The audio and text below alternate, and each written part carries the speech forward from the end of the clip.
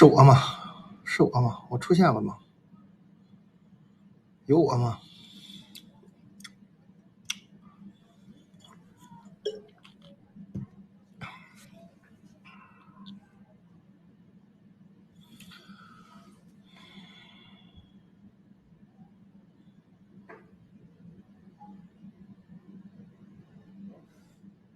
我怎么感觉我长得不对称呢？我这个头是歪的，好别扭啊！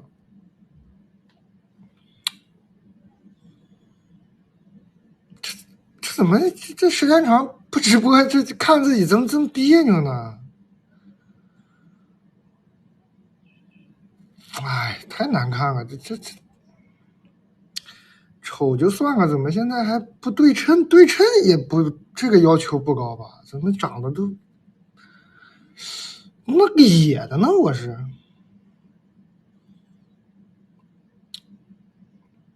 哎，丑嘛，丑的匀称一点也行，丑的这么，多播几次就好，头顶还鼓个包。播客今天半夜12点更新。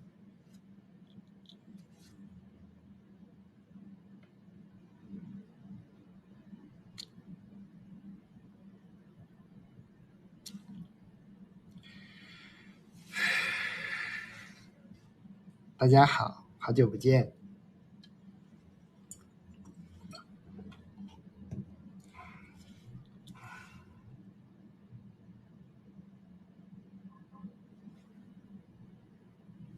播客就叫李诞。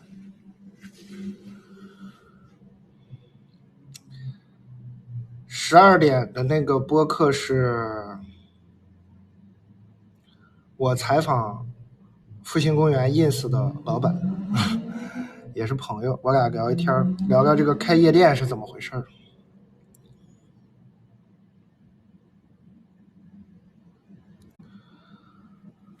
桦树汁，对，我喝的是桦树汁，这玩意儿太好喝了，这玩意儿是我最新的一个发现啊，可能你们已经早就喝上了是吧？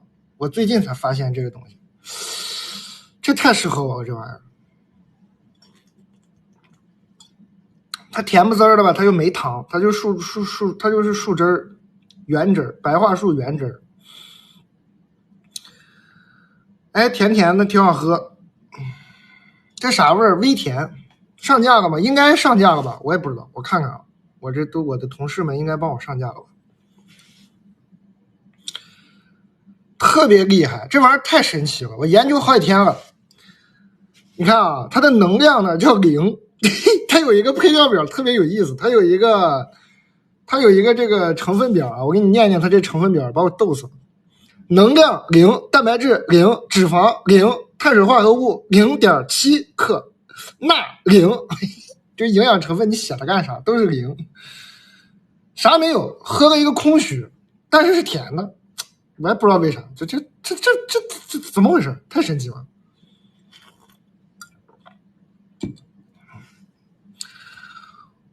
就喝了跟没喝似的，但是它是甜的，微微甜，然后它口感很独特，就你喝它的时候呢，你就感觉你喝的不是水，就很明显它不是水，就是跟水不一样，它有点黏糊糊的那种感觉，哎，就口感也很好，然后呢冰着喝吧还甜的，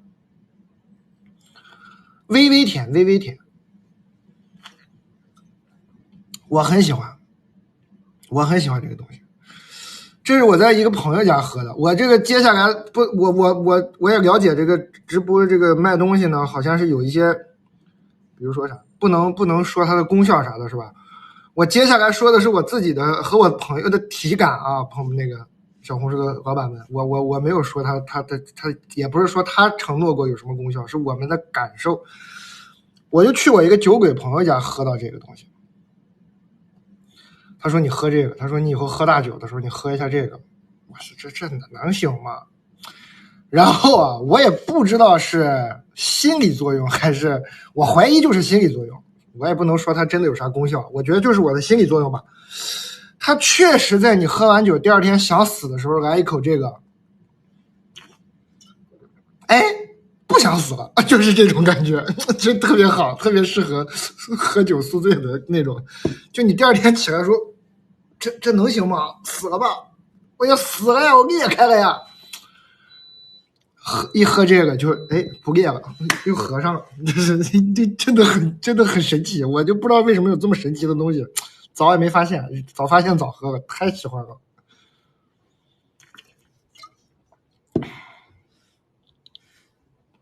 特别神奇，我不知道你们喝过没有，喝过的朋友应该知道我啥意思。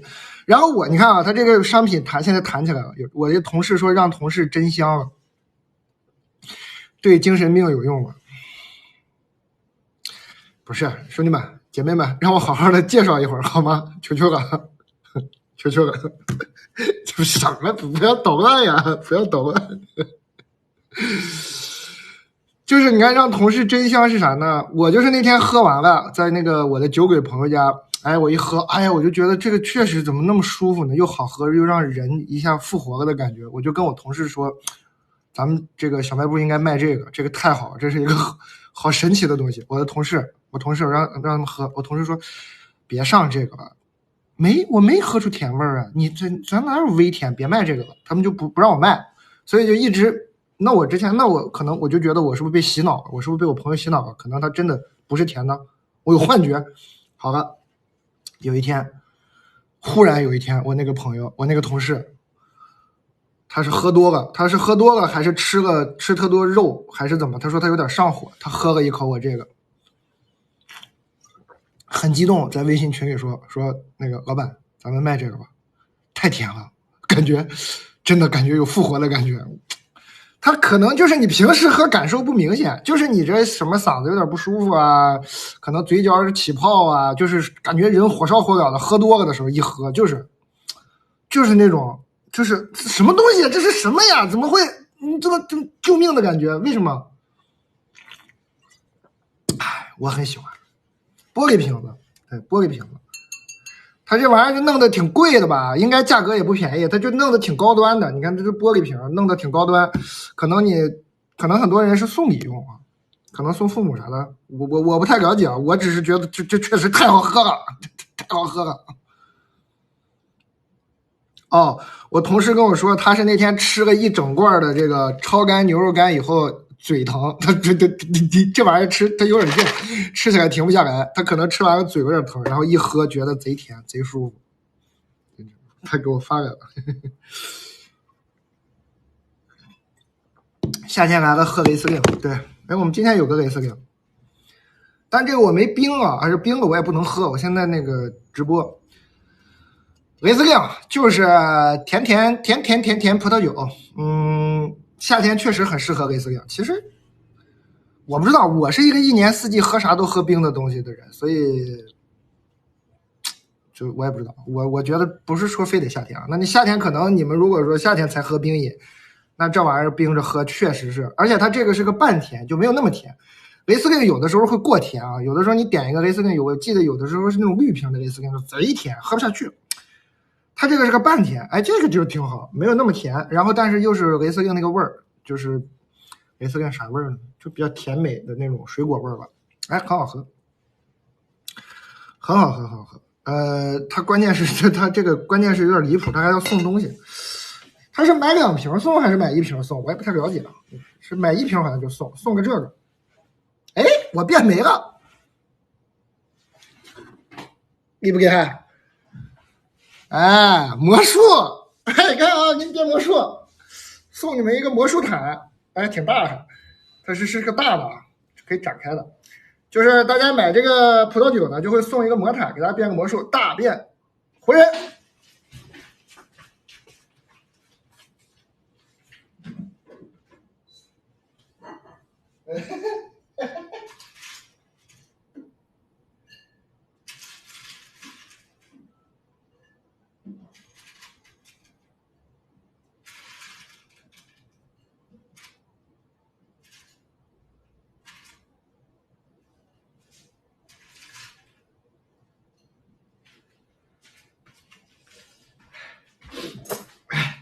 其实是我的那个牛胸口烤好了，我去拿一下。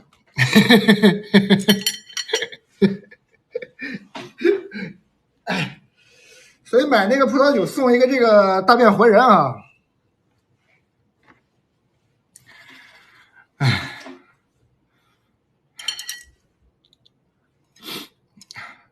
后方茅台瞩目啊！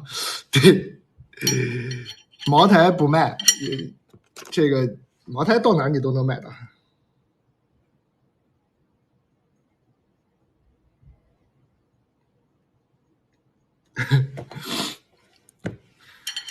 这个我们又更新了，注意看，我们的牛胸口又有新版本了。哎呀，这个版本来试一下，这个版本就更均衡了。这个版本就是它的那个肥瘦比呢，就是这样的，它不是说一大块肥的那种的。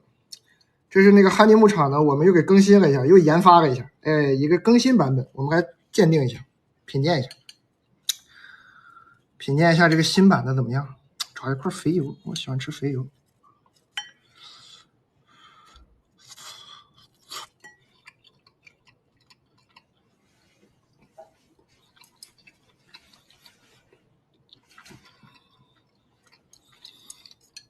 哇，美妙！这个新版的就是方便，不用拿手撕了，它一小块一小块的。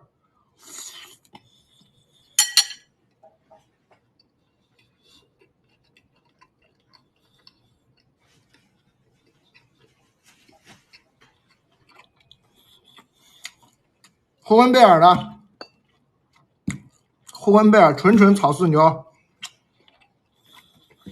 哇，好香！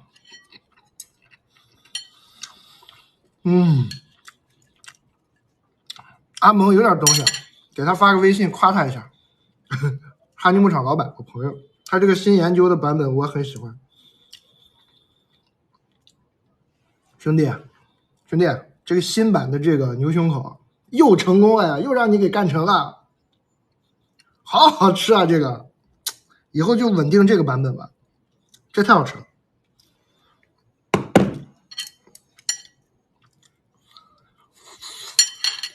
哦，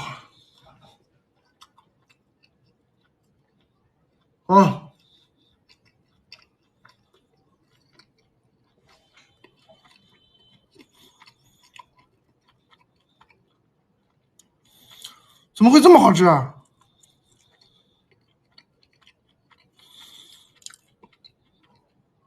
我吃进去了呀，我有点不知道该怎么跟你们分享这种喜悦了。我再吃一口啊！哇，就这个，它这个比例控制好呢，就是你吃进去那个肥油一爆开，整个满口都是那种奶香。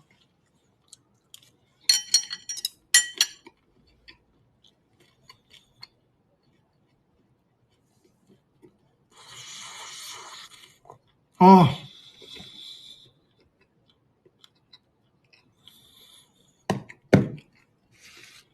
绝了这玩意儿啊！咖啡今天有一个我们小卖部首发的 Slab 烫咖啡，这个外面还买不到啊，是我们这首发的。它是这个混合挂耳咖啡，一周不重样，10包装，里头有1、2、3、4、5种咖啡。小卖部首发啊，有咖啡。我用那个空气炸锅热了10分钟，180度。他们官方推荐是蒸，我觉得蒸也会很香。这个你要是会做菜啊，你回去啊，它这个块的大小，你稍微再切1刀、2刀的，炒个什么辣椒也好吃。哎呦，太香了！那天举酒老板娘他们在家就把我这个胸口，他买回去呢，不是我卖的这个牛胸口买回去，他们就切了炒辣椒。哎，我感觉他们说贼香，我估计应该是贼香的。就是你炒菜也行，它是熟的啊，因为它不用，它就是加热，它不用再做了，它是熟的东西。哎呦，太香了！读信读，咱们把这个几个新品介绍完了，我们就读信，好吧？我们差不多，因为人家这个新品首发，我得给人家说两句吧。今天有新的东西，这不是那个，哎，我好别扭，我这确实笨，我这不会展示，哎，我这掏出来不就完了吗？那么笨，就是都是不一样的哈。它就叫这个混合咖啡挂耳，就是让你每天喝一个不一样口味的咖啡。微波炉可以，但我推荐你还是那个研究一下。撕开一个，哎呀，撕开就还是一样的啊，就还是挂耳的。但这个是新的，这个是我们首发啊，你在外面买不到的啊。我再吃会儿牛肉，哎呦我天，这太香了，这牛肉把我香住了。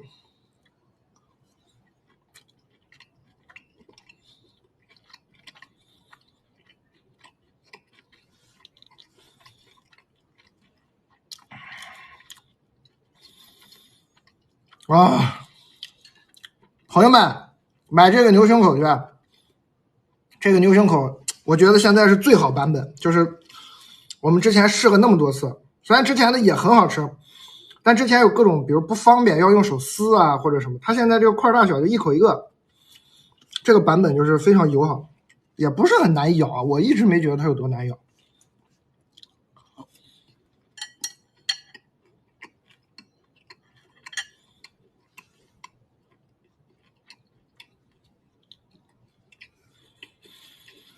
嗯，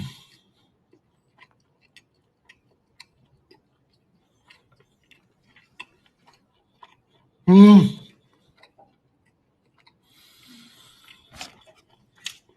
嗯，哎呀，想骂脏话，好吃的想骂脏话，哎，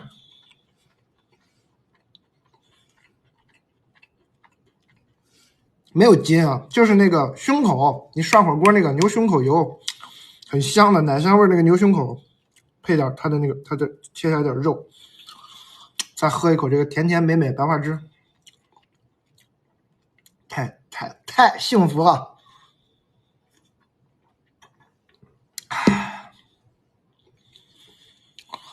不是 AI，你们，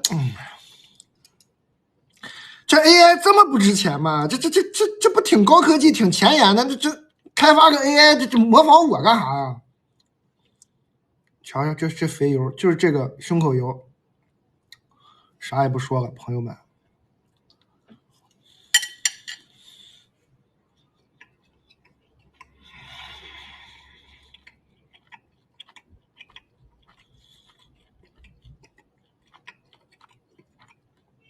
哎，吃进去了，都不想说话，不说话有点不礼貌了。你们都在呢，我还得说话，但是，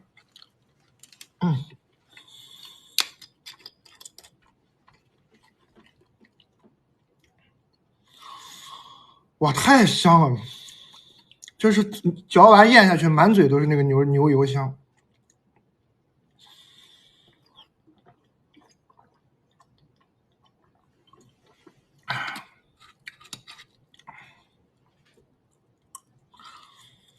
买哪个送毯子？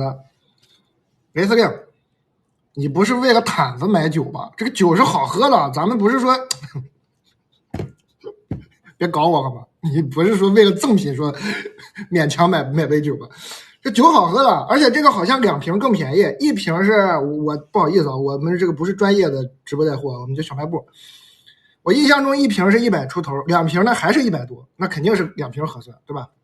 这一瓶是100多，多少来着？反正2瓶是100，2瓶也是100多，你就买2瓶吧，也送毯子，好喝啊，冰着喝啊，就千万冰着喝。我这没冰，我没喝，而且也不能那个什么，直播不能喝，就送你一个这个大便活人毯。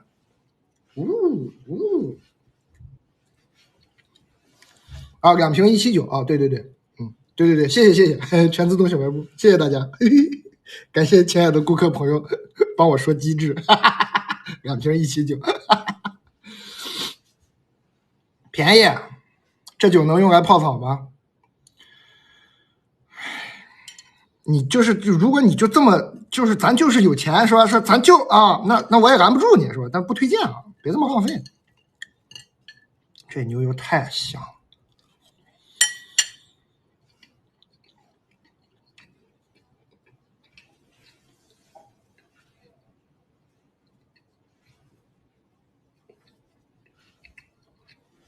毯子长这样，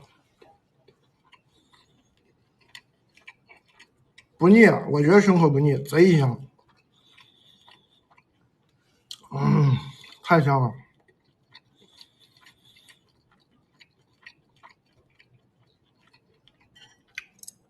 你看我这吃半天腻的话，对吧？我也不是疯子，你把腻这么腻，我能连着这么吃吗？不腻，好咬啊！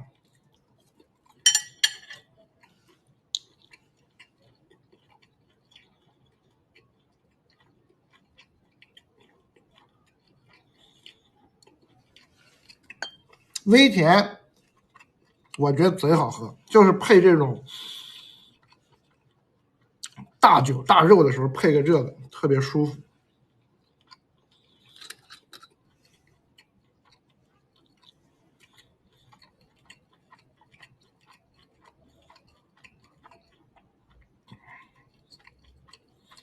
评价都说腻，那有可能吧？那众口难调。反正你要是怕腻就别买，我是不，我觉得不腻。就如果你去吃那个潮汕牛肉锅，你能吃了那个涮牛胸口，我觉得就能吃得了这个。你能吃那个烤串烤那个小牛油，长沙那种小牛油，你能吃你就能吃这个。我的感受啊，我的感受啊。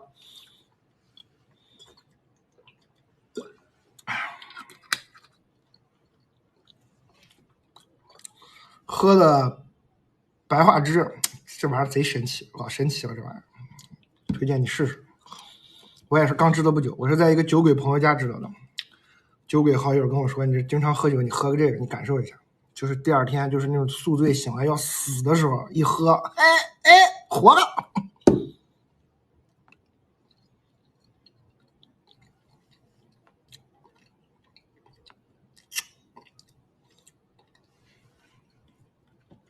微甜，微甜。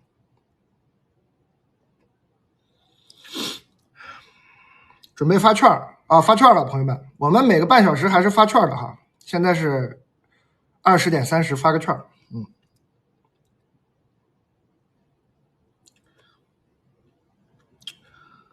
你们整吧，我今天工作，你们整吧，不整了，不能再整了，我要工作一下了，嘿嘿。又有人叫我喝酒，不能再喝了，再喝什么白桦汁也救不了了，不能这，我要活着，我也不能，我要活着，我活着。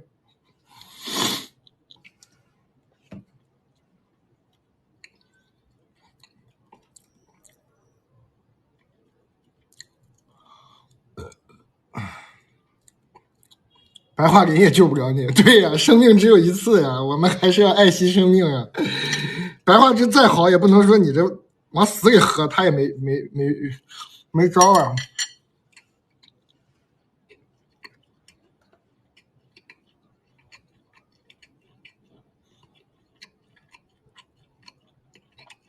内蒙不发货，啥玩意儿？这个内蒙不发货，不能吧？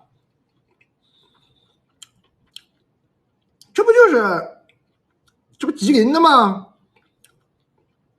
这东北还怎么？这东北跟我们这好兄弟干啥呢？东北的朋友不往内蒙发，啥意思？不能吧？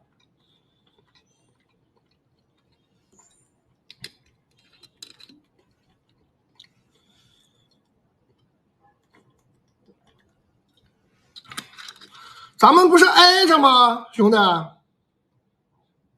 你们吉林的，你不跟我们内蒙不挨着吗？你干啥不给我们发货？你咋回事啊？真是，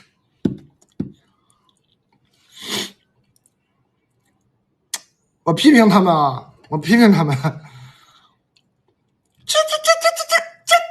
你你说你江浙沪这不给我们内蒙发呢，我这有情可原。你不吉林的吗？咱们这不亲兄弟吗？你干啥呢？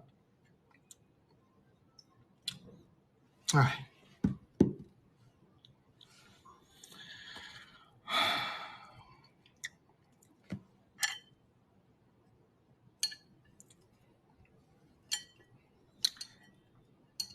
这玩意儿太香。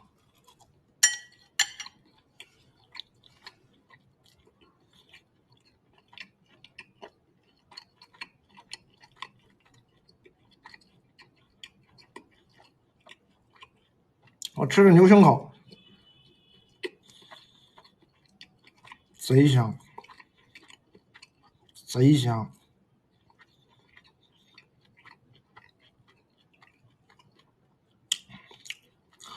香的人犯迷糊。怎么加热？微波炉、空气炸锅、蒸、铁锅、炒菜都可以，因为它是熟的，不难哈。你就是只要家里有一个能发热的这个器皿，别肯定又有人跟我抬杠，说那暖气能不能？能发热的厨具就可以，好吧？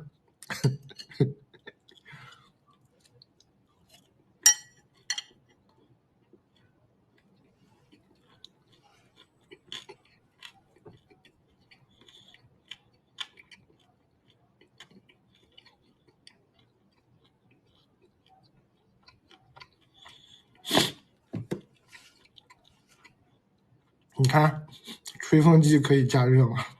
电灯泡可以加热吗？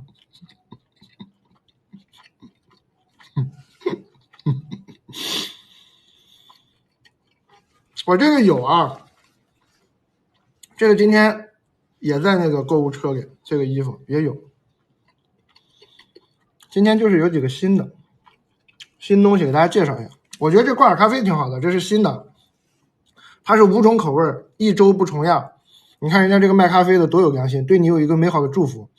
他明明只有5种，但是他却说1周不重样，他是希望你双休啊，他希望你周六周日的时候不用再喝咖啡了。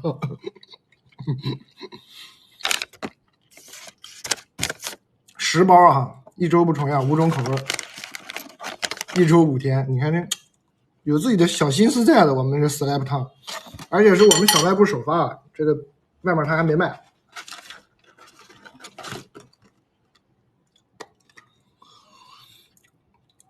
10包装，5种口味，1周不重样，希望你1周只工作5天。美好的寓意，挂耳咖啡。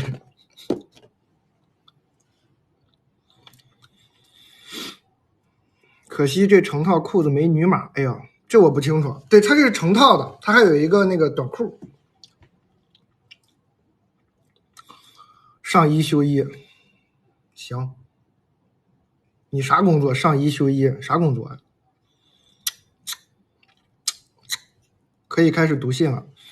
我还有一个品没介绍呢吧？我问我同事啊，我只要把新品都介绍完了，咱们就开始读信。我问我同事啊。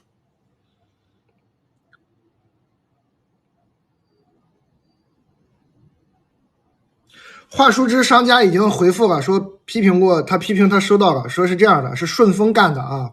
顺丰把我们内蒙划分到偏远地区了，就吉林发也是偏远地区，运费太高了，嘎嘎变态，嘎嘎变态，一看这个商家就东北的，我就读这个文字都读出他的口音了，嘎嘎变态。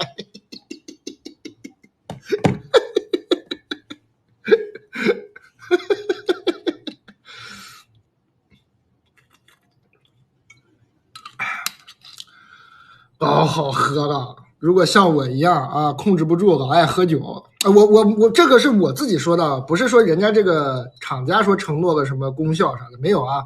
我反复强调是我自己的体感，确实喝完大酒，就喝酒当天也可以喝点，就会感受好一些。我可能是心理感受啊，但我确实舒服了一些。第2天起来就是那种裂，头就是那种啊，就是昨天谁干了，我干了什么，谁。我怎么了？然后一喝这个就还能活，又舒服。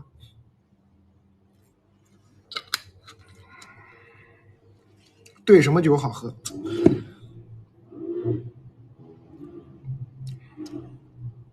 它其实兑酒应该也好喝，它就自己就是一点微微甜味儿，这玩意儿绝了。我给你们看一眼它这个营养成分表，我这服了。你看这营养成分表，能量0，蛋白质0，脂肪0，碳水化合物0.7，就它总是得有点啥吧？就它这个白化脂本身吧，0.7克，钠0，然后它是有点甜味儿的。我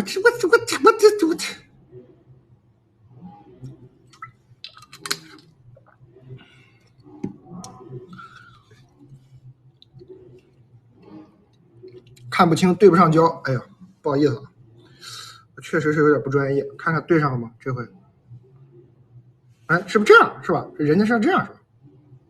对上了吗？哎呀，就这样吧。对不上，对不上吗？它是有点贵的哈。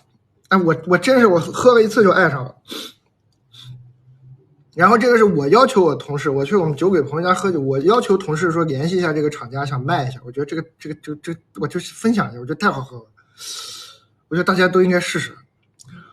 然后我同事呢，第一次喝还跟我犟，说没有什么特别的呀，也没喝出甜味了。我说别卖了，又那么贵。我说好吧，我以为我疯了呢。结果后来有一次，他们一下午吃了一罐这个，超干风干，把嘴给扎着了，太硬了，是吧？吃了一下午，吃完说怎么都不舒服，喝了一个这个，活了。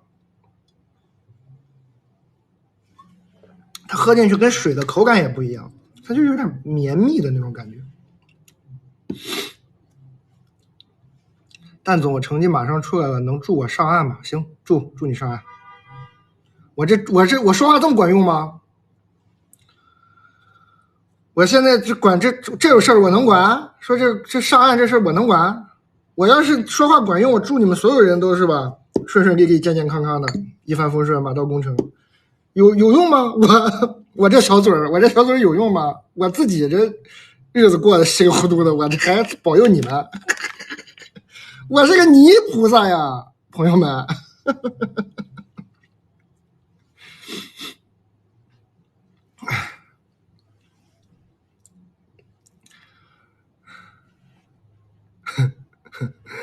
我看看我这东西都介绍完了，我就可以差不多该读信了。我的是不是介绍新的东西都介绍过了？还有啥没介绍吗？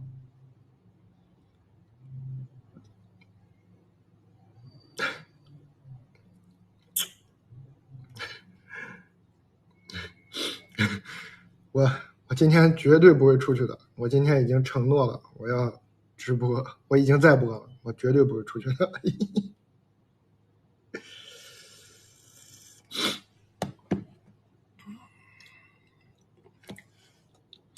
准备开始读信了啊，朋友们！快祝我成为大富婆！哎呀，我祝你成为大富婆！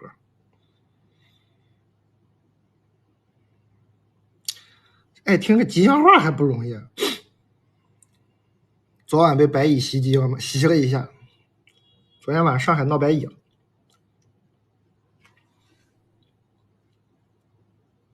这是挂耳咖啡吗？这不够明显吗？5种口味啊，10包装，1周5天不重样。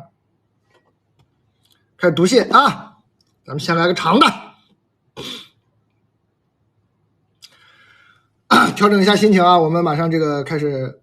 我们每次是这样啊，新来的朋友们还有老朋友们帮忙啊。我们一旦开始要读信呢，我就不会特别认真的讲品了，就是我就没时间讲品了，就要读信了。所以呢，但我们这个小卖部也是要做生意的，所以全自动小卖部啊。如果有一些新来的朋友问我，问说咖啡怎么样，牛胸口怎么样，酒怎么样的时候，希望老朋友们帮我回复，好吧？我就是读信，然后你们呢就帮我，咱们让它自动的售卖起来，好吧？感谢啊。2年前，以前隔壁班的大学同学约我出去玩，没说是约会。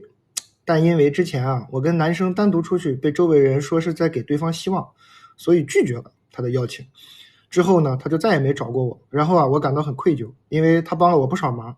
这2年，他也会在我需要的时候帮助我，解答我的困惑。2年后的今天，我终于意识到自己对对方是不一样的心情。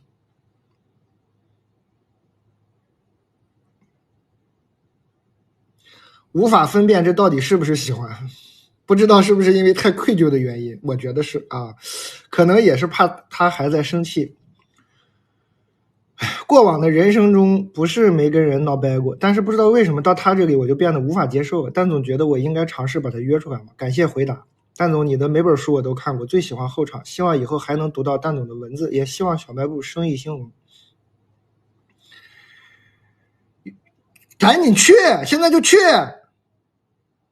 好吧？一条在干嘛先发过去。我真服了，你这点事琢磨2年啊，姐妹，那衣服是一套。姐妹，你这因为你这个你这简直这是什么阻碍了你呢？没有任何东西阻碍你啊！真怂，跟我似的。哦，可能是女孩那个好面儿哈，有点害羞是吧？是吧？别害羞。这个勇敢的人是不是先享受世界呢？我不知道啊，我不知道。但是呢，这个不要脸的人好像是会先享受世界的。这个不要脸，我不是想把它说成负面词汇啊，就是你也可以理解为勇敢吧。但我觉得不要脸呢，比勇敢内涵要丰富一些。就是不要因为这些莫名其妙的自尊呢，这些莫名其妙的东西影响你去感受这个世界，去享受这个世界啊。看过那个，哎，我要说脏话吗？我不能说脏话啊，就是那个低俗小说里，我特别喜欢有一句台词，就是最开始那个黑老大让那个布鲁斯威利斯打假拳嘛，不是说你去打假拳，然后他说，但是呢，你可能在一瞬间你想赢，你突然就想赢了，你不想假装输给他，对吧？这个时候就是你的 pride 在作祟，然后他就说了一句脏话，就 F word F your pride， 大概就是这个，就这意思吧。不要有那么多莫名其妙的 pride。我这个发音，下一封吧。蛋总你好，我前2个月在办公室接触了一个男生啊，可能是因为他的长相吧，很快就 crash 了。这什么语法？这啥长相？车祸脸呢？一下就撞上了 crash 了。他是个2次元宅男，在离开那个办公室的最后1个礼拜才敢加他微信，有聊过几次。我们这宅男这么吓人吗？怎么什么玩意儿？1个礼拜才加他微信，有聊过几次啊。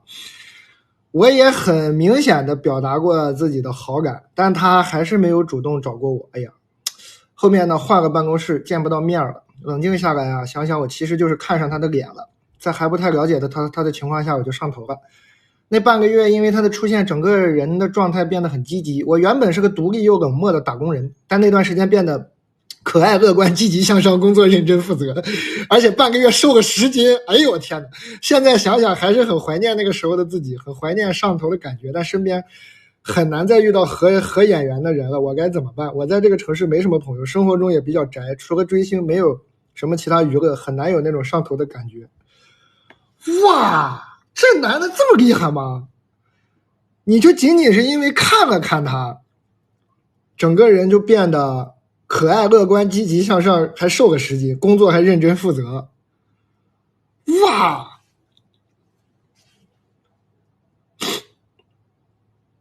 想看看你能不能偷拍，你下次再给我写信的时候，你能不能偷拍一下这个2次元宅男啊？然后我们这个，我看看我能不能也变得可爱乐观积极向上，瘦10斤啊？这什么男的这是？啊，这男的这太灵了，这个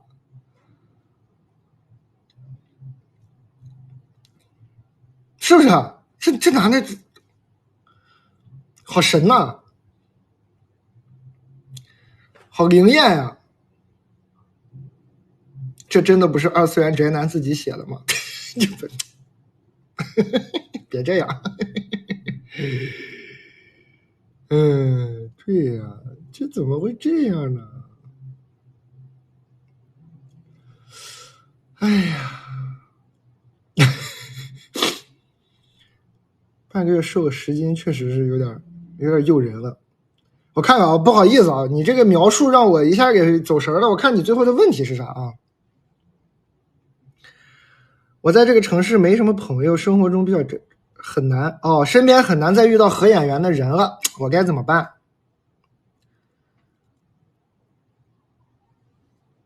那怎么办呢？你就申请坐到他附近呗。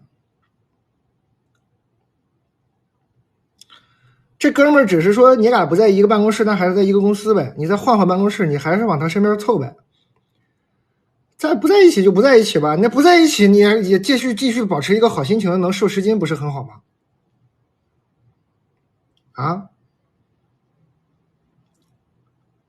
对不对？辞职追他，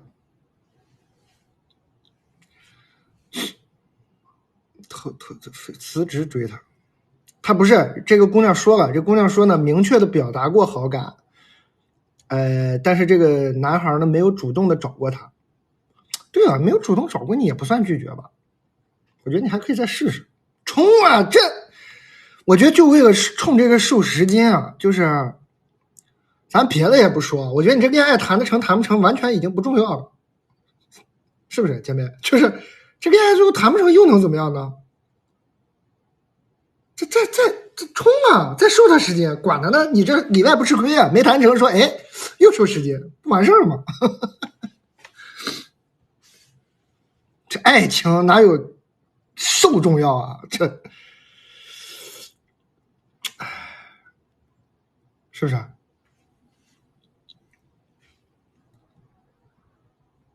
你这爱情，这啥爱情的呀？瘦时间啊，这先瘦呀！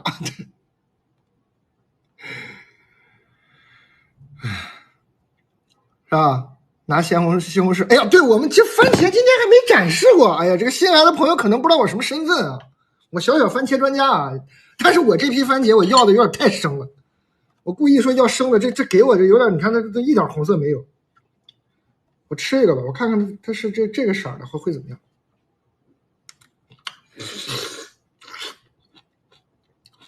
哦，这个色也完全没问题啊，还是很好吃，就是小时候吃那个番茄的味儿。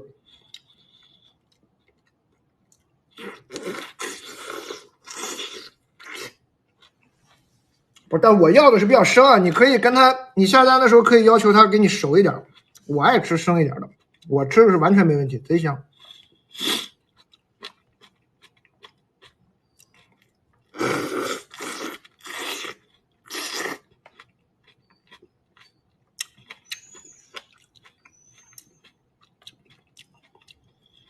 生的发麻，还好啊，我觉得还好，这个对我来说是 OK 的。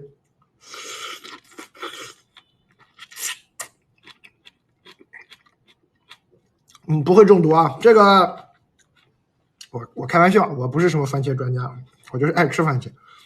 这个真的这个番茄专家，就是做这个番茄的朋友，你可以去看，他专门还发过小红书讲，说为什么绿的这个番茄会中毒是谣言。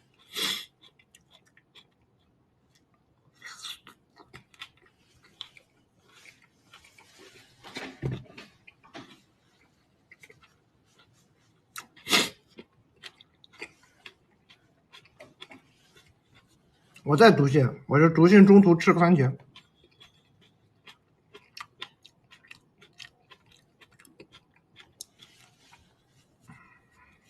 这个能炒吗？能炒。有人反映说他炒了，我是觉得生着吃好吃，炒有点浪费，但他们说炒了也特别香。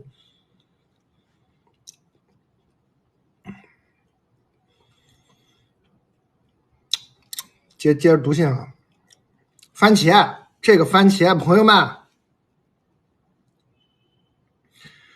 这个番茄不是开玩笑的呀！这个番茄，朋友们，之前买过的朋友帮我说一说，这个之前买过的朋友跟那个新来的朋友解释解释，这个番茄的魔力真的是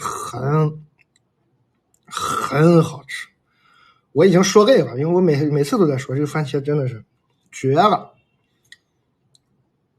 你看娃爱吃，小朋友，这个确实是我那个居酒老板他们家小孩小朋友也说是小朋友特别爱吃，一顿就是狂炫，一顿能炫三四个这个。那你说小孩是吧？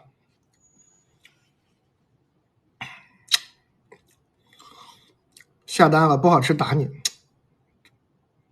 压力好大呀！突然，万一你不爱吃呢？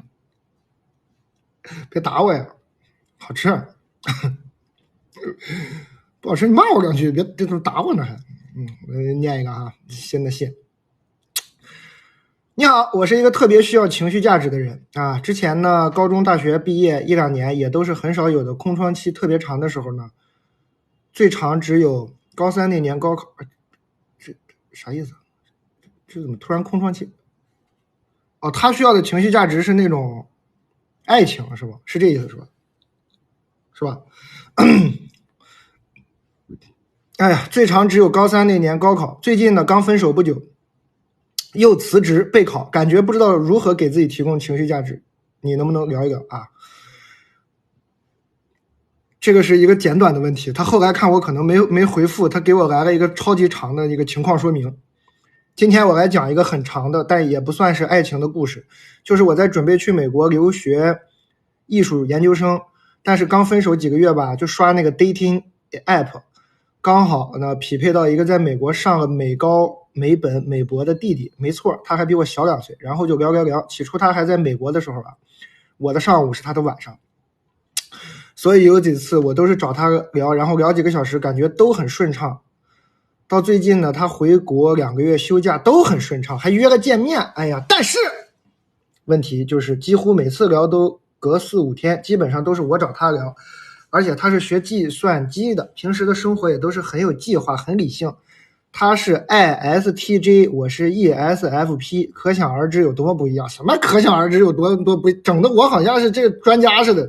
我这念这几个字母都费劲，还可想而知有多么不一样。我不知道多么不一样，我看起来都是很费劲的4个字母。而且他也好几年没谈，说也不太想谈，因为找不到。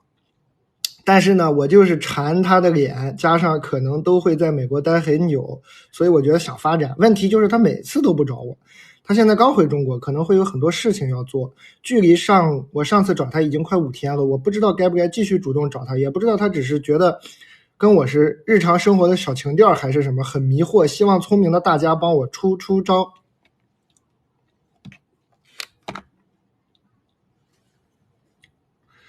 算了吧，给他买番茄。男的要是看上了，多忙都会找你，没看上而已。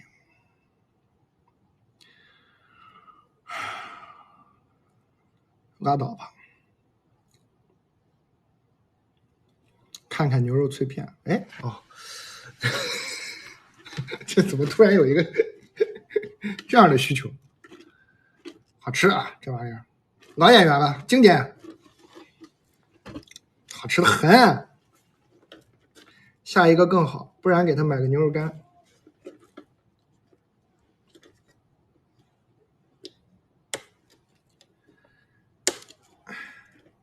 不回应就是回应，哎。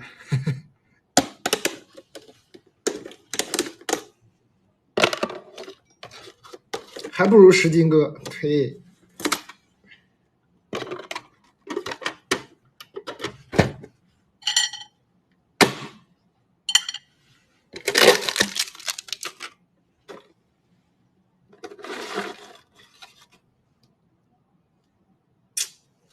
美味，没有一个看一眼瘦10斤的功效。脆的牛肉片，你说气人不气人？贼好吃。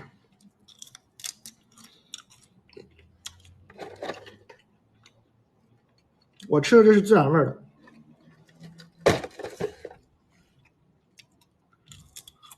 这完全不一样，入口即碎，也不能叫即碎，它入口以后还是牛肉的那种纤维，你一嚼它就变成软软的牛肉韧，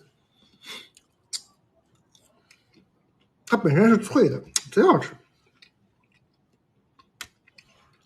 我也在吃，原味好吃，对。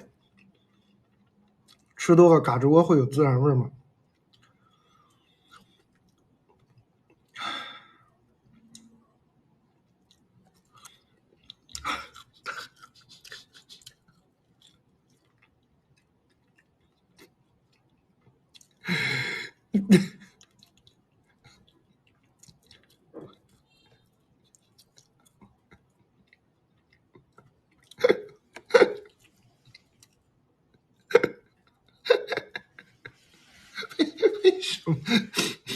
为什么会有这种奇怪的问题啊？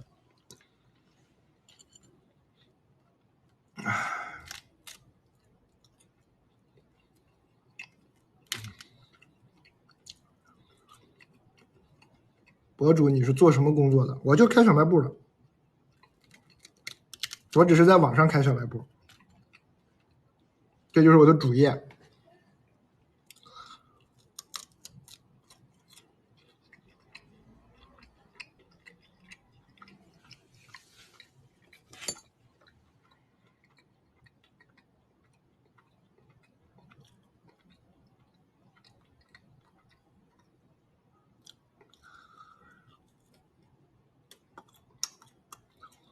我接着念信哈，老好吃了。新来的朋友们，不知道买啥，整点这个。还有1分钟发券，我们整点发券，9点钟发个券，整这个啊。不可以看手机，不是我这念信，我那人家就手机投稿，我这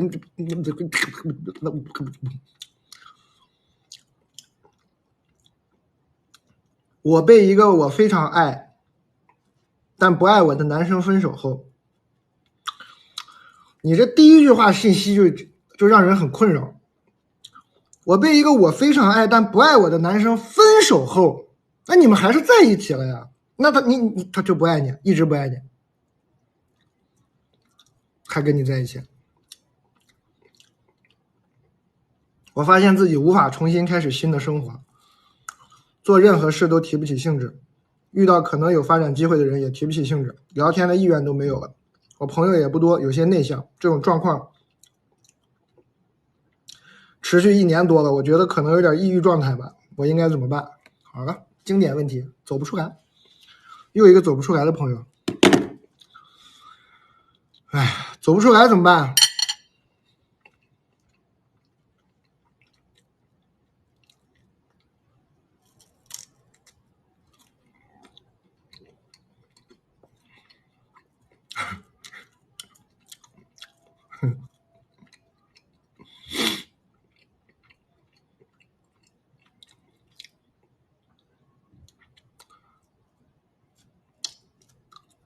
也有别的投稿，我们不是光念爱情的，一会儿念点职场的。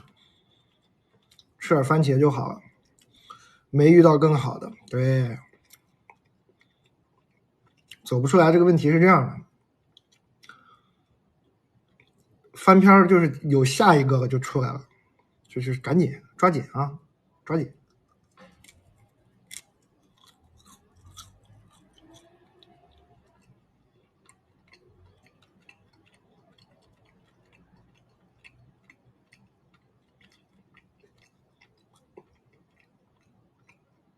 所以除了爱情就是职场，有没有点别的？也有。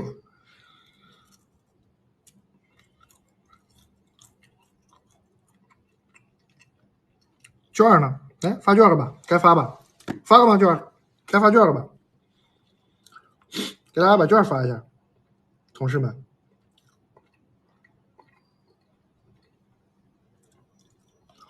我看看别的问题啊。这个走不出来，我真的是，唉，这种状态持续1年多了。哎呀，我天，头疼，想想都头疼。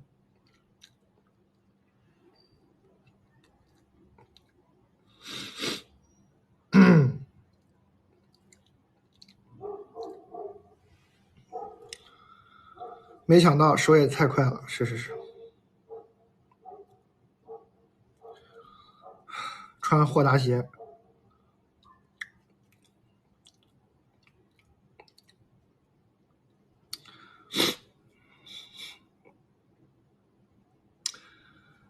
就是这个爱情啊，哎，我该不该说呀？我每次这个话到嘴边，我都不知道该不该说。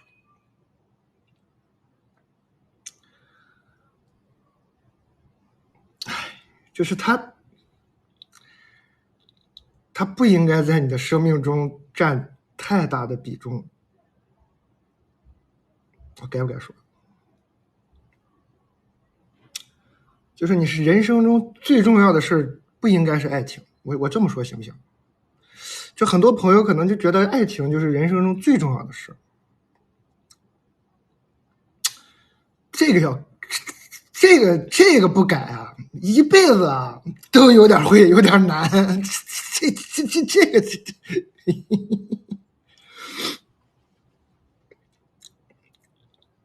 你这事儿不给他改了，这事儿你不给他自己扭过来，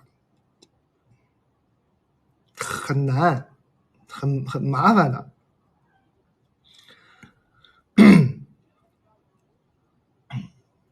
就是我们很容易觉得尤其年轻的时候，很容易觉得爱情是最重要的事情啊，这个很合理啊。我记得好像是刘青老师有一次说，他说就是在爱情中呢，我们有一种变成这个世界上最重要的人的感受，就是你在这个爱情里呢，因为你在任何的别的事情，你在工作啊、关系中啊，你经常会，你要客观一点，你就会发现你是这个世界上你绝对是一个无足轻重的人啊，没有人觉得你是最重要的，你就是一个可有可无的人啊。大部分时候，我们现代人的这个处境是这样的啊。但是就是在爱情中呢，你会得到这种幻觉，你变成了这个世界上最重要的人。好了，那谁不喜欢做嘛？你觉得你是最重要的人，觉得你就有一个错觉，觉得原来爱情是人生中最重要的事儿，不是的，不是的，这里头有几个逻辑的跳跃。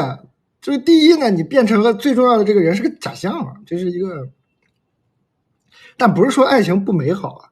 然后呢，你哪怕是为了做一个重要的，有这种存在感，有这种我做人的这种价值感，有这种很重要的存在的感受，也不是说只能在爱情中得到。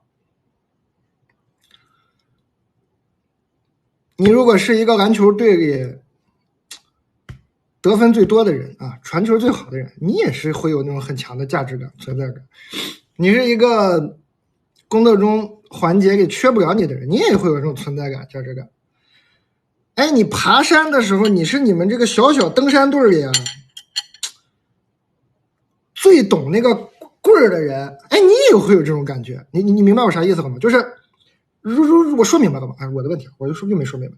就是你要是能在各种各样的事情里找到这种存在感，就是我是一个很我感觉到我是扎扎实实的存在的，我活在这个世界上，不是说非得只有爱情里才能得到这种感觉的。这种感觉呢，反而是如果你特别觉得爱情最重要，你还真的就会很难在别的事情中得到这种价值感，因为你觉得这爱情是吧？爱情太好了是吧？我有个爱情，我不用别的了。这玩意儿有点像毒品了，就是你就依赖了，说啊，就对吧？你看那些那些人是吧？他就只有这个，就反复加大剂量，就是这个。我就是爱情，我就要怎么谈都谈不够，我就要这样啊！好了，啥都干不了了，别的都完了，饭也吃不香了，酒也喝不下了，这啥都不行了，全完了。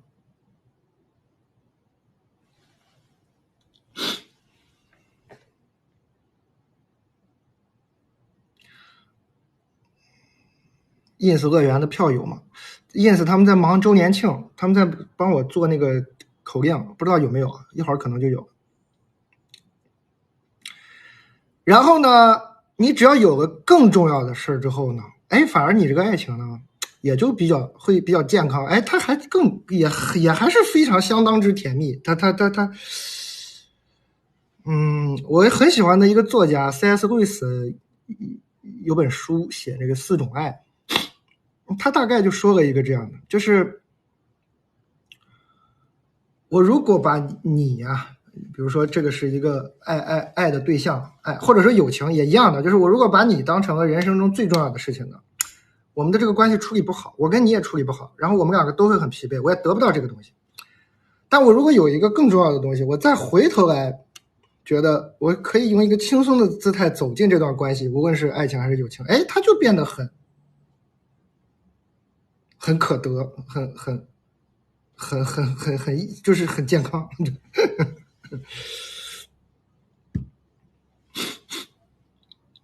那更重要的是什么呢？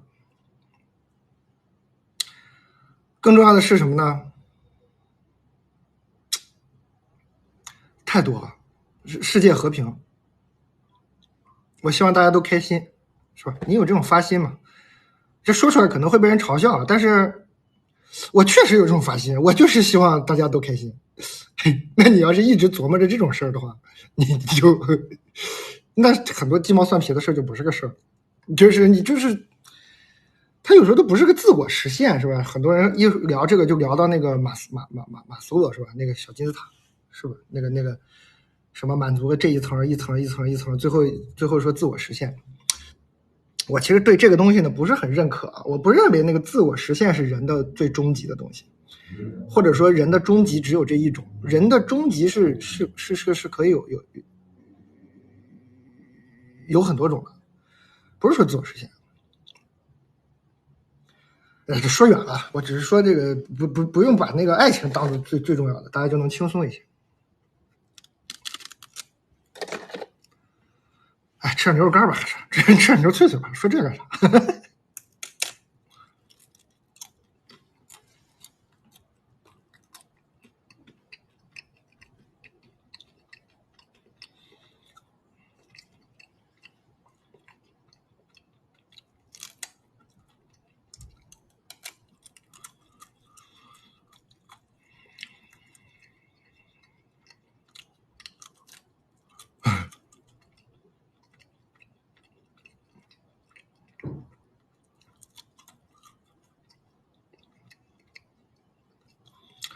我一直觉得自我实现里头有一个 bug， 就是这个人呢，哎呦，谢谢这个 F 妈买了东西，小东送给我，那个就是人不能拎着自己的头发把自己拎起来。我有时候觉得自我实现就会给人这种压力，什么意思呢？什么叫自我实现呢？就是仿佛呢有一个你活该做到的事情，然后你就要去，什么意思呢？我其实弄不懂什么叫自我实现，我觉得这是个相当模糊的，等于没说的一个承诺，就是还说人的需求到了最后都会这样，我不认为啊，我不认为。马斯洛呀，这个玩意儿被引用的频率高呢，是因为特别容易看懂，就是你画个金字塔，谁都能看懂，谁都爱引用一下。但我不觉得，我真的一直没觉得它有多有道理。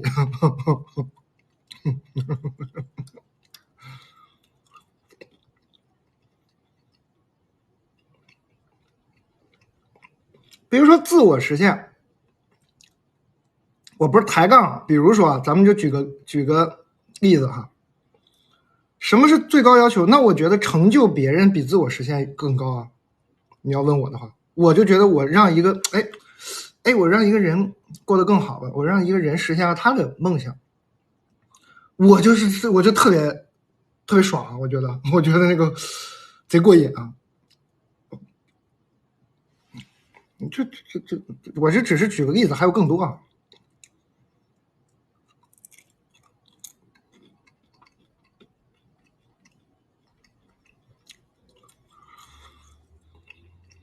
我要去再拿一瓶那个白花汁喝，给大家表演一下。今天买那个葡萄酒，雷司令葡萄酒的话，下单就会送这个毯子。这个毯子回家可以表演大变活人啊！我去拿个水就回来。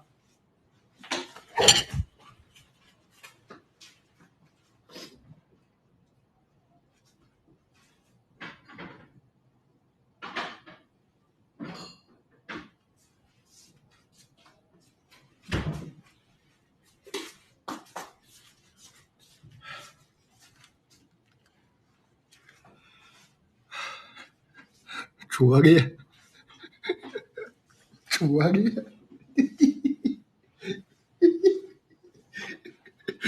拙劣。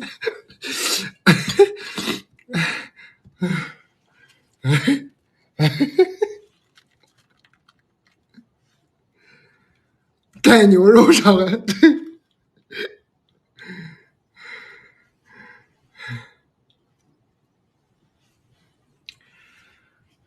练了多久？这还练呀？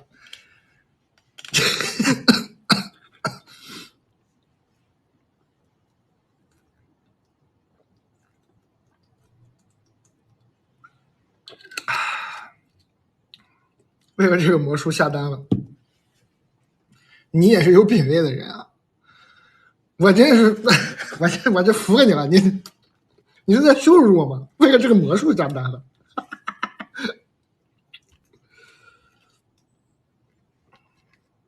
有嚼劲的牛肉干是这个超干风干牛肉干，你听这名字，旋风冲锋龙卷风超干风干牛肉干，你听这名字是不是有嚼劲？听着就有嚼劲啊！听听这动静，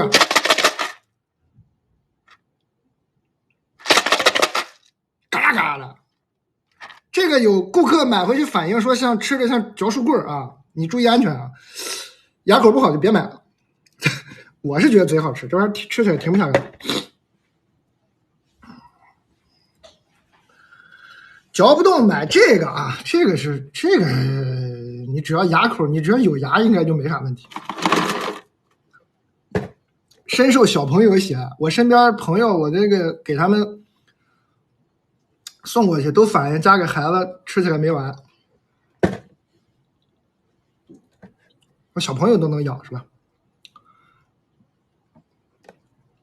辣吗？香辣味的还行，没那么辣，但我推荐你们买原味的就好，不过可以选哈。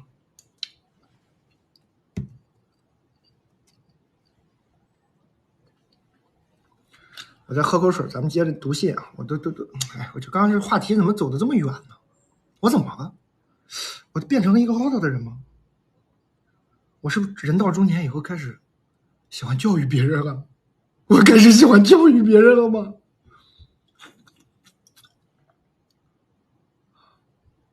好可怕！哎，好难受。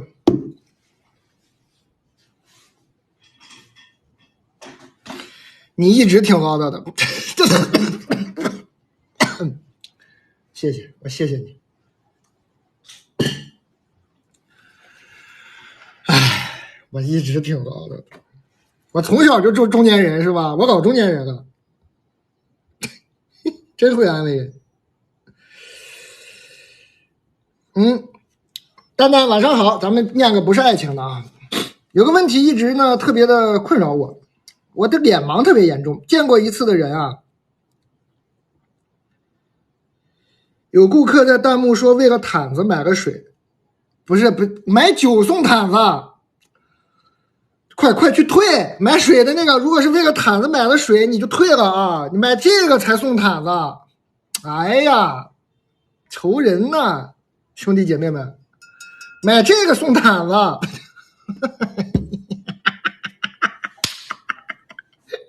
你哇，这么幽默啊！毯子挺大的啊，是挺好看哈。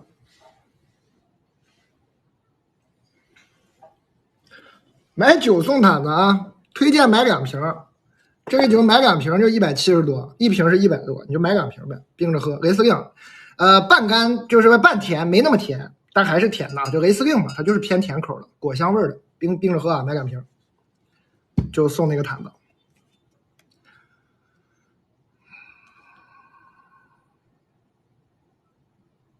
之前有朋友说西红柿深圳不能发货，我们问了商家，是因为温度的原因限制了地区，现在已经开放了，深圳的朋友可以拍了，所有的包装我们都会放冰袋啊，所以深圳的朋友也可以买那个西红柿啊。我朋友说我在看你直播，太搞笑了，我第一次看。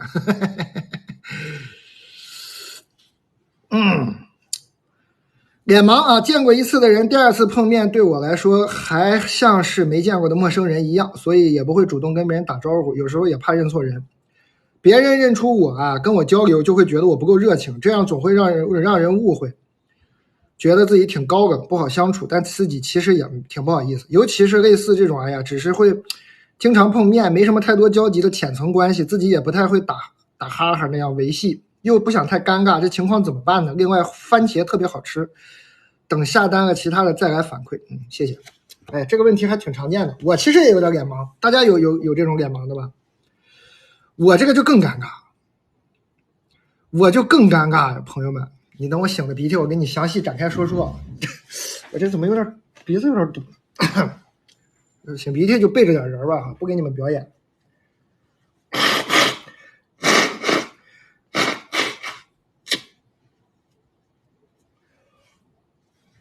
哎，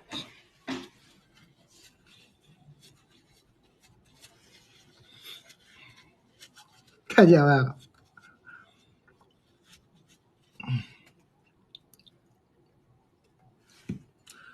真难听，水太冷了，冰的。不是我这鼻炎好几天了，我这个换季的时候就鼻子就是ins 通票来了，刚有朋友问这个 ins 通票可以充了，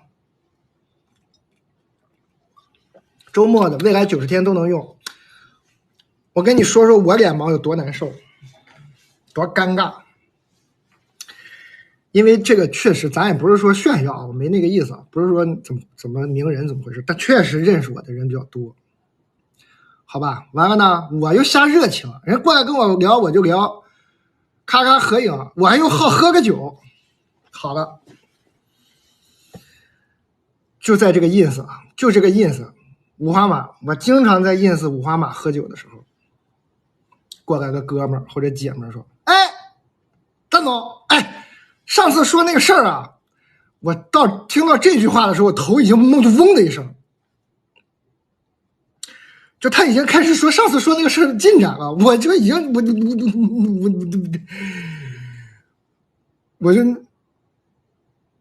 然后我就是那种就是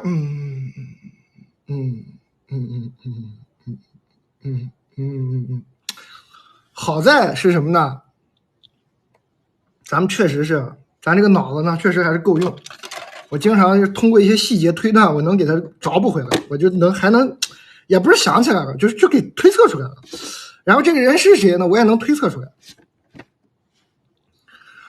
我呢，其实就是记人啊，还行。就是我见过一面两面的人聊过天啊，我大概对他的名字干什么的，我都还是能记得住的。就是这都能说出来。但我这个脸盲最尴尬的是什么呢？就是那种很多名人的那种聚会或者是那种活动，这真是要个命。就是我平时是几乎不看什么综艺啊、电视剧啊什么的，就那都好大好大的名人、名演员啊、歌手，我不认识，我很尴尬呀。尤其是这个长得好看的人啊，就这个帅哥啊，这个帅哥美女啊，我经常觉得都就是没事，就是这人还都挺都特有礼貌，过来说，哎，那个丹总怎么说的，很尴尬。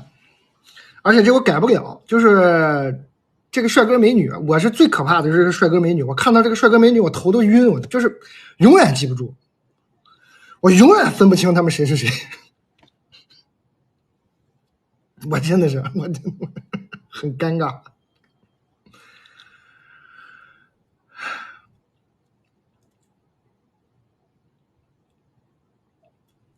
所以呢，我可以解答一下这个问题啊。刚刚这个朋友说脸盲嘛，其实我最后是怎么解决的？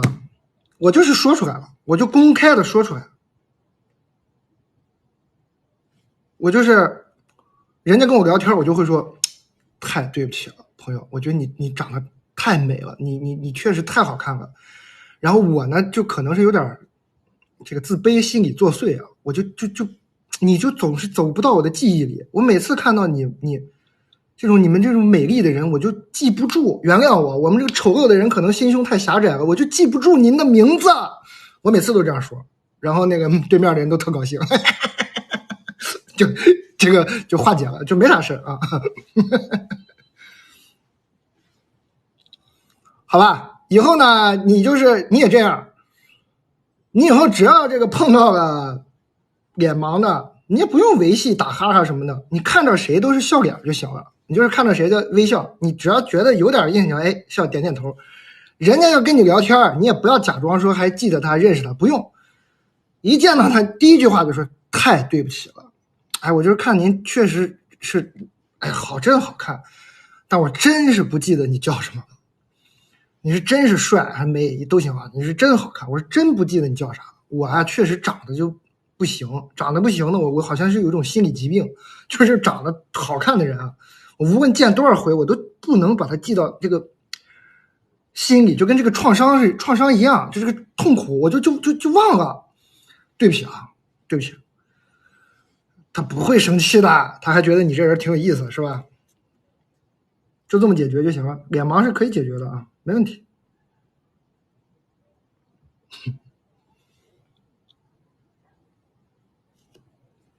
情商课，哎，你看我的同事也在批评我说你这情商也太高，这不是大实话。对，我这不是发了个小红书嘛？我觉得有情商是个很可悲的东西，但我已经有了，我没办法，但确实是很可悲的。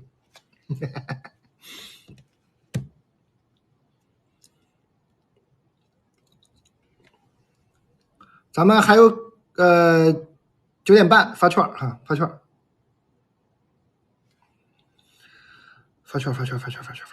对，买喜欢那个毯子要买这个酒啊，整2瓶还是很合算的，才170多，2瓶雷司令，冰着很好喝，还送你个毯子，对吧？就别买1瓶了，1瓶有点亏了。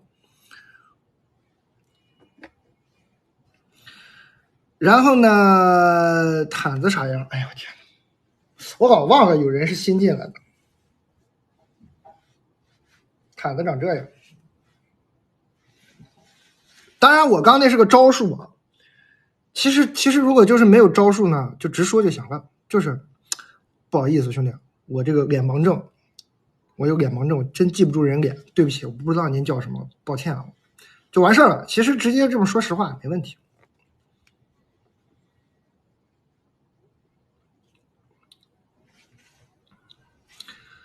真诚，对，真诚就好，其实真诚就好。那我真诚，这不没有节目效果吗？我这不小白不是大家来看我，不是为了看我出洋相吗？我那么真诚，你谁来看我呀？表演一下是吧？有表演痕迹啊。读下一条。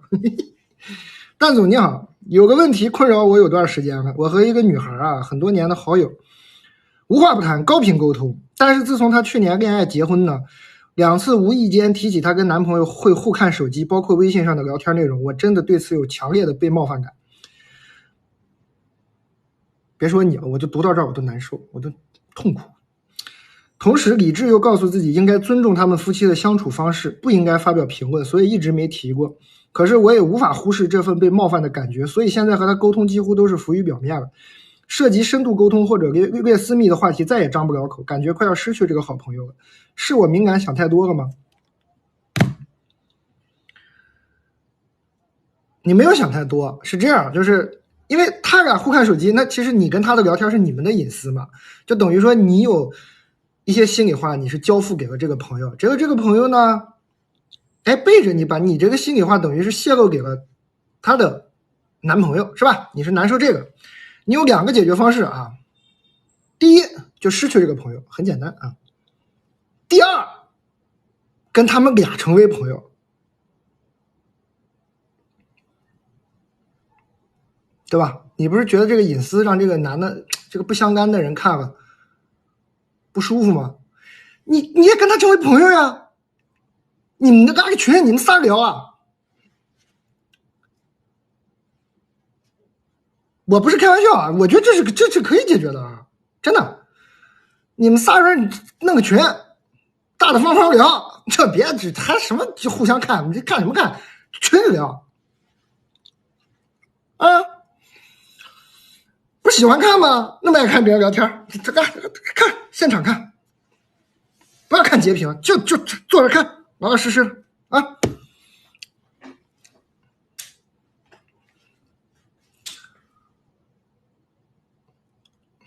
怎么样？怎么样？我觉得可以吧。蛋总，我已经吃了10袋奶片了，确实好吃。这玩意儿吃了确实是戒不掉，停不下来，上瘾。这是我们的上一代的明星啊，这上一代番茄来之前他是王者啊，现在番茄来了，他有点那种，哎呀，就是有点风轻云淡的感觉，但还是很厉害了。我们本代的王者是这个番茄啊。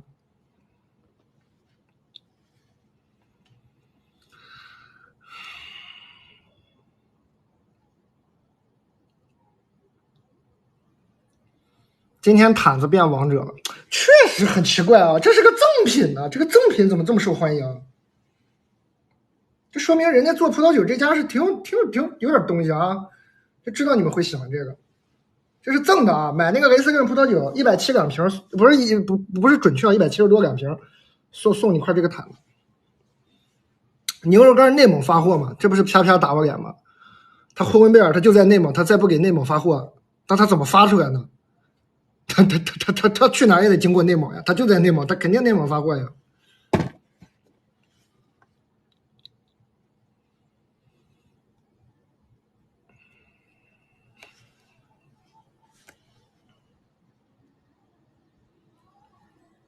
番茄内蒙不发货，那我是能理解的啊，但牛肉干肯定是发的。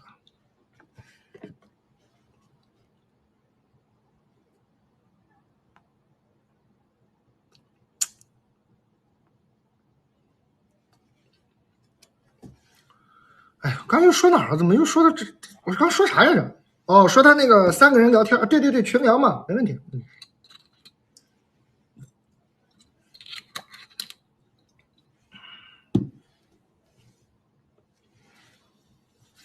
对吧？群聊没问题，咱们下一条了哈。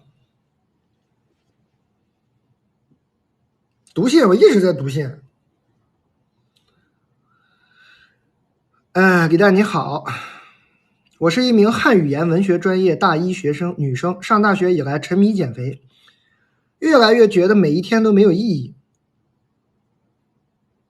啊，这是怎么跳过来的？人和人之间的壁垒让人不想交流啊，这是3件事，不知道去哪里，不知道想要啥，很混沌，常常会没有力气，没有心绪，很重的感觉。接受了人生没有意义之后，怎么可以过得开心点呢？或者说开心也不可追求呢？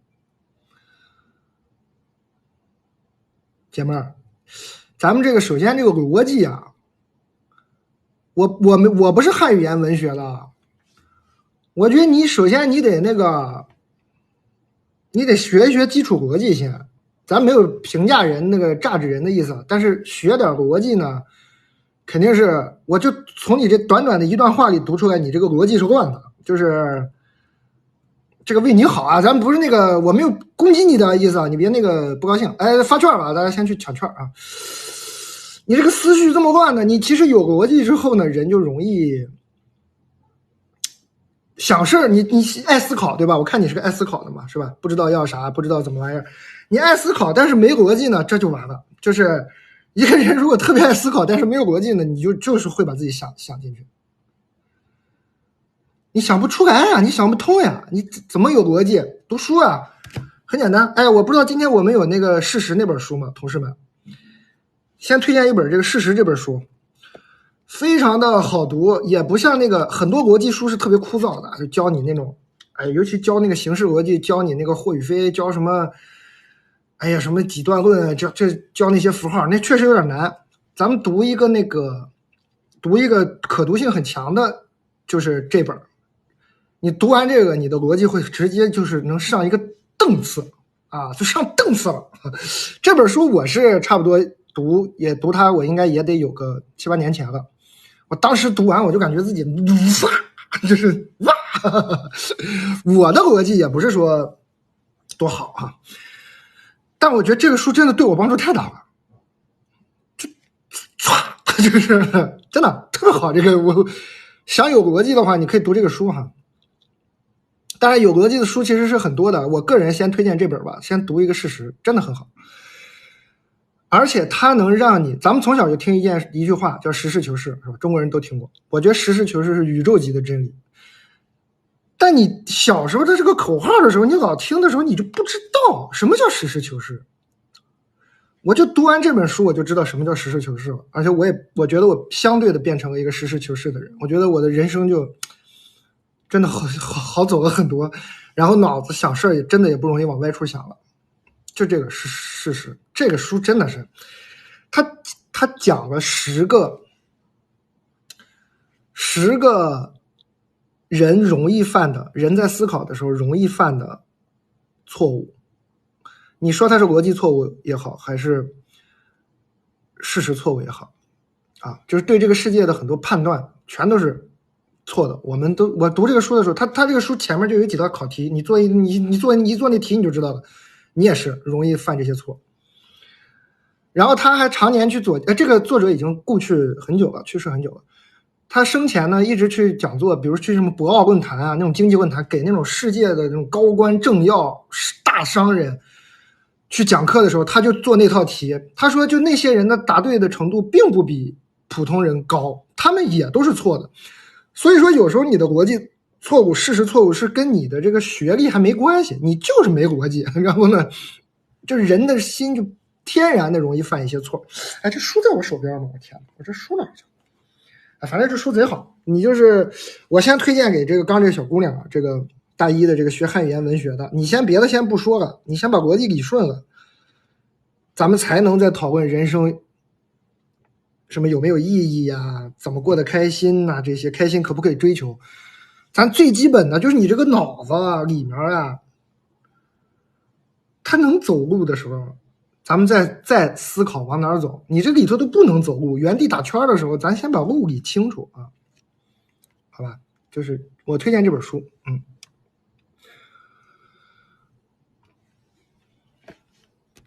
这个书呢，你实在是不想看，你就是觉得看书费劲，有阅读障碍，你就想听人讲。其实我也讲过，我在那个靠谱讲书讲过，你也可以买那个靠谱讲书那个卡。靠谱讲书是个 APP 啊 App， 就那个靠谱讲书里头有我啊，什么刘晴老师啊，周轶君老师啊，有好多啊，詹青云什么的，好多人，每个人讲书啊，就是常年更新。我呢已经讲了5本吧，其中就有1本是事实，好像还没发出来，但是我讲过这个是事实这个书的，我还讲了什么战争与和平啊什么的啊，就在那个靠谱讲书里。我不知道那个卡我们今天卖不卖啊？但是你们如果你也可以买一个那个靠谱讲书的卡去听那个，去听也行啊，就不用说非得读书。我知道很多现在读这个文字书对很多人来说已经是个困难了，你也可以去听讲，我讲过啊。我们有那个同事们，我同事们是不是没在？我问问。朋友们，今天有那个靠谱讲书的卡吗？可以给他们谈一下。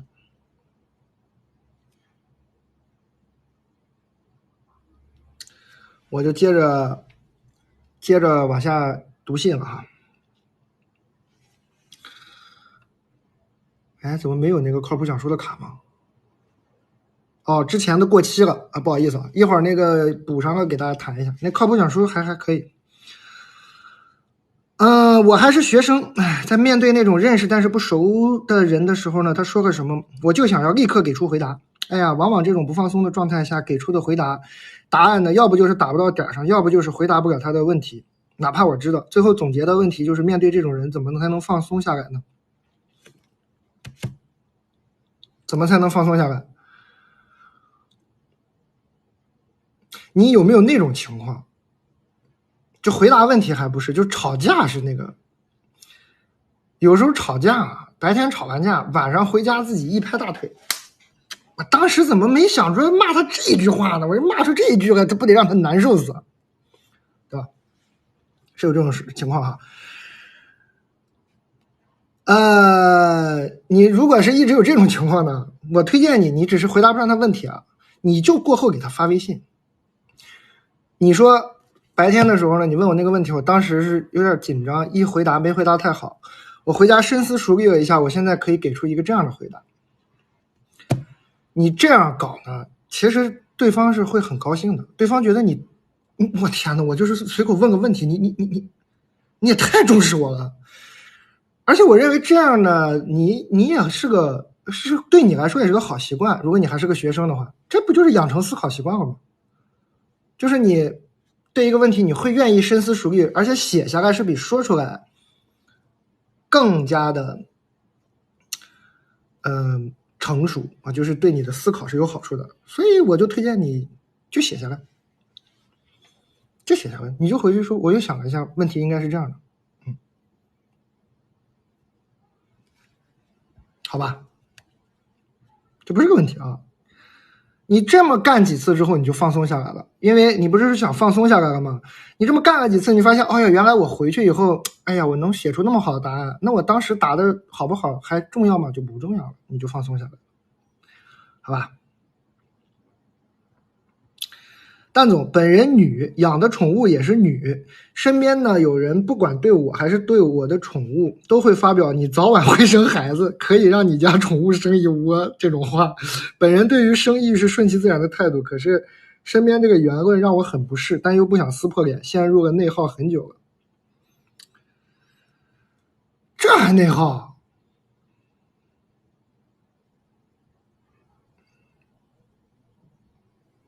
这有啥内耗的呀？啊，可能确实啊，这我说话可能是有点不够感同身受的，可能我确实不理解女生是怎么想。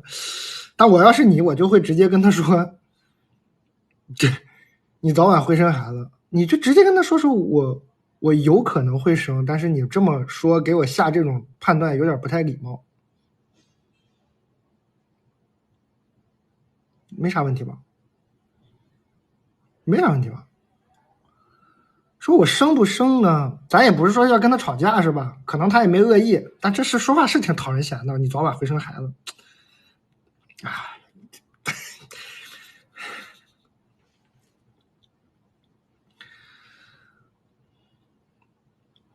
啊，你就跟他，你要是一个能开玩笑的人，就开两句玩笑；要不能，就直接就是你有点没礼貌。说，哎，朋友，这样说话不是很礼貌哦，是吧？生不生是个顺其自然的事儿，不要跟我说这些。哎，那靠谱讲书来了。就这个靠谱讲书这个卡呢，它是个年卡吧，就是你上去可不是说只有我在那讲书啊，还有什么周轶君啊、刘青老师啊，就很多人分享，还有什么徐子东老师，他们都会分享。我看徐子东老师在上面讲《繁花》啊，周轶君老师讲了很多什么加缪啊什么的，我就讲了刚刚那个事实，讲了什么《战争与和平》啊、《人间失格》啊这些书。哎，大家可以如果是那个就是看书读文字有困难，或者说想听个声音睡觉是吧？这个特别适合听个声音睡觉。对，然后它是视频啊，你也可以看视频，你也可以把它切成音频听着睡觉，就挺适合当个背景音的。一本书你早晚会死，那确实是啊。对哦，你是说刚回复那个人啊？对，你也对，你就给我说一个，对你也可以说他如果说你早晚会生孩子，你说对，就像你早晚会死一样。说的也没毛病啊，那谁这确实早晚会死？我先说我，但你说我也没说错，是早晚会死。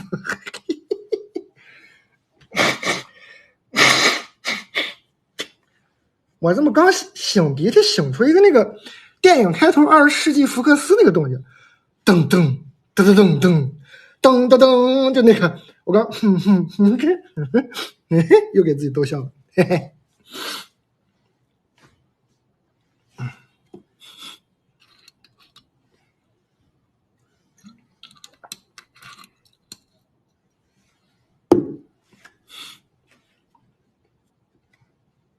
你笑点好低，笑点低幸福呀，笑点低才幸福呀。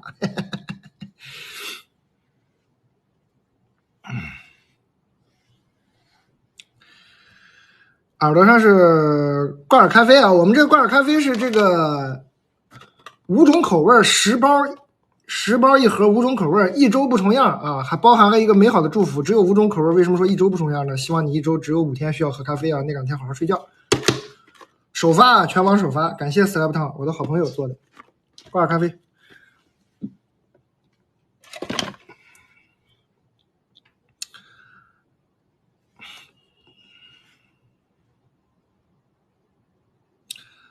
挂耳朵上才可以喝吗？啊？不是啊。Slab Town 我给你念一下。Slab Town 是我们是很好的朋友，我在富民路上跟他认识的。不断探索咖啡可能性的独立咖啡品牌，我们坚信一杯好咖啡可以是日常的一部分，并成为开启生活中不同故事的契机。相较于我为啥念？我是觉得写的很好，给你念一下。相较于天方夜谭般的壮志豪情，我们更享受当下的生活方式，也借由咖啡探索更多的可能性，延续生活中的每个美好瞬间。在找寻更多风味的同时，我们也关心参与到这其中的每一个人。在咖啡繁琐的制作过程中，每个环节都会对结果带来细微的影响，也希望我们的介入可以为这一切带来一丝美好。就很实诚，五种风味啊，整点吧，这不是刚需吗？这玩意儿，哎，这对正的啊。啥？一个中年男的跟我说，没生孩子你就不是一个完整的女人啊！我天哪！但是有这种人哈，咱也不是说那个，确实还是有这种人哈。我这现在脑子里已经过去10几句脏话了，但是你说，哎，你就骂脏话吧，我觉得也不用什么巧妙的回复了，你就骂他脏话就行了。我真服了。嗯。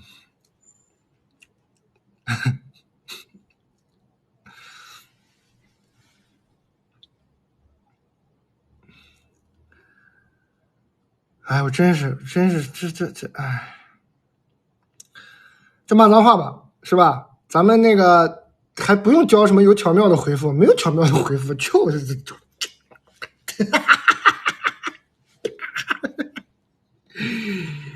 你说没有被女人骂过的男人不是一个完整的男人，给他一顿骂。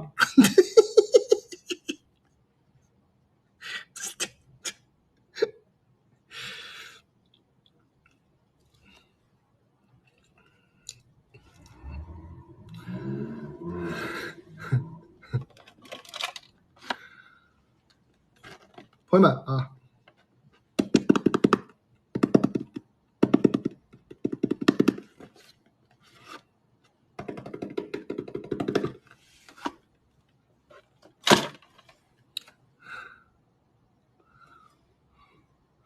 什么截屏看一下完整的挂耳咖啡啊？好，可以看吧。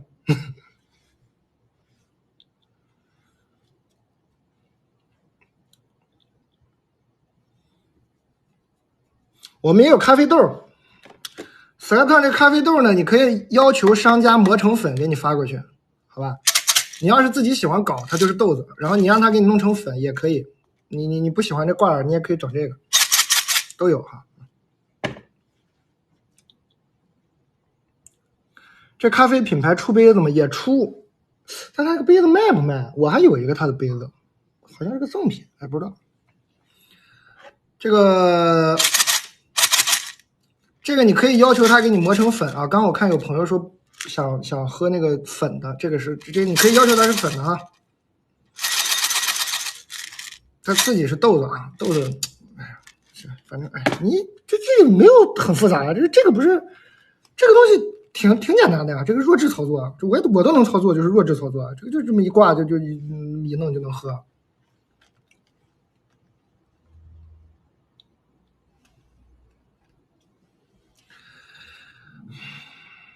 哎，行，你们的要求真的是太多了。挂一边不好喝，行，挂两边。行了，得劲儿了，这回。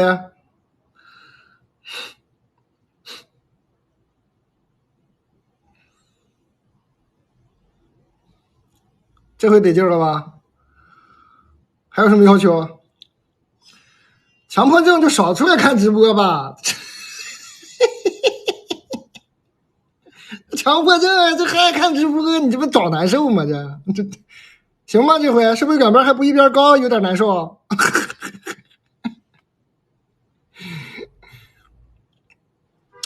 西红柿啊，我这个西红柿，我要的是偏生的，所以我给你展示，你可能会觉得这怎么这色儿？你可以让他给你发熟一点的啊，我是喜欢生的，你可以要求他给你红一点的，贼好吃，爆汁儿，吃的时候要小心啊，它一咬就biu，以前来我们小卖部看过的知道，滋个一脸，就我一吃直接喷到屏幕上去了，就是滋，就唰，所以冰着吃，冰着特别好吃。甜吗？不甜，它就是番茄味儿，偏酸的。我是爱吃这种特别番茄的番茄味儿。最好的吃法肯定是拌白糖，就切片拌白糖，然后喝那个，哎，我说着我都馋。小时候家里拌那个西红柿拌白糖，不是最后那个汁儿，并不是所有人都有那个幸福可以喝的，只有家里没有其他比我更小的孩子的时候，我才能喝那个，就把那个盘子端起来，里头就白糖的那个西红柿汁。然后它呢，它这个就特别适合办，是为啥？它这里头那个芯儿啊，就那个籽儿的那个汁儿的那个部分贼多。它为啥爆汁呢？它那个里头特别多，所以你要是不怕胖，你可以拌那个白糖，就这个能喝过瘾。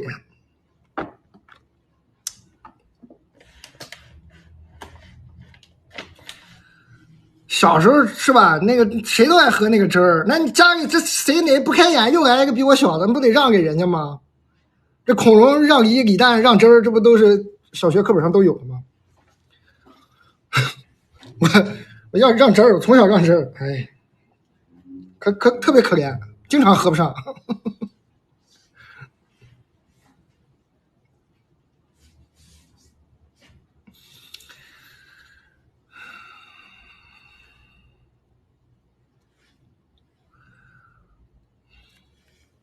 啊，现在长大了没人跟我抢了，可以大口喝汁儿了。哎，不敢吃糖了。你说这事儿闹的。但这个就不加糖，我都觉得已经很好吃了，就是那种番茄味儿，贼爽。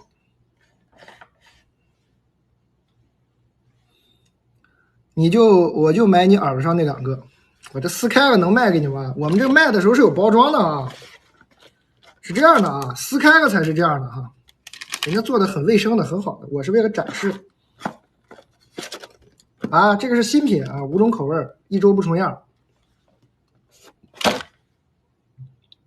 我那番茄是啥？西红柿我要的是生的，你可以要求他给你发比较红的。番茄，接着念信了。蛋总好，既然刷到了，并且你也会解答，那就正好想听你聊一聊这事儿。这个问题啊，困扰我挺久了。我喜欢你快7年，哎呦我的妈呀！大概是从17年左右开始，一直到现在，特别喜欢听你讲段子，也特别爱听你的人生见解。我连去住院怕无聊，都是带着你的书去解闷的。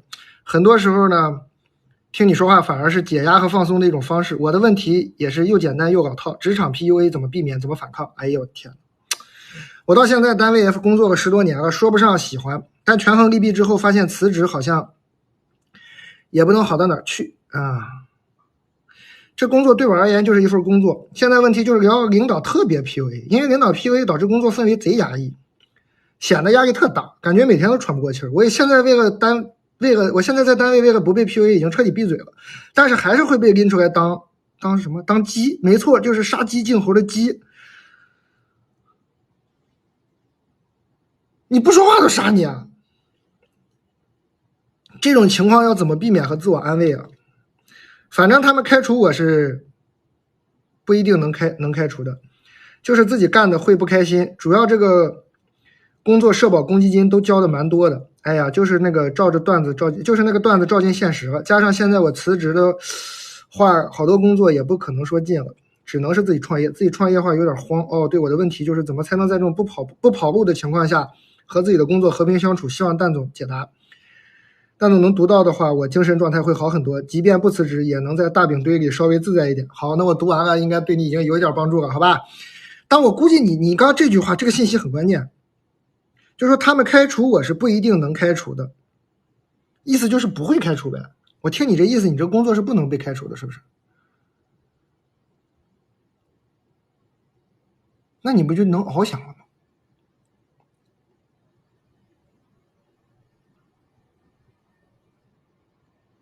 是不是可以翱翔？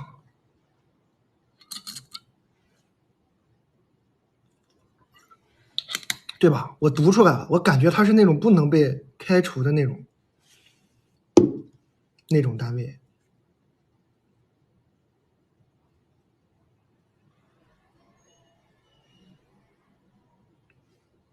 翱翔呀！你看啊，你在这个单位工作了10多年了，他在这一个单位工作了10多年，然后他老板还经常拿他领导是吧，拿出来杀鸡儆猴，拎出来展示，那说明就是开不掉你啊！他能开掉你，他早开掉你了呀！他都这么不喜欢你了，他想开掉你，不早开掉你了？他不就是开不掉你吗？我估计是个什么什么，他单位嘛，我估计是个咋说呢？哎，对，刚刚看是不是可能是什么学校啊，或者什么，就是好像是不能开除的那种，是不是？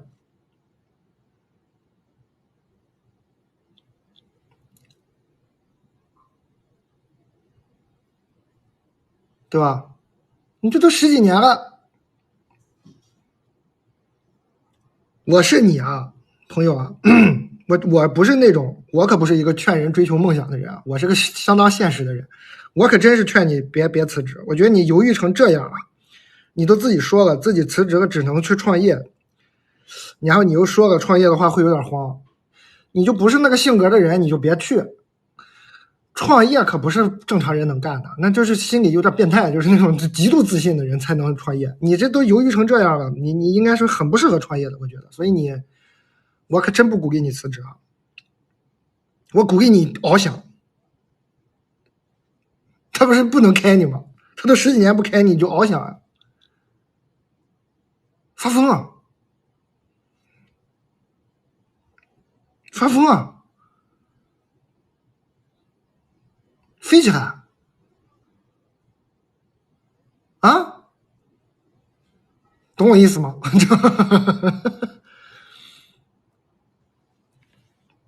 飞起来啊！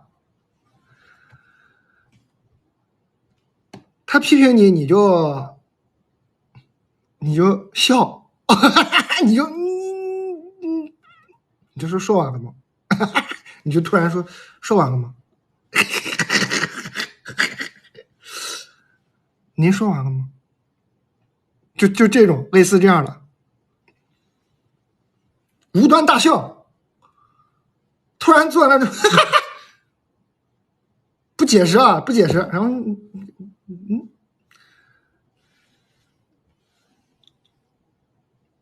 突然笑起来了，哎，买盒西红柿，你就坐在单位吃啊，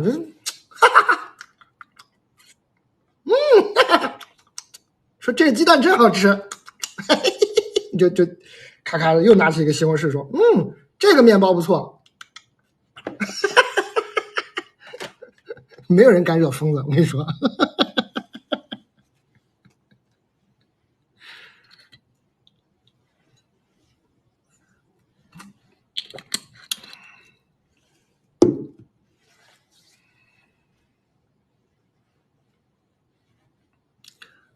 没有人惹疯子，都是出来打工，对不对？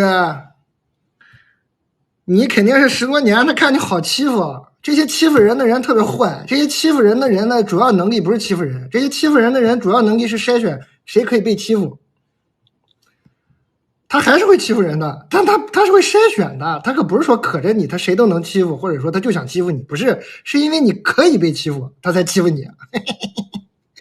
你疯了，他就不欺负你了，他找别人去了。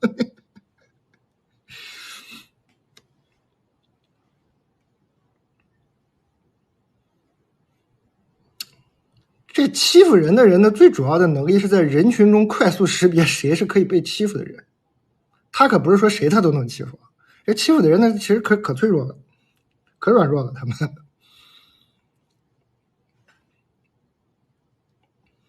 他一识别发现，哎，这个人怎么疯了？最近，哎呀，最近好像，哎呀，先别弄他了，我先弄别人去吧。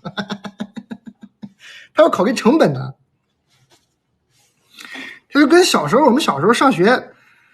小时候上学不就这样吗？小时候上学，为什么说有人揍你，你打不过他也得还手？他累呀，他打谁都是一样打，他打你怎么这人老还手？他打你他累，他就不打你了，他就打别人去了。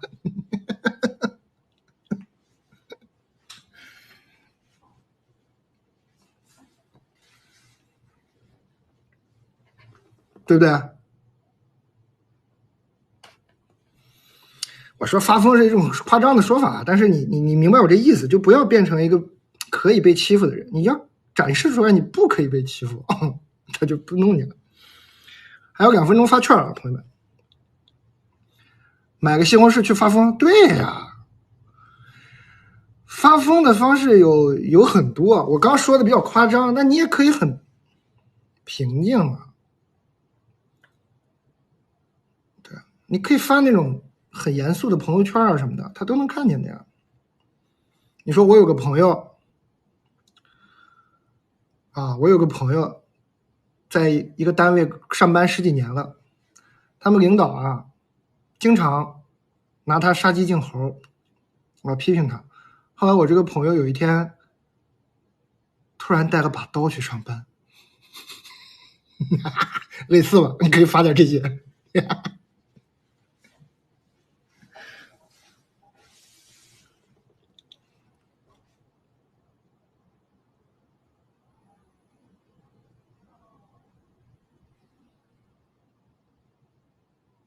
对，只有他可见。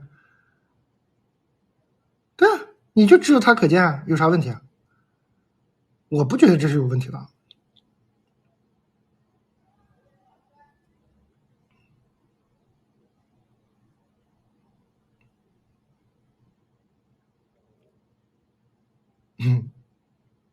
对，我觉得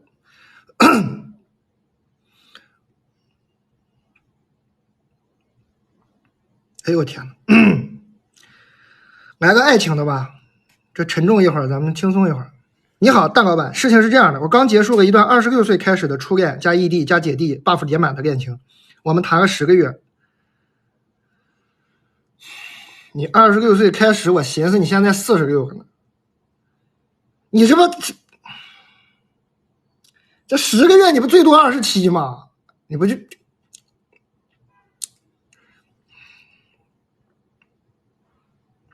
中间发生了很多事情，但是矛盾的根源和一直扎在我心里的刺是去年10月份，我发现他和前女友一直有比较暧昧的联系，在我发现了之后，他删掉了所有的联系方式，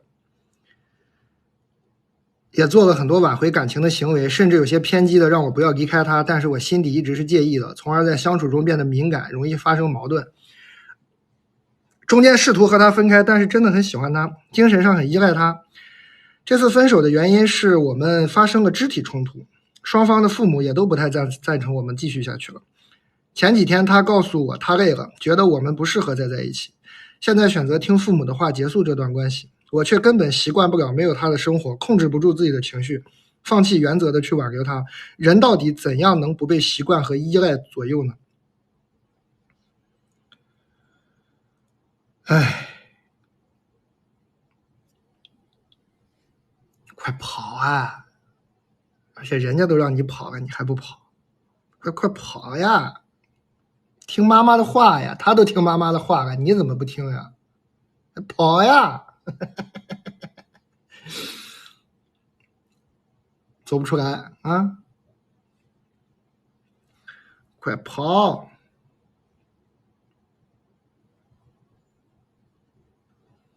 快跑啊！快跑，好吧，穿霍达鞋走出去，把鞋穿上，把门打开，唰，嗖，跑了呀！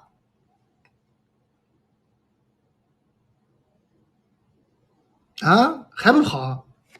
等啥呢？等发展成命案？真头晕呢！快跑呀！哎，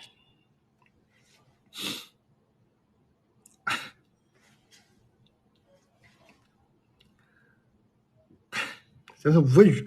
不是啊，你看啊，心理的问题要放在后面解决。你先要解决的一个问题是你必须走。你现在你你就听我的吧，我35岁了，你就听中年男人的话啊，中年男人的话，中年男人的话要听啊，充满爹味的话一定要听，快走，快跑！哎，笑得我咖啡都掉了。你这个说你这个人怎么不被习惯、依赖什么左右这些情绪呢？以后再说吧，啊，以后再说吧。你现在当务之急呢，就是先得改变，先离开。你物理上离开了之后，咱们再想解决心理的事儿，别想着心理解决了才能解决物理。知行合一啊，它有时候顺序是倒过来的。不是说你看知行合一这个难在哪儿呢？知行合一就不是说先有知再有行，先有行再有是知行，它是同时发生的。但它有的时候你的行为一发生，你的想法也就变了。你物理上离开了，跑开了，你回到家了，跟爸妈生活在一起，或者自己一个人住，你1天难受，2天难受，3天难受，4天难受，第5天，哎，我怎么不难受了？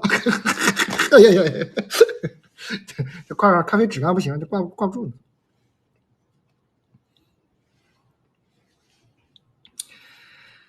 有时候物理变了，心理就跟着就变了啊！不用那个非得，很多朋友就觉得非得这个心理上改变了，说我想通了我才能过好，不是的，很奇怪。而且真实的情况往往是你过好了你就想通了，真不是你想通了你就过好了。真很多人说我想明白了，想是想不明白的，你活明白了你就想明白了。你不活你怎么能明白了呢？你得行动啊，行动，先离开，先解决物理，再想心里的事儿，好吧？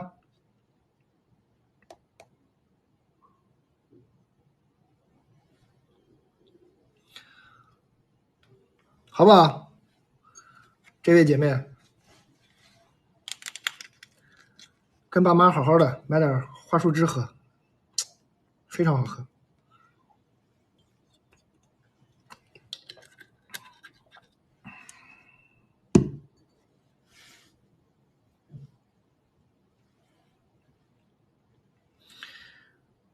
蛋蛋你好，你的直播几乎每次都看，养成了坏习惯，不看都有点睡不着了。分享一个在心头萦绕蛮久的事情。我在一家外企，工作差不多2年，喜欢了一个1年前新来的男同事，比我大几岁。认识呢是我们都在楼下抽烟，聊起来也很投机，有好吃好喝呢也互相分享，团建旅游啊也一路同行。你这个遣词造句整的挺青梅竹马的，我再给你们念一下他这个遣词造句，挺有意思啊。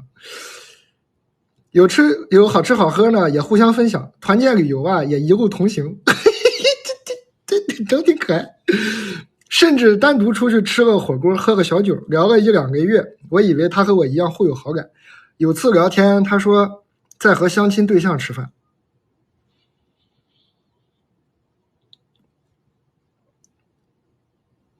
于是生气的忍不住打直球，表达了我的喜欢和态度。一怒之下表白了呀？还有这种表白的方式？一生气表白了？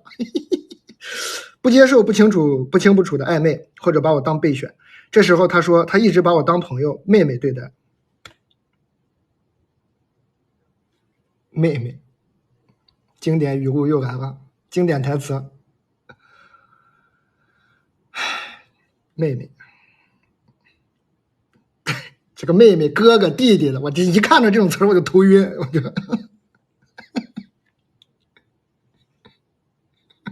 是不是经典？是不是经典？经不经典？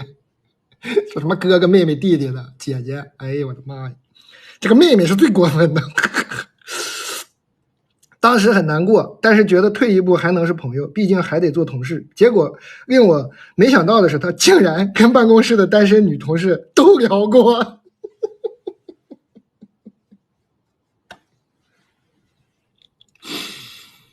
喜欢找妹妹是吧？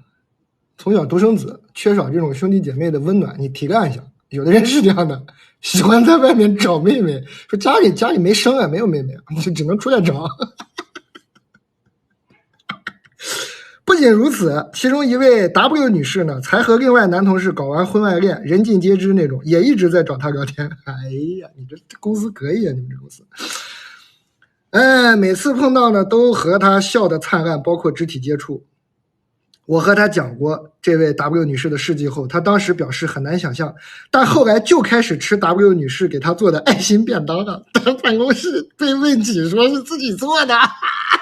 你们这个办公室，你能不能给我们开个直播呀？好想看呐！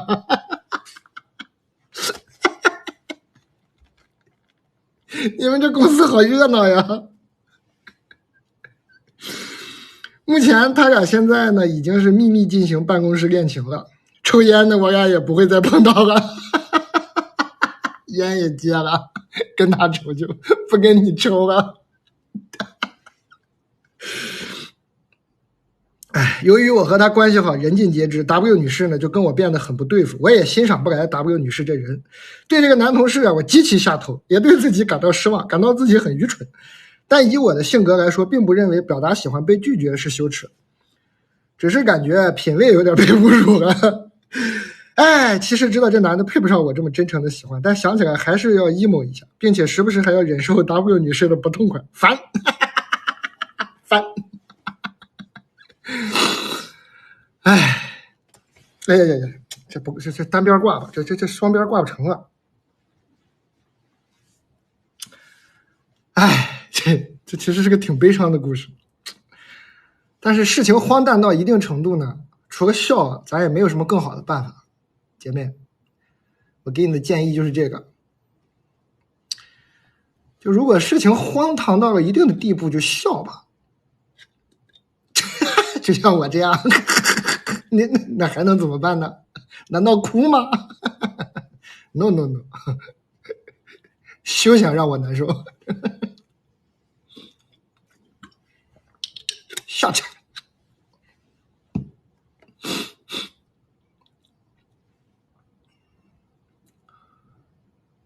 这公司挺好，活不多。终于买到牛胸口了，哎，这个牛胸口，我们今天这牛胸口还是更新版本的，更加的友好了。对大部分人来说，因为它把肥瘦比例控制的特别的均匀。哎，我别这么口说无凭呢，我怎么在这儿？这是冰箱里拿出来有点化的水珠啊，它控制的特别均匀，就是那个肥瘦没有那么大块了。以前上一个版本呢，我觉得也很好吃，但可能有的朋友一看那么大一块胸口油，就有点劝退害怕。这个它就弄得特均匀，就肥瘦比例是刚刚好，哎，吃进去就 happy， 而且它那个大小也是一口一个。我给你看看，我这还剩了几块没吃完。呀，白花枝倒了，保龄球了。你看，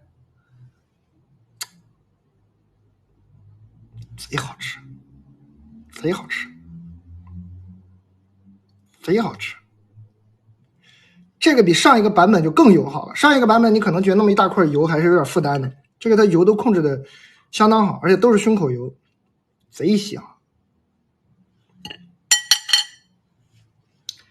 笑起来吧，刚刚这个姐妹，别烦了，你也没有做错任何事啊，为什么要用错误的人的错误的行为惩罚一个正确的你呢？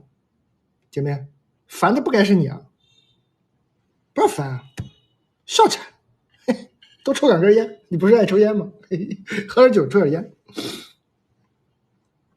胸口冲一冲啊。空气炸锅可以，它这个版本呢，因为是小块呢，我都觉得炒菜都行。上次那个居酒老板他们俩把那个切开小块之后呢，拿它当那个就肉热油都不用加油，它那个牛油就有，炒点辣椒吃着贼香。然后直接空气炸锅、微波炉、烤箱、蒸箱都能热，铁锅也行。我是根本没放调料的，我就直接这么，它是做好的，就热了直接吃了，贼香，贼香。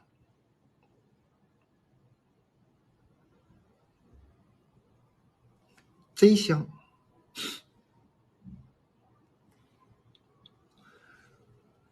挂眼镜架上，什么挂眼镜架上？哦，这个挂眼哦，哎，这好看吗？这也不是挂耳咖啡了，这成挂眼咖啡了，这不对，我怎么听你们的？我疯了我糊涂了。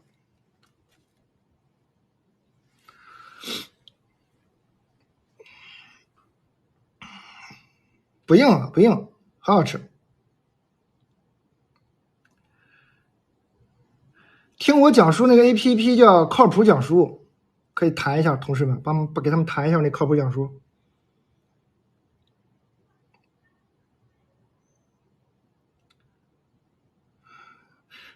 我还以为是茶叶，整个造型叫茶叶蛋。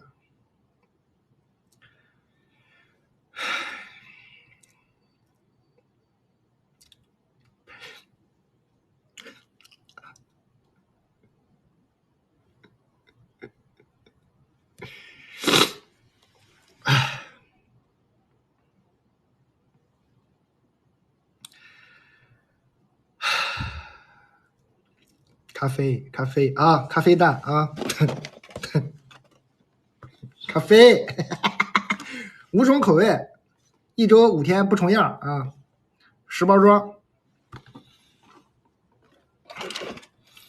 刚刚说我茶叶蛋那个兄弟，你不买这个，我真是啊，我可要不高兴了。你这种玩笑开出来你不买，你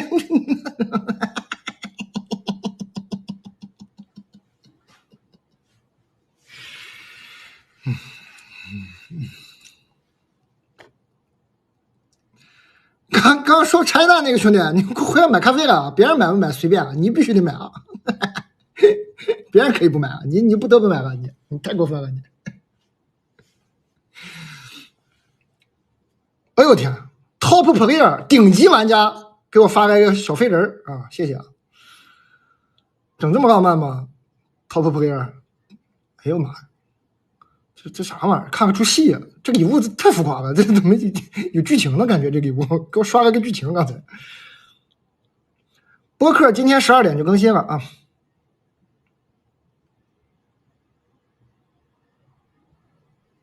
鲜奶脆片，上一代的王者，上一代版本王者。这玩意儿上个月小红书都是 top one， 什么这个糖，这个是一种小的点心类的 top one， 第1名，跟我没啥关系，是因为它真的很好吃。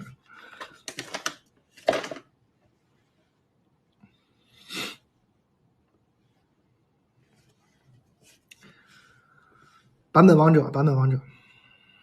耳朵上是挂耳咖啡，5种口味的。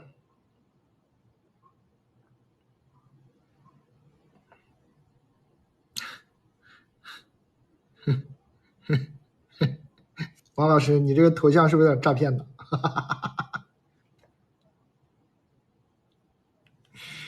？Top Player 又给我发来一段剧情，一个小伙骑着自行车，哎呦，跟我来了一个敬礼，走过个花海，去哪儿了？他去哪儿了？下回分解，谢谢啊，谢谢这个朋友送的礼物。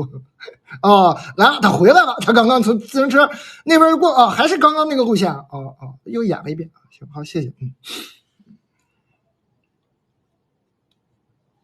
哎，又来了！哎呀，又一个小伙，这仨人要去哪儿啊？这刚刚已经过去俩小伙了，你赶紧追吧，别敬礼了，别嘚瑟了，那俩人都起远了，快去吧。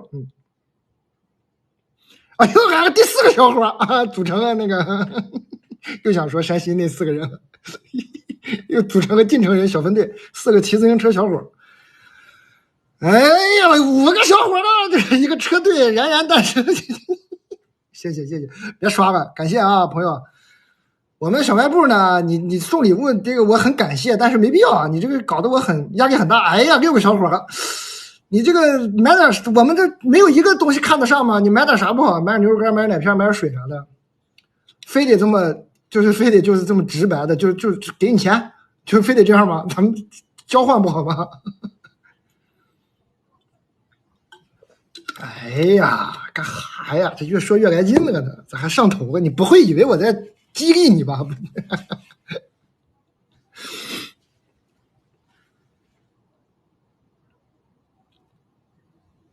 今天最后一次给您留言，如果还是没有希望的话，那就算了。祝您今天愉快。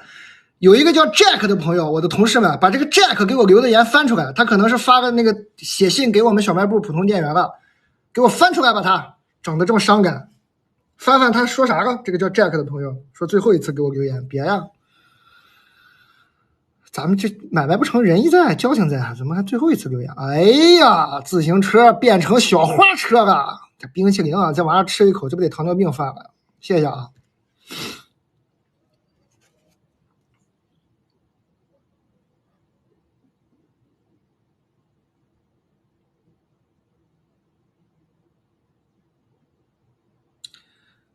我的天哪，这刚是小王子吗？我刚刚刷看了一眼，看到个尾巴，不好意思啊，谢谢啊，一个小王子好像是。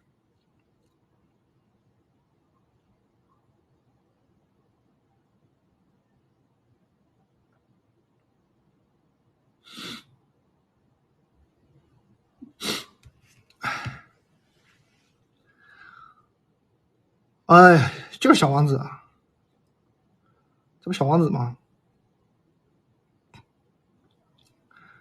谢谢啊 ，Top Player， 不是你谁呀，哥姐？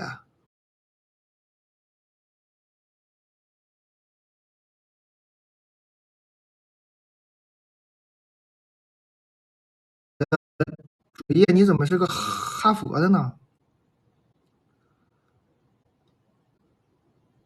你是什么？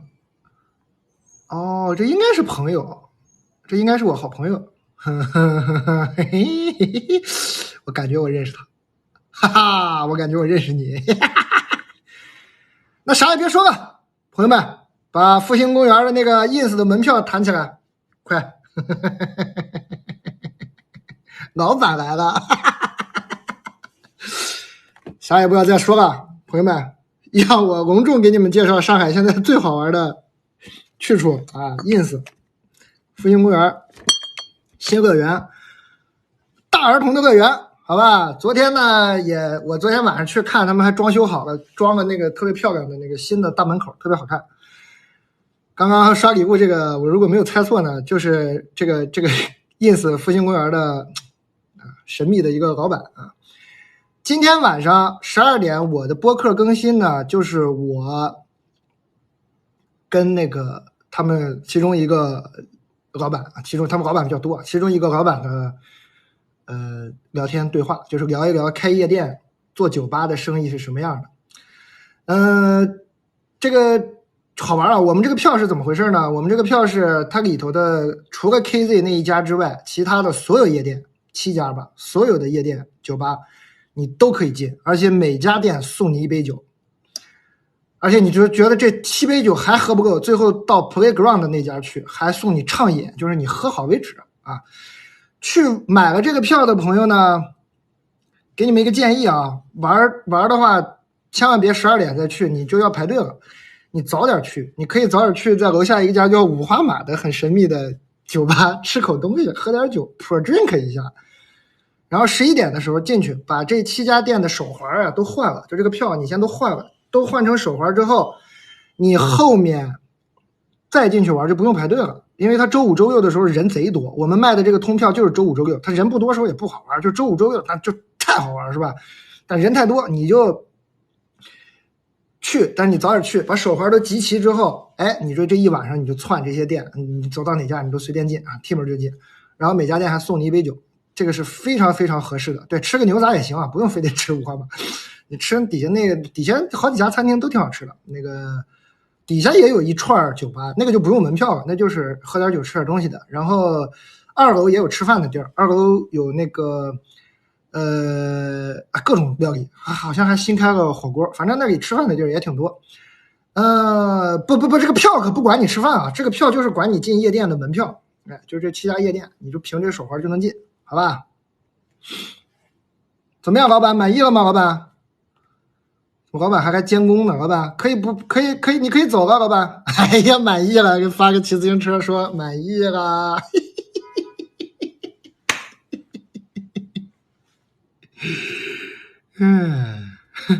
好的，谢谢。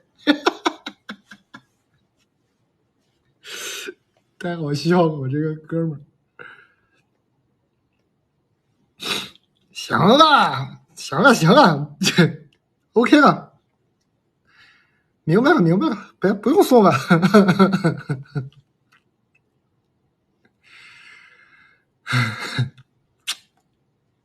我这个朋友也是个超级理想主义者，我觉得，就是他们做这个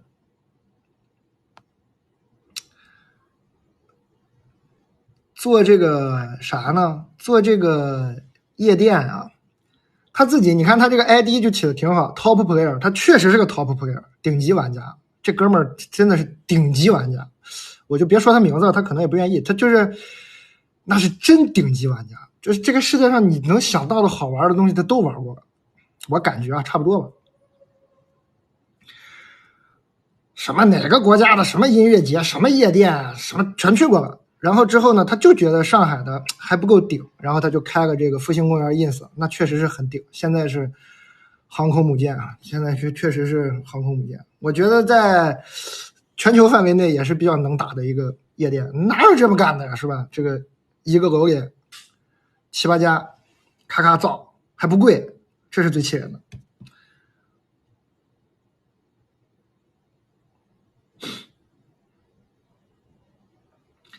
那个刚刚那个叫 Jack 的朋友说最后一次给我留言，你别最后一次给我留言，你就给那个店员，给这个私信蛋的小卖部普通店员，你给他发私信，写你要问的问题上，你写一次啊，因为他不回复你一次只能说发一条，所以你给他发，然后我看看你到底要给我留什么言。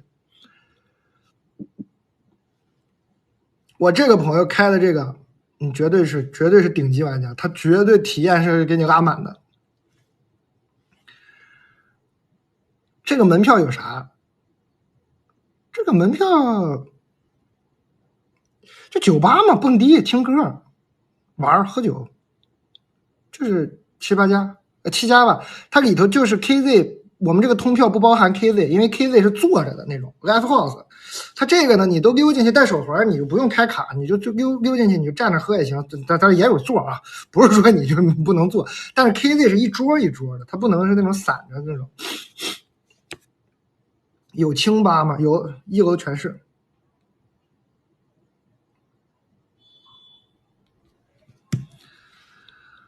我带着的是挂耳咖啡。哪家最好玩？看你爱听什么音乐，它就各种音乐嘛，什么 techno 啊、hip hop 啊，什么那种，还有那种放老流行歌的。我要给你日不，有一个 bar culture 是放这些的，就是那个世纪末金曲老流行歌。你说是蒸汽波也行，也没有那么蒸汽波，反正就是放那种老流行，也挺有意思，那也特别好玩。然后呢 hip hop 那就不用说了，然后什么 techno 的还有啥？有时候放的很硬，就是你看当天的 DJ 吧，那反正他这个通票的意思可不是说你7家店都要玩啊，我觉得他就是你都带好，你每家感受一下，最后你挑一家你觉得今天的音乐氛围、人群、酒精是最对你胃口的，你就去那家玩。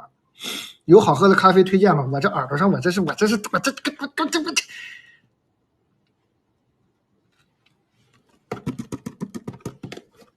好喝的咖啡推荐，好吧？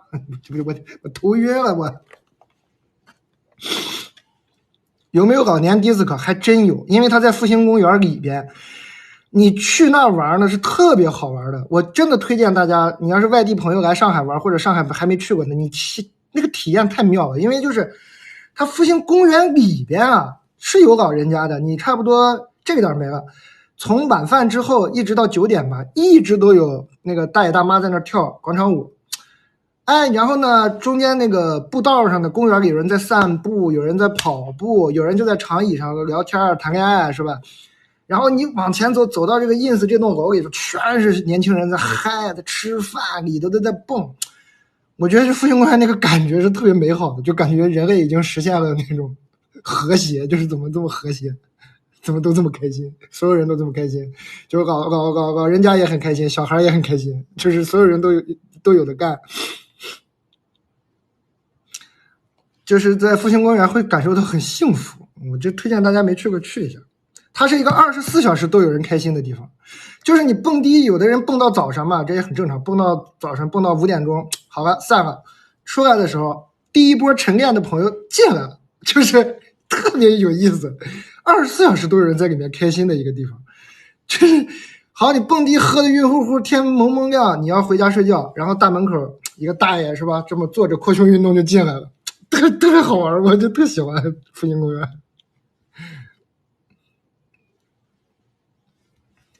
真的推荐大家去看看，贼有意思。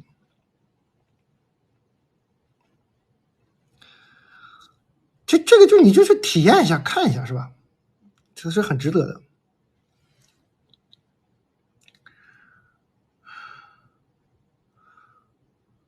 而且现在的季节特别好，上海这个季节呢还不热，你在公园里露天的坐坐，看看那个花，就复兴公园的花是特别漂亮的，哎，就去看看那些花什么的，心情也很美好。昨天我跟圆圆录播客都是在公园里录的，我俩就坐在那个公园找了个树底下，俩人整的还挺远处看肯定是觉得这俩人谈恋爱呢，但我俩在很严肃的录播客，我还喝了点酒，还特别舒服。然后呢，录完播客又可以回到 ins 接着喝酒，哎，真推荐大家去看看。行了吗？满意了吗，老板？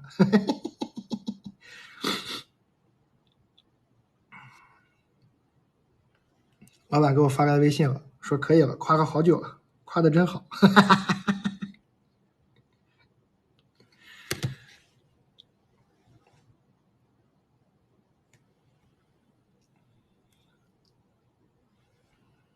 超级通票啊！很多夜店，我还是要再夸夸，反正都说到这儿了。你们12点的时候去听那个我在跟那个他们 CEO 的那个对谈，我就是跟这个 ins 的 CEO 的对谈，能了解的更详细。就是以前那个做夜店的人呢，他们都是想赚快钱，都是想坑大哥的钱，就是那些开卡的、开什么神龙套的，是吧？喝什么黑桃 A 的，是吧？坑这些大哥的钱，所以他体验就做的不好，就是这个进去的这个散客或者说舞池客人呢，这体验就一直就怪怪的，哎，动不动就整那个给大哥举个灯牌什么全场那种，就很怪，是吧？经常弄得很怪。然后我们这个朋友做这个 ins，他就是希望来的人都开心，所以他特别照顾这个通票客人的感受。就你这个通票客人，其实你花的钱是跟那些大哥是肯定不是一个量级，那些大哥就是很可怕的，他们开酒要几十万上百万那种。但是呢，他就是希望这种花个200多块钱，你玩7家夜店串的人也能感受到很开心。就是他们开这个 ins 这种这个乐园的初衷，我是很佩服的。我觉得他也做到了，我觉得感受是确实很好。你就不用，而且我也是喜欢在舞池玩的人，我不喜欢坐那卡座里，就很好玩。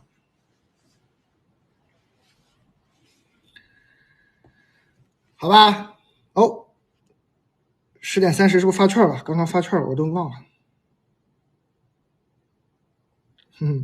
开心，生日快乐哈！哎，你还在直播间里啊？大家给他刷个生日快乐吧，他要过生日了。这个 Top Player， 我好朋友，生日快乐啊！生日快乐！过2天我们就要开始3天集训式的喝酒了。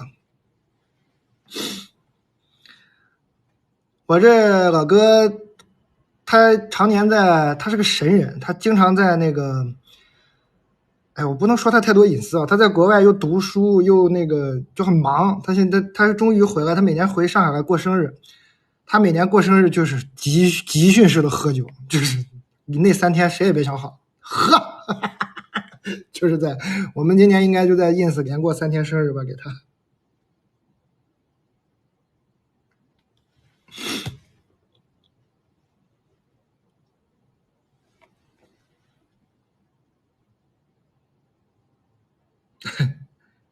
好嘞，就这样吧，不说 ins 的事了，大家真的可以去玩玩。我们接着电信吧。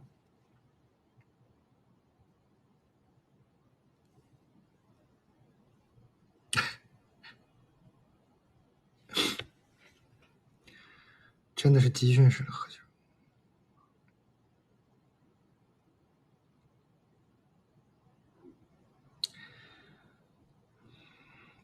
李诞，看看我，和男友谈了6年，今年我26岁了，都是彼此的初恋。我有4年不工作，靠男朋友养，最后男友出轨，还是多次想分手，但是怕离开男友吃不起饭，生活质量下降就打住了。但有时候想起来这事会不甘心，咽不下这口气，而且男朋友好像算准了我离不开他，一次一次挑战我的底线。现在的我整个人都非常内耗，我感觉我越来越没有自我，整天围着男友转，并且长期不上班，让我越来越不想和人接触，越来越不想出去。我该怎么办？想分手，可又舍不得这种不用为钱发愁的日子，不上班就有钱花的日子。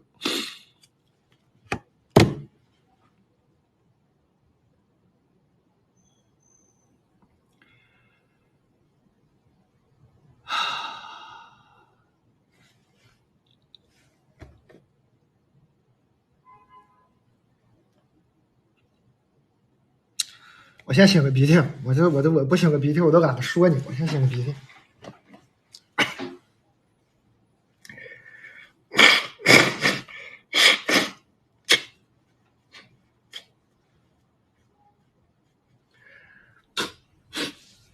哎，鼻炎有点，就是我一换季就有点鼻炎。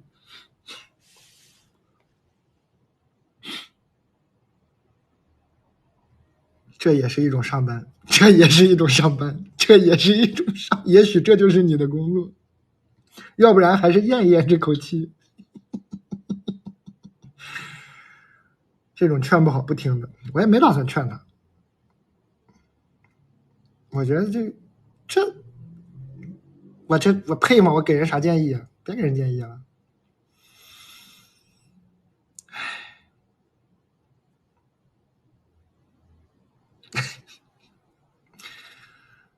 耳朵挂的什么？挂耳咖啡啊，喝点挂耳咖啡，5种口味啊。哎，算了，我这个人啊，我有时候就是心眼太好，我还是给你出个主意吧。哎，我是真不想给你出主意，我给你出个主意吧。出国读书，好吧？出国读书，你今年26岁嘛，你4年不工作。哎，我给你个建议啊，出国读书，听得懂吗？就还是花他的钱，花他的钱，但是不要在他身边，出去花。出去扎扎实实的读个书，再花他一段时间的钱。你在感受吗？你不也读书，你也学知识了吗？你感受一下，说，哎，我是不是现在自己可以养活自己了？我可以上班了。说不行，我还是懒，我还是回去接着花他钱。你至少有给自己一个人生一个机会，好吗，姐妹？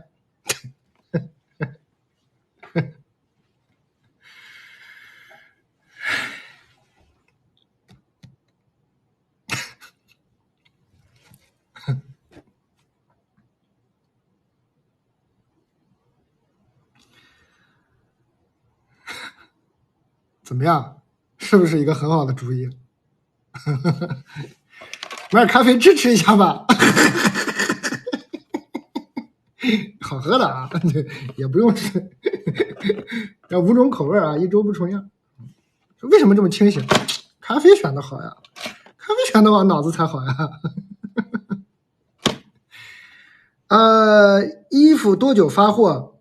明天就发了，好吧？明天就发货了啊！这个衣服你买了，明天就发。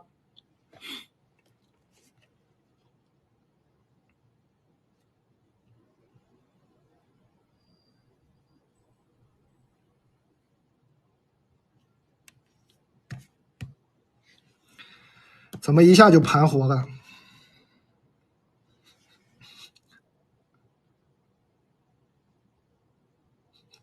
智力，我就是不愿意当坏人，我当坏人我应该能挺坏的。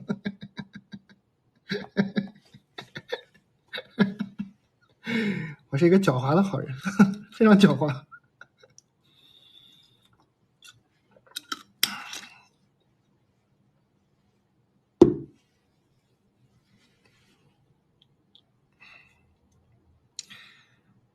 长得就坏，确实长得不像好东西。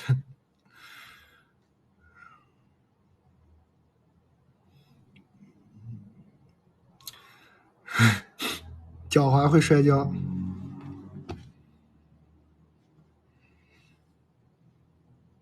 行，服。新来的朋友，今天的明星是这个啊，今天的明星是雷司令，白葡萄酒，夏天不能没有雷司令哈，甜甜的，这个半甜没有那么甜。他今天成为明星不是因为这个酒，是因为他的赠品，我真服了。他是170来块钱2瓶那个白葡萄酒，送你一个这个毯子。好多朋友为了这个毯子买了那个酒，我也不知道为啥。新来的朋友可以学习他们啊，这毯子是挺好看，好吧？今天的明星产品是它，这个价格也是很合适啊。单瓶不合适吧？单瓶也是100，然后2瓶才170，你为啥不买2瓶呢？单瓶有点不合适，单瓶好像也是送这个毯子，但我觉得买单瓶是不是太不合算了？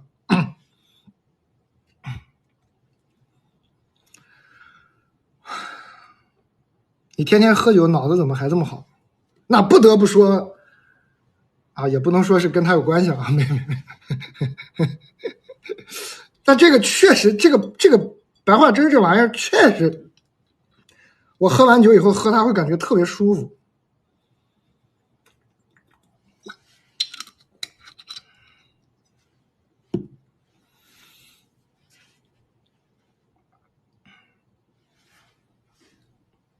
什么味儿？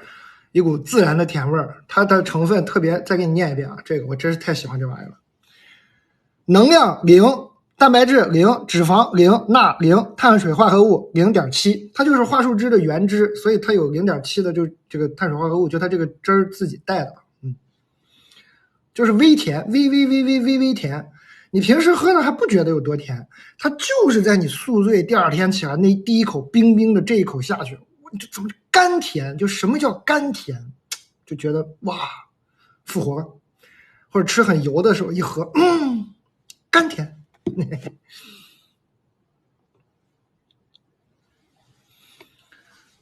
桦树为什么会甜？我不知道，我一直觉得这太神奇了，我不懂。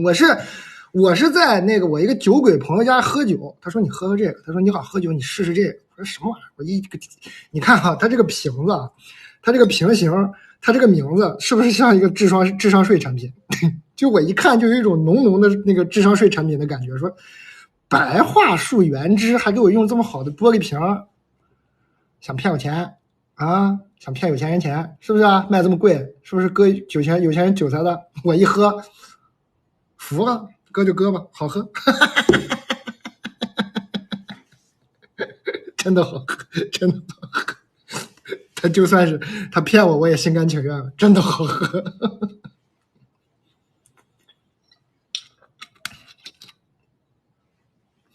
我们这个不是俄罗斯的啊，我们这就是咱们那个东北的吉林省啊，它是长白山脉的林源，白桦树原汁。我知道俄罗斯也有，后来了解了一下，但是据我朋友反映说，俄罗斯那个喝起来有点太甜，特别喝着不太舒服。这个是微甜，贼舒服，喝完人特舒服。但它确实啊，长得也像智商税，就整个造型都感觉是是干嘛呢？你干嘛呢？但确实很好喝。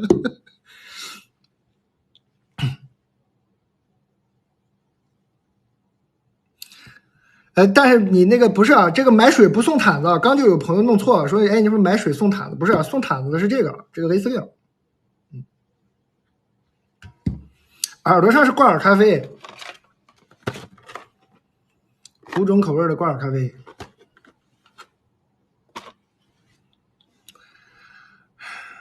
毯子多大？哎呀，我这咋跟你说呢？这么大，我给你过一遍啊，从头这你看啊，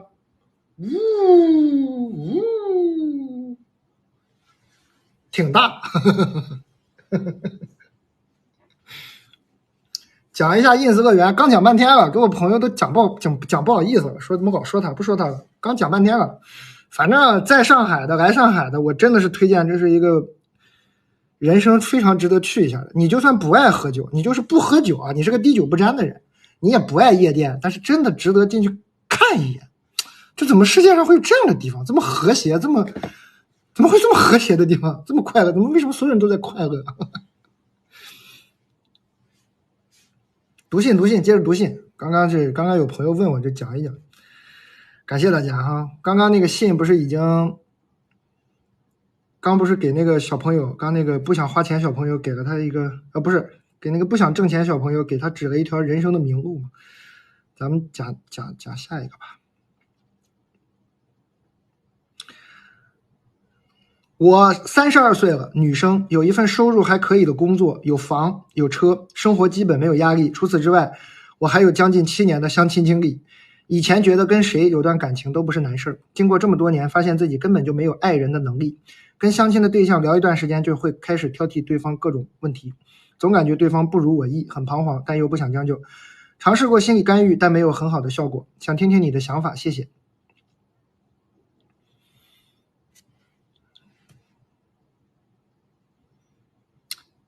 姐妹，就是说，姐妹儿，咱就是说日子过得好，非得给自己找点不痛快，是这意思吗？我听下来，32岁，有收入还可以的工作，有房有车，生活没压力，就想给自己找点不痛快，是这意思吗？觉得这种没有压力的生活太枯燥了，想整点压力。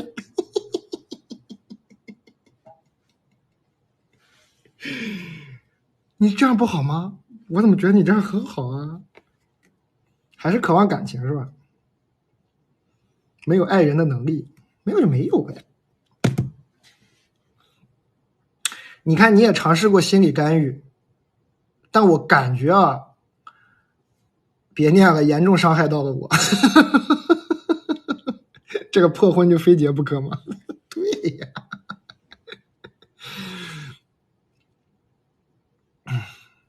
想吃苦，吃点苦瓜吧，夏天下火。对，吃点苦瓜不挺好的吗？但你可能姐妹儿，如果你在的话，你那个可能你做过这个心理干预，你接受过心理干预，可能心理学上会有一种说法，说没有爱人的能力呢，可能是不爱自己，就是不够爱自己呢，就也不会爱别人，因为你没有爱的能力，你就不知道怎么深入的跟一个东西发生关系，可能跟自己也不行。我觉得你与其这么漫无目的的相亲，这么就7年了，你都觉得成功不了，对吧？你都觉得，那你后面会越来越麻木的。你觉得每一个都是失败的重演。我觉得不要再相亲了，你要花点时间跟自己相处一下，花点时间跟自己好好相处一下。你可能不知道怎么跟自己相处，是不是？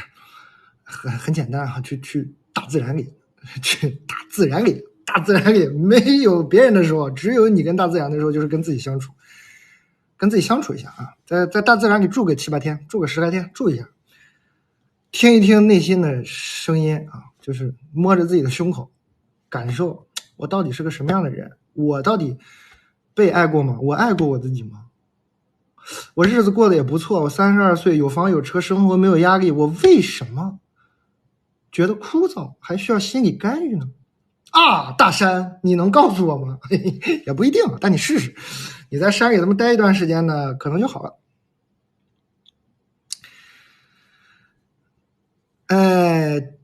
自己顺溜了之后啊，你能爱自己了之后啊，跟不跟别人在一起，这其实不是一个必选题啊，不是一个必选题。自己能跟自己好好相处就行了。那人呢，也不用老相亲啊。这个你这个相亲呢，你老相亲啊，你现在相亲肯定没用啊，你都感觉是做过的题，一遍一遍过，这不行啊，这没用啊，这相亲解决不了问题了。你先去这个大山里啊，找到自己，爱上自己之后呢，你回来以后也别相亲。我推荐你一个叫复兴公园的地方，你去那个 ins 啊，那里。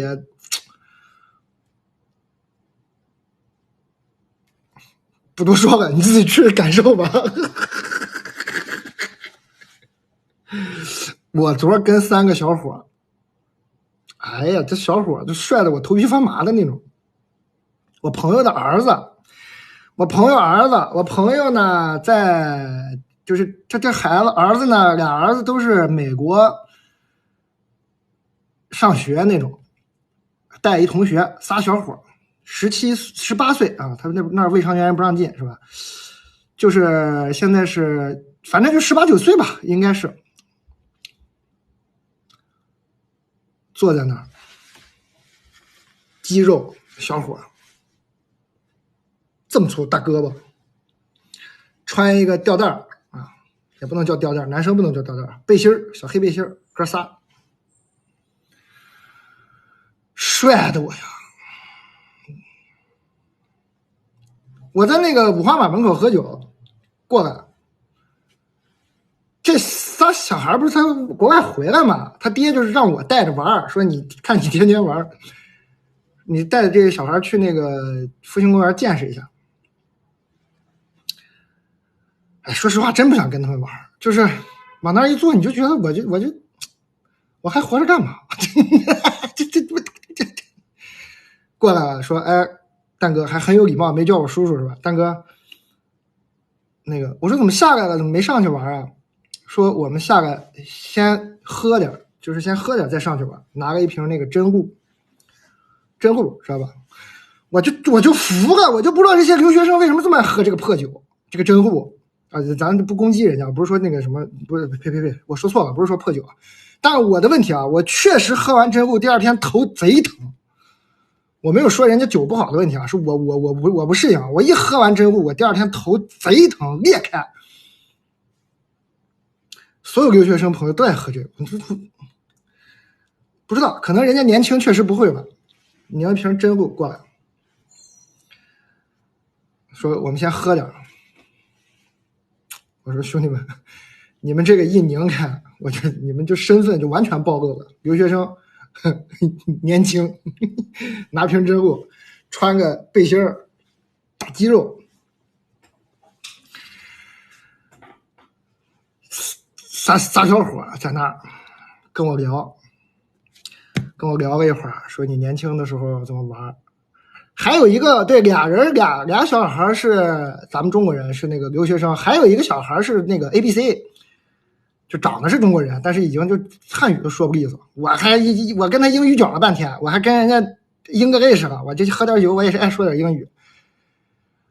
哎呀 ，talk about 他们那个 life， 很尴尬。第二天起来想想，觉得自己特傻，跟人家聊这个。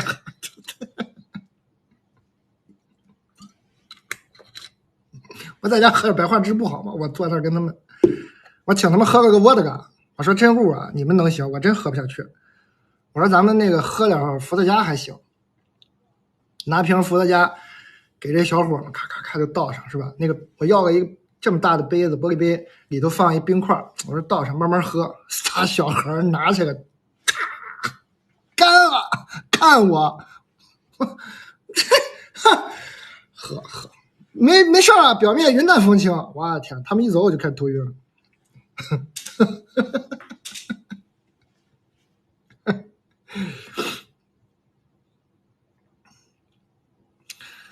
给我冲击是相当大的，相当大。我很多朋友都是我爱跟那个岁数大的人交朋友。我很多岁数大的朋友的孩子岁数也都不小了，都是就是18、19岁，就是大一，就是刚上大学，要么刚毕业，就这个年龄段的小孩，我有一堆。这些当爹当妈的，我也不知道他们怎么想的，就这帮小孩一来上海，就直接给我拉个群，说找你蛋哥，你蛋哥会玩。我说这么放心我吗？全给他们领到那个复兴去了，全在那个 ins 玩，很开心。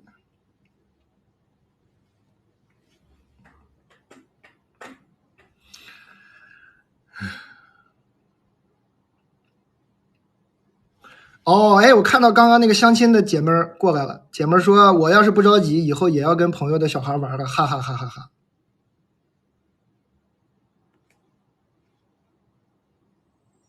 不是，你是觉得我跟朋友小孩玩这事不好是吗？你是觉得我在过一个悲惨的人生是吗？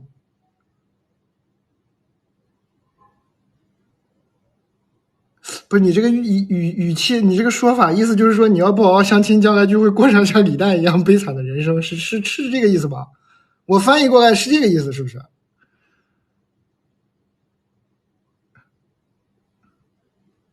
姐妹儿，我这嘎嘎给你人生建议，你是哐哐拿小刀挠我呀？我这咔咔还告诉你爱上自己，跟大自然，让你跟自己和解，你这是怕过成我这样。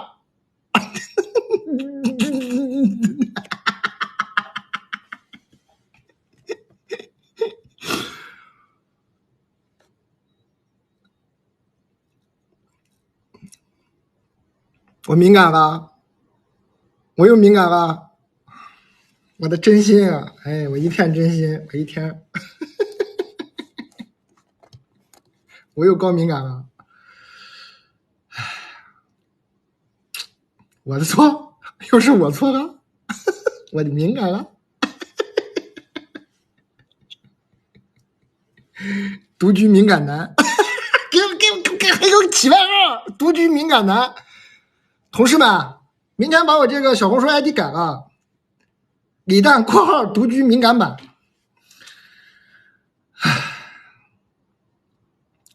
头晕。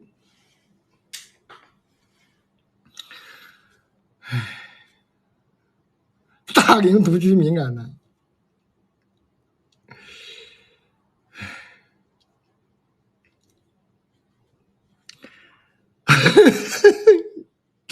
说的我好像也是啊，天天跟朋友的孩子一块玩，我还挺美呢，我还觉得我从小就爱当孩子王，就是我家小孩也多，弟弟妹妹什么的，我就爱跟，就是人家能放心把小孩交给我，我都特得意，我就觉得你看是吧？你看这说明什么？一方面我能照顾得了，是吧？对我能力的认可。第二呢，说明还觉得我还是年轻，能跟小孩玩到一块儿，我倍儿高兴。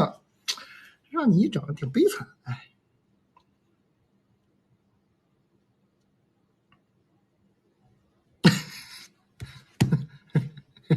我也去国外读书，我去国外读书，谁给我钱啊？那刚我让他那国外读书，那是他有人给他钱花，我这国外读书，我读啥书？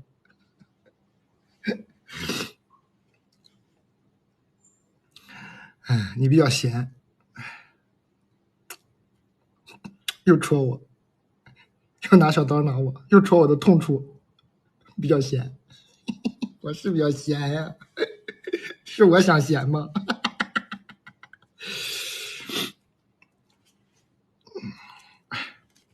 别细想了，我们众筹你去，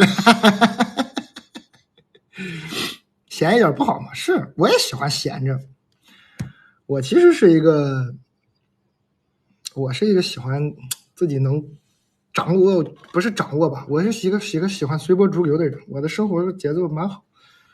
别问了，挂点咖啡啊，这挂点咖啡，大家买点吧，支持一下这个独居敏感男，独居敏感版，一周5天不重样，5种口味的咖啡，感谢大家。西红柿当水果吃还是当蔬菜吃？蘸白糖它就是水果，炒鸡蛋它就是蔬菜啊，都可以，完美的食物啊！我番茄小专家，我给你们展示其实是有负面效果的，我要的是比较生的版本，你们买的你可以要求它发红一点的啊。我是爱吃这个酸的，整点啊，番茄、咖啡啥的，我们这都是明星产品啊，明星产品。你看这番茄今天卖不卖的呀？300多箱了，明星产品自己就会卖自己的，不用怎么讲。上一个表现这么好的明星产品是这个，这奶片也是讲不讲自己卖1000多袋，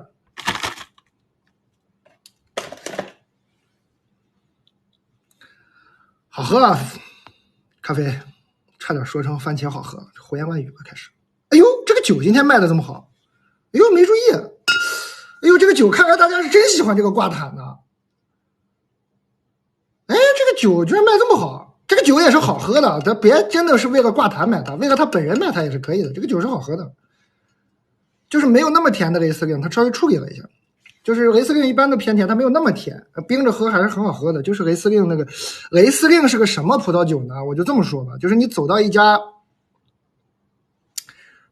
酒吧里，你不是一个资深的葡萄酒爱好者，也不知道该怎么点酒的时候，就说我要雷司令就完事儿了。就是这个葡萄是不出错的，这个葡萄呢，就是它很难喝，它就是偏甜的，它就当代买椟还珠。你买椟还珠，他不会把酒寄回来吧？不会吧？不会还给我吧？雷司令就是一个不出错的。其实很多葡萄酒店的那个店酒，就是你进一个酒吧，葡萄酒酒吧，它有店酒，就是杯卖的，大家那个冰桶里插几瓶酒，说，哎，你进来给你，你不知道点啥，给你一杯酒，很多都会选雷司令，很多都会选雷司令，因为雷司令的性价比就高嘛，它就便宜，它就一呢它不贵，然后呢它不容易出错，就很难听说有一个人说我特别不爱喝雷司令啊。当然你也不会听到一个特别资深的葡萄酒爱好者说我特别爱喝雷司令，就是你喝到最后呢你也不爱喝，但是它就是不会出错，比较基础，比较入门，然后这个也度数也不高，10.5度，10.5度啊，有点果香，有点封闭，就是雷司令那个味儿，你一喝就知道了。然后不是那么甜，推荐大家买2瓶，2瓶才170多，1瓶100多，2瓶170多，然后送个玫瑰挂毯，买椟还珠挂毯。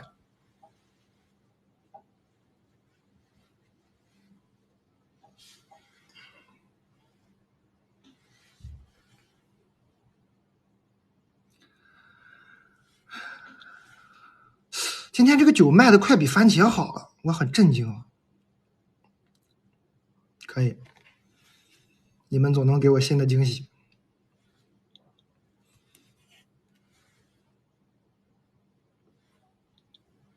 看看衣服，这不穿着呢吗？就这个。然后里头这个短袖呢是比较好玩，它背后有一个视力表，就是那个测视力那个视力表在背后。你点开那个商品详情能看到，这个衣服都有卖，它的材质很舒服。你看你能看出来吗？是垂坠的那种，有点像睡衣，特舒服。你看能感受到吧？贼得劲儿。看看短袖背后，哎，我就知道，我就嘴欠，你说我提这干啥？哎，就自己净给自己找事。行，发券了，给你们看一看，看完了你们就正好买。哎，看到了吗？一个视力表，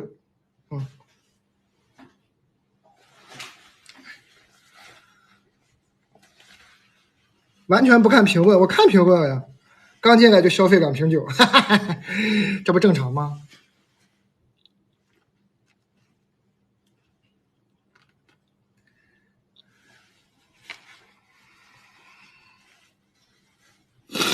没抢到，哎呀，一会儿还有，每个半点都有券啊，每个半点都有券。我视力好，我看到个茅台。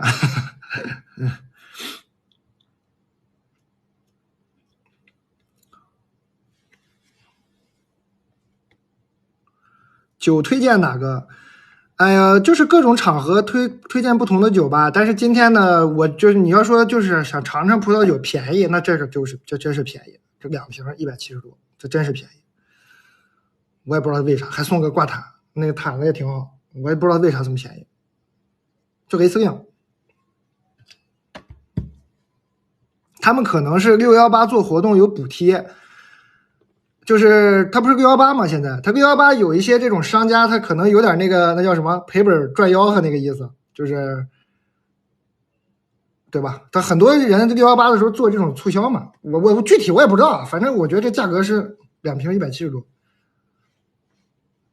还送个毯子，可能就是交个朋友吧，是罗老师那个思路，跟大家交个朋友。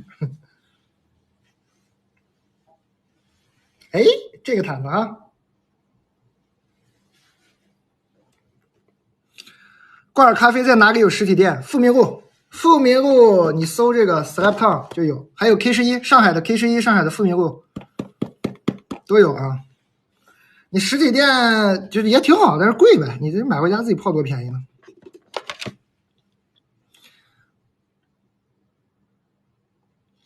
李诞，我的天哪，李诞，我天哪，这句话我必须给他念上。李诞，你摸了一下你的衣服，你是做我男朋友的料。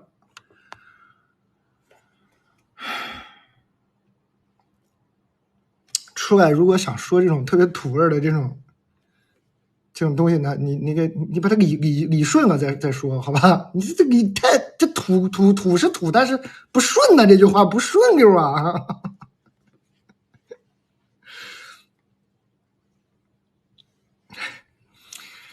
哎，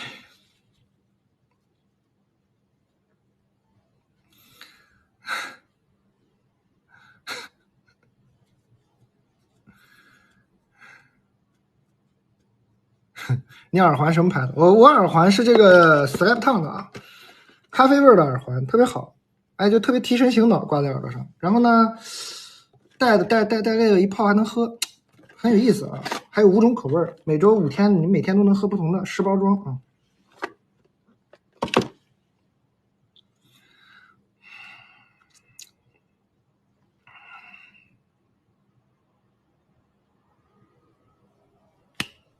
接着读信吧，怎么样？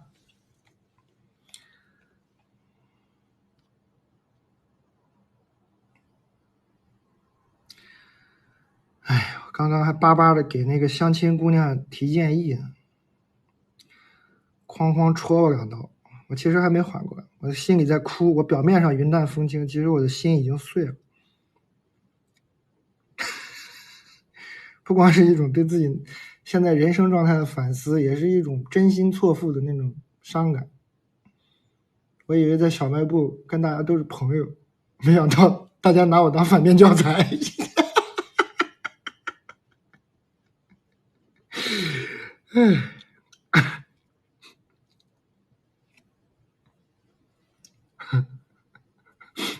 做作，还说我做作。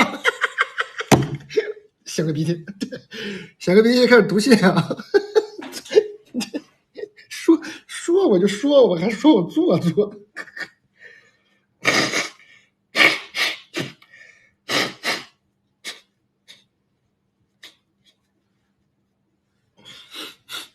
哎，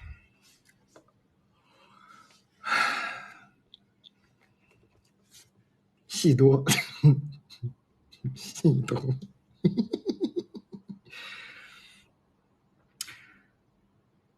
我们公司李诞你好，我们公司严禁办公室恋情。昨天我心情不好，男同事一直安慰我，情到深处我们接吻了，还被人看到了。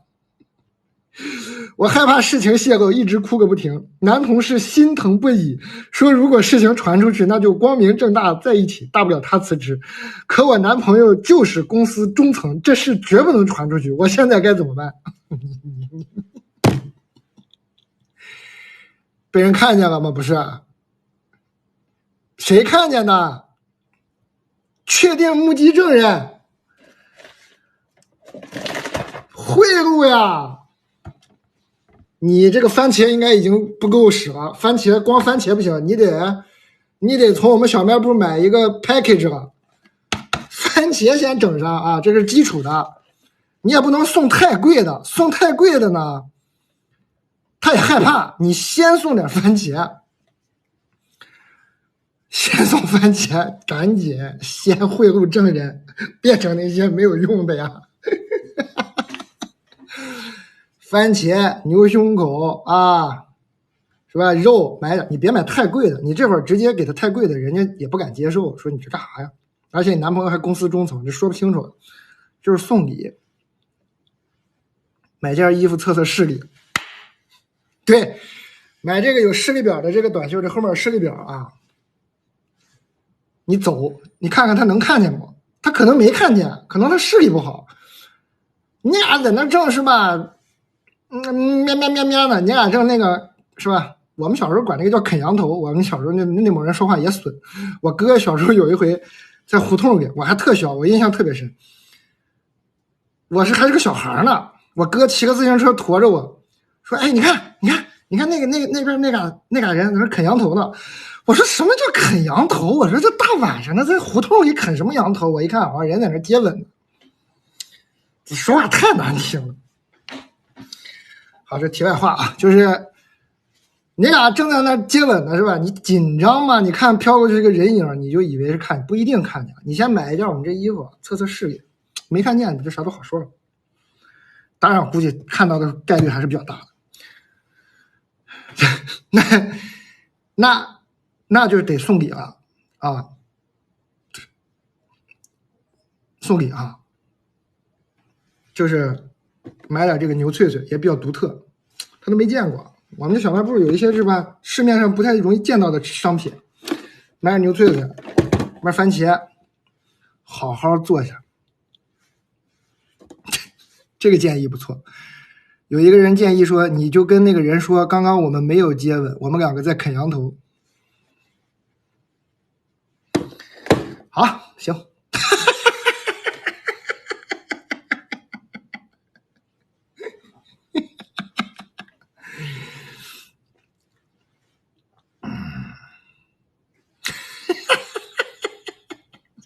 我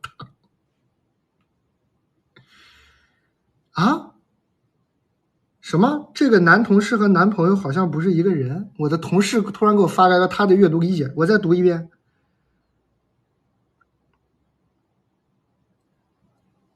等一下，我阅读理解出问题了，再念一遍啊。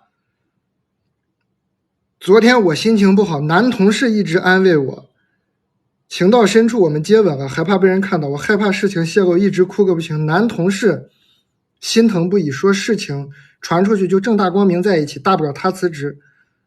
可我男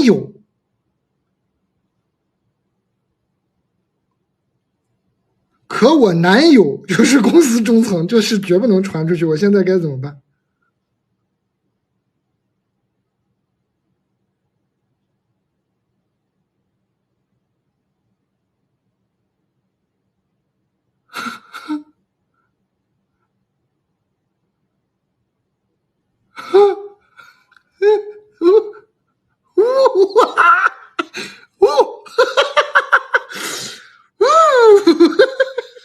姐妹儿，情到深处啊，这情也太深了吧！你挺爱冒险的，你是个冒险家呀！你生活，咱们非得把日子过得这么刺激吗？咱们，你好勇啊你干啥呢？你咋不当你男朋友面亲呢？哎呦我的妈呀，你可真行啊！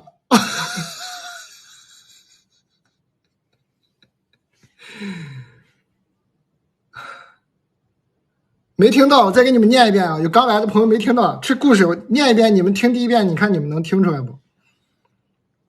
我们公司严禁办公室恋情。昨天我心情不好，男同事一直安慰我，情到深处我们接吻，被人看到，我害怕事情泄露，一直哭个不停。男同事心疼不已，说如果事情传出去，那就光明正大在一起，大不了他辞职。可我男友就是公司中层，这事绝不能传出去，我现在该怎么办？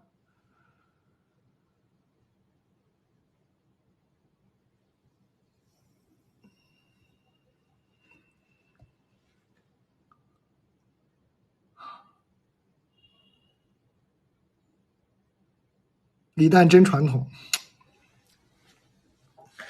不是，我怎么又传统了？我也没说啥呀，我就是有点震惊。我就觉得这个姐们也太……你说你这个情到深处得多深呢？你多虎啊！你干啥呢？你就算是要越过道德的边界吧，那你不也没有一点现实的顾虑吗？你不害怕吗？这严禁办公室恋情，男友是公司中层，情到深处就咔咔就亲了。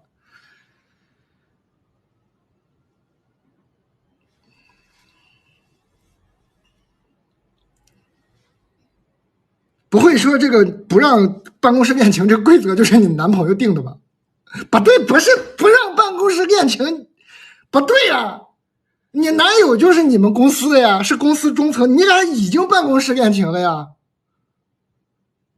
是不是啊？不，这姐们儿，你太喜欢冒险了，你别谈恋爱了，谈恋爱不适合你。你整个岩啥？你攀岩吧，你爬大楼去吧你跳伞啥的吧，你得极限运动你太猛了呀！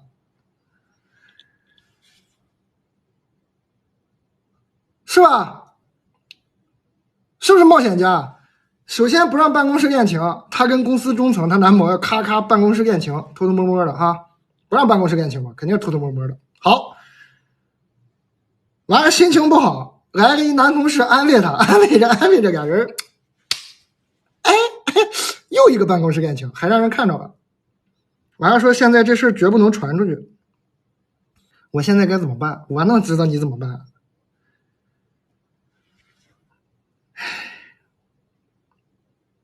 你怎么办？我刚才咔咔说让他买点番茄，这番茄解决不了了。我买点番茄吧，我吃点番茄吧，我压压惊。哎呦我的天！出国读书，出国读书，你出国读书吧，你行，你出国读书吧。我为了避免又再次被人说传统啊，我觉得你要是跟你这个男同事，如果就是一瞬间有点那个意乱情迷，有点糊涂哈，我觉得这还有缓儿，你俩就算是那个，是吧？就是哎呀，冲动了嘛，好吧。如果你俩能打住，我觉得还有救。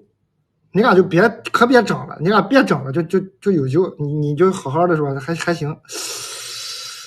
你要是说你就移情别恋了，就是爱上这个了，这确实有点难整了。会挺难看的。最后，你说你这个男友怎么面对这一切呢？你男友听到这个消息的时候，说头嗡一下，说：“你听说过吗？那谁和那谁，因为别人传八卦，别人也不知道他俩在一起啊。要是传八卦传到她男友那儿，懵了呀。还说你听说过吗？咱们公司那谁和那谁那天在公司咔亲上了，男朋友啊，哎，男朋友很呆滞了呀，说啊。”男朋友只能默默地说出一句：“公司不是不允许办公室恋情吗？”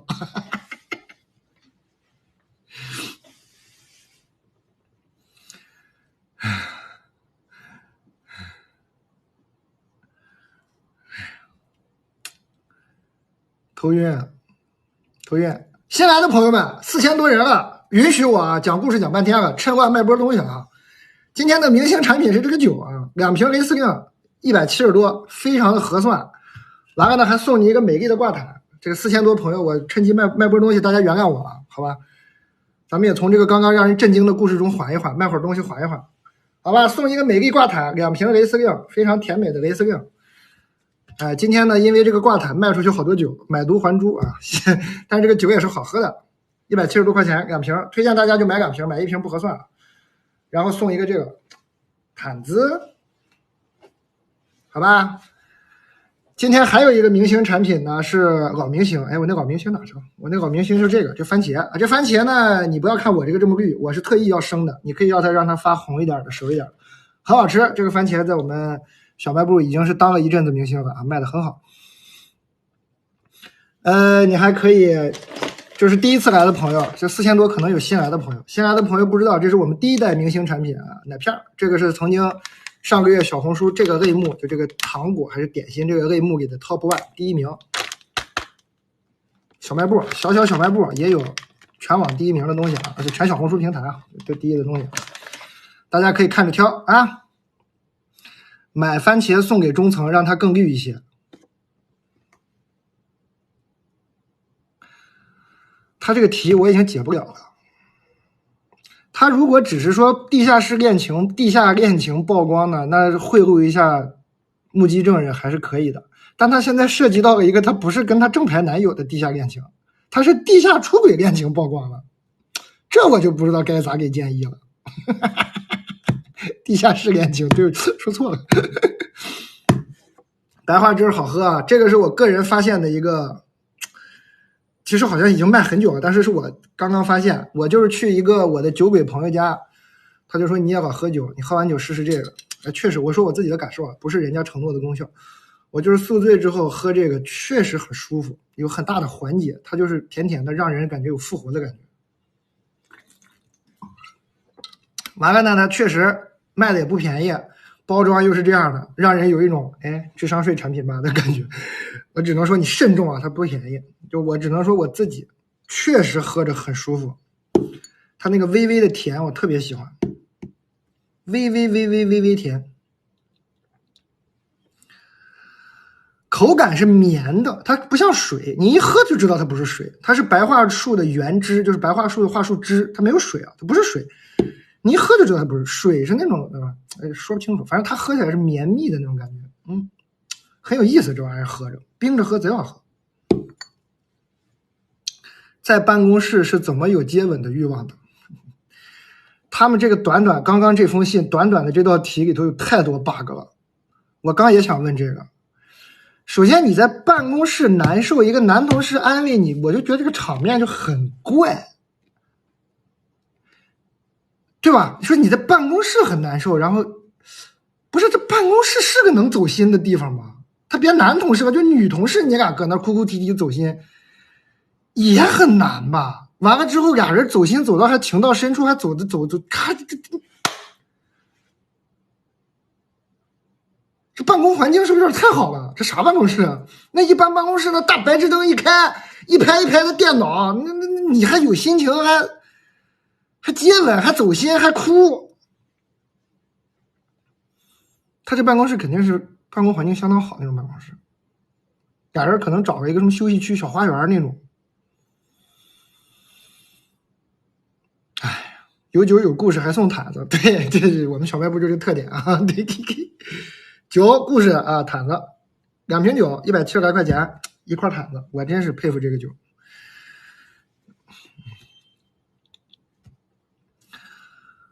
工作都是吧？工作都没苦，恋爱苦，哎。咱们下一封吧，好吧，接着念信了。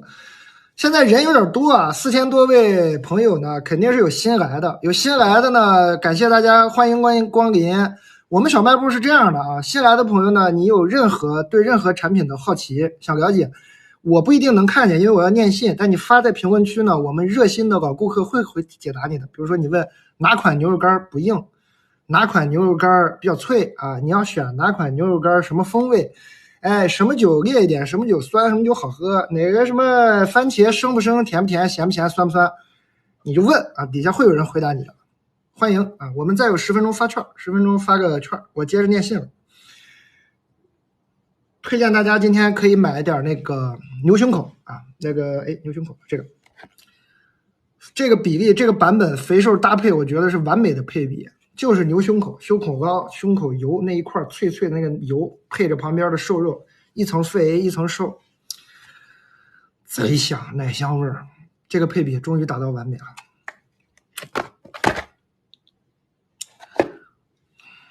羊腿直接撕开袋就吃，羊腿不要任何加工，羊腿撕开袋就吃啊。这个要热一下，你热它是空气炸锅、微波炉、铁锅、蒸箱都可以啊。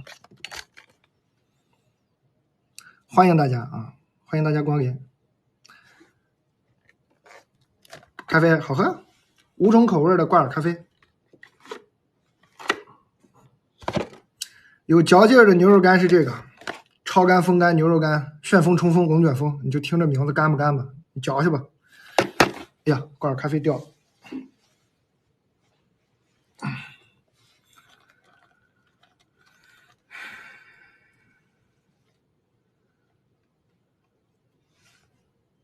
精酿也好喝，白花枝涩吗？不涩，滑滑的、绵绵的那种。2瓶酒才送毯子吗？好像1瓶也送，你问一下，我记得1瓶也送，但是我觉得买1瓶是不是有点亏啊？100，1瓶100，2瓶170，你为啥不买2瓶？2瓶送毯子，1瓶应该也送啊。我接着念了。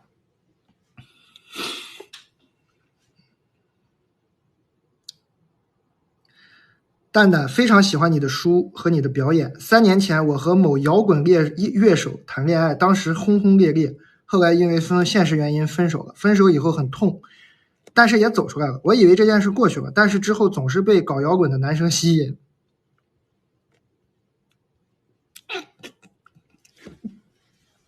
我不该笑，不好意思，对不起，我不应该笑，对不起，我理智上知道自己和他们不合适，所以也尝试去谈各方面看起来和自己合适的男生，但是就是无法喜欢上。蛋蛋，我该怎么办呀？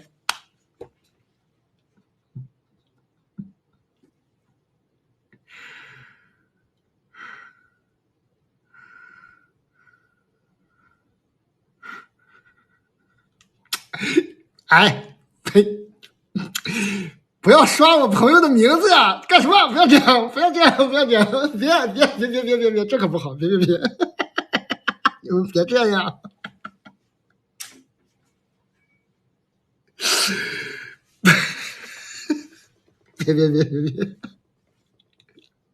别！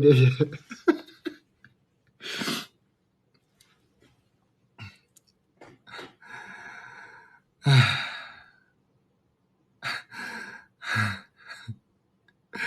不是笑是什么呢？因为我也认识很多这样的人。我有的姐们呢是不是 rapper 不谈，哎，就谈 rapper。我有的姐们呢是不是画家不谈，哎，就是常年就是画家。还有当然也有这种，也有就是摇滚乐手，哎，就不会弹吉他就不行，就不弹。我为啥笑？他一说这个总是被搞摇滚的男生吸引，我脑海中就这个走马灯似的过去了几个我的姐妹，我就我就笑了。唉。能理解啊。首先我要说，我觉得特别好理解。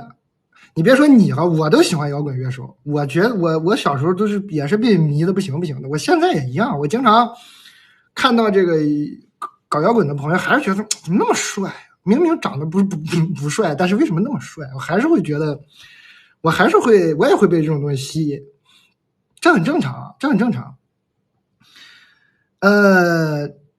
其实我对你的意见就是多谈点。你看，你说你理智上知道自己和他们不合适，但是呢，就是无法喜欢上各方面和自己合适的，怎么办？你就再猛的谈几个摇滚乐手，这玩意儿是个祛魅的过程。你这咔咔的再谈两个，你就知道，哎呀，都正常人，就是咋说呢，也吃蒜是吧？都一样，不洗澡脚也臭，就是没那么帅。就是你谈一谈你就祛魅了，一谈哦，这不也正常人吗？这不也吃喝拉撒，然后放下吉他不是跟我一样吗？都正常人。你这个体验多了，你就这个瘾就过了，就你肯定会被魅惑，就觉得这些人怎么那么帅，不食人间烟火，是怎么那么不像普通人呢？怎么那么跟他们多接触接触也都正常人？我没有说人家不好啊，我认识很多摇滚乐手朋友，那他确实都是相当真诚、善良、可爱的人，也是很酷的人，但确实就是正常人，也有正常人的缺点。也有优点啊，就是你就跟他理解他是正常的就好了。我摇滚乐手朋友不要太多了呀，也都很好玩，人都挺可爱，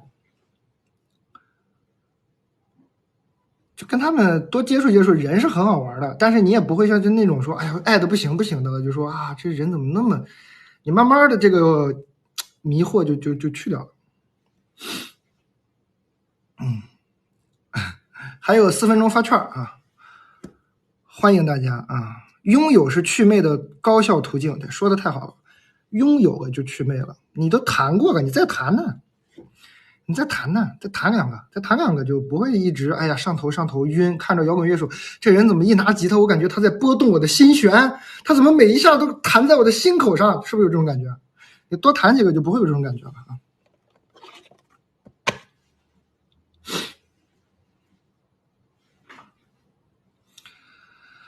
确实帅，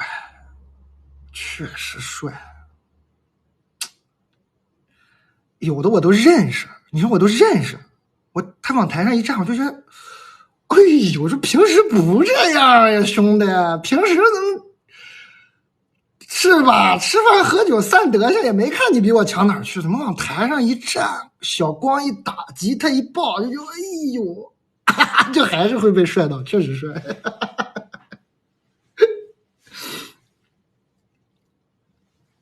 下个就好。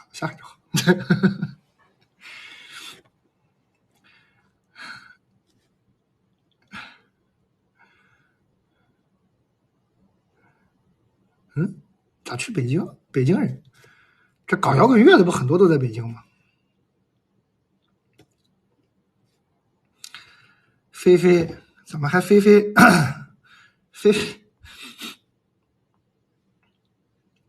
我是真的喜欢，但我笨，我学不会吉他，我学过，但我从小呢就跟这个帮我们学校那会儿就玩乐队的，我就跟他们玩。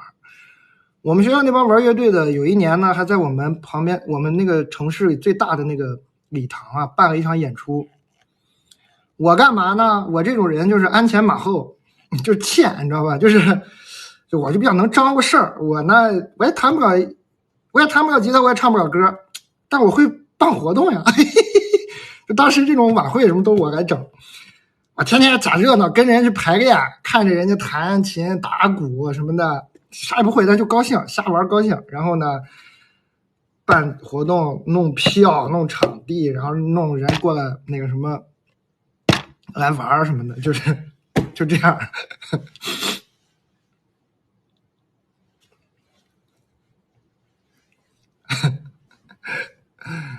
会来事儿，对，我就是喜欢。那会儿就是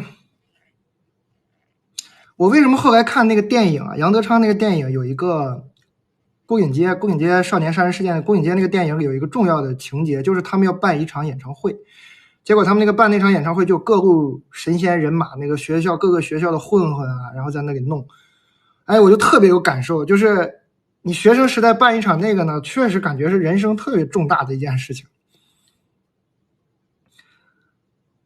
那很多那个在台上唱歌的人，你就觉得他就圆满了，就是他都感觉他人生的圆满，还是挺好的回忆，还是很美好的回忆。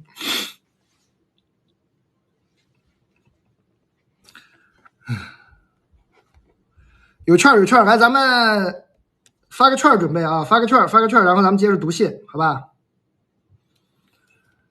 发券啊！发券，咱们接着念信。今天的明星产品呢，有老明星奶片啊，老的明星牛肉脆脆，哎，还有这个番茄。新的明星是这个雷司令的白葡萄酒，2瓶170多块钱，送1条美丽挂毯。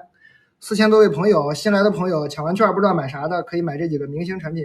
然后我们就接着念信了。奶片有糖啊，葡萄糖，微微甜，不是很甜。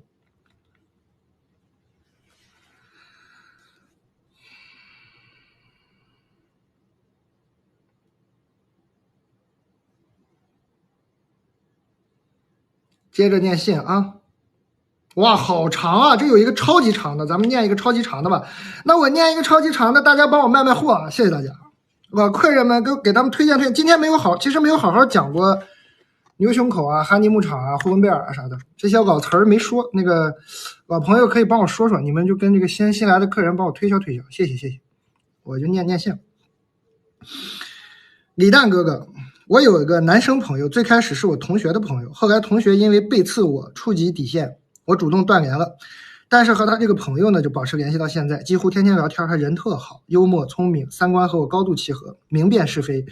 当年我和同学决裂，他虽然是对方的朋友，但一直站在我的立场安慰我，哎，我就对他挺有好感，也互相帮助，作为彼此情绪价值来源，走过好几年，好几年了。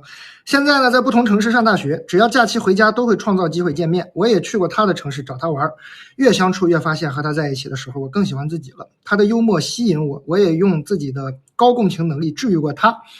现在我们俩都走过低谷，变得越来越积极，很熟。可是我到现在竟也喜欢他2年多了。美好的故事开始往悲伤的方向走了。哎呀，听故事的朋友们，买奶片，买个酒，纯爱加智性恋加暗恋 buff 叠满，我可以做所有对他好的事，可惜是以好朋友的名义。我朋友都说他肯定能看出来我喜欢他，只是因为自身某些原因或者不够喜欢，所以态度不明了。多年的朋友了，我了解他对待感情一直挺认真的，不渣，只不过情感在男生世界里占比注定不会很大。但他呢，又是一个自诩更需要情绪价值大于欲望的人，所以导致他的性格就是身边的朋友，包括异性朋友非常多，人缘很好，但他边界感不强，不会拒绝别人。第二，他情商很高，让别人和他在相处的过程中体验感满满，会无差别的真诚的欣赏。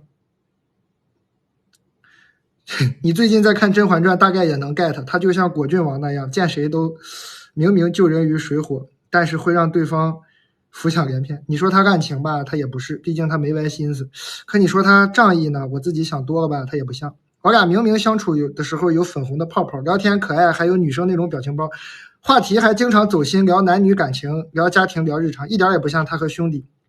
举个例子，我生日玩到有点晚，我回去有点远，他就说没什么要拿的，可以住他家。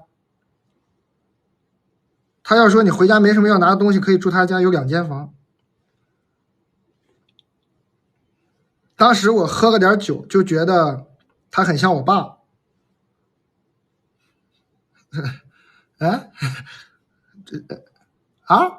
觉得他很像我爸，给我倒水，给我扶床上躺好，准备出去的时候呢，我借着酒劲说了一句，想让他陪我一会儿，可他问我怎么了。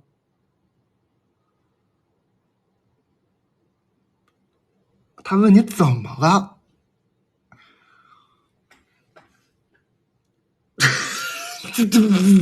哇，我也没有勇气挑明喜欢他，怕朋友都没得做。那天晚上他说过2句话，你应该庆幸我们俩是朋友。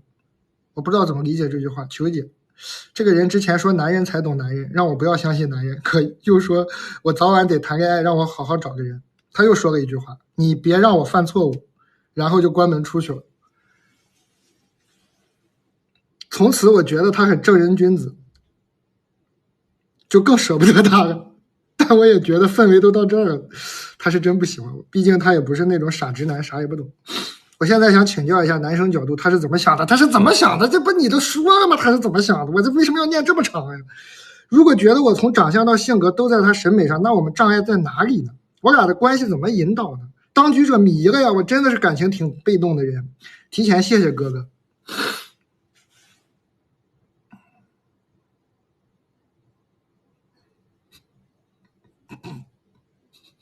这底下这些刷屏诡计多端，孩子买点番茄补补 VC 吧。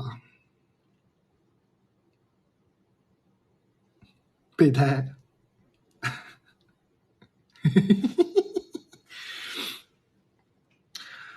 我们小卖部还是这个原则啊，不揣测，不恶意揣测，也揣测人啊，不恶意揣测，不往极端情况想。我呢就给你一个建议，我只能从最表面的事上来说呢，你俩可能要是有救的话，就一个建议，你俩太熟了，别聊天了啊，先1个月不聊天，不见面啊，感受一下，怎么样？感受一下。你现在1个月就不要跟他聊天，不要接触，不要见面。1个月以后，你如果还是很喜欢他，认认真真的发条微信，说我还是很喜欢你。那天喝多了在你家的时候呢，其实我就没安好心，我让你陪我一会儿呢，我就是想让你陪我一会儿，没怎么了，我喜欢你。但那天你给我拒绝了，我挺闹心。我听了一个叫李诞的人的建议，说我1个月不理你试试，我不理你完了呢，还是喜欢。我跟你说一声啊，我觉得不跟你说也不公平，咱俩这么好。我说完了呢，就说完了。你要是喜欢我呢，那最好；你要不喜欢我呢，嘿嘿嘿，咱们就好好的当朋友，好不好呀？整可爱一点吧，你俩就这样吧，你俩都关系这么好了，就别整的尴尬，就这样吧，你听我的啊。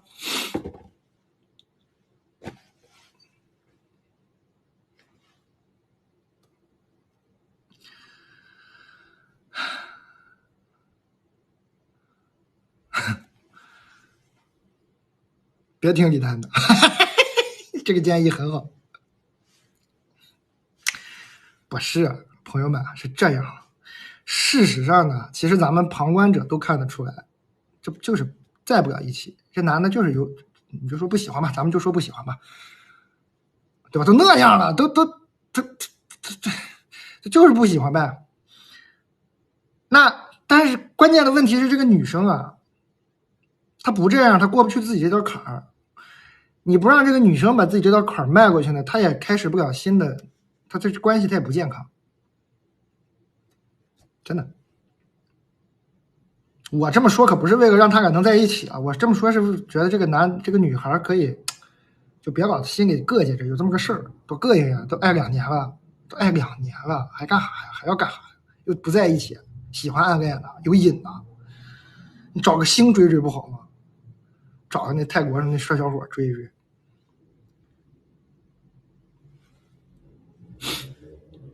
出国留学吧。直接放弃，他放弃不了，他就得有这么个过程。他跟这个男的把这个话说了，可能就放弃了。哎呀妈呀，怎么这么多人？我天，4600人！刚刚有一瞬间我看到有5000人，哎呦4700人！哎呦我的妈呀！哎呀4800人！这，好嘞，欢迎大家啊，欢迎大家！不知道买啥的可以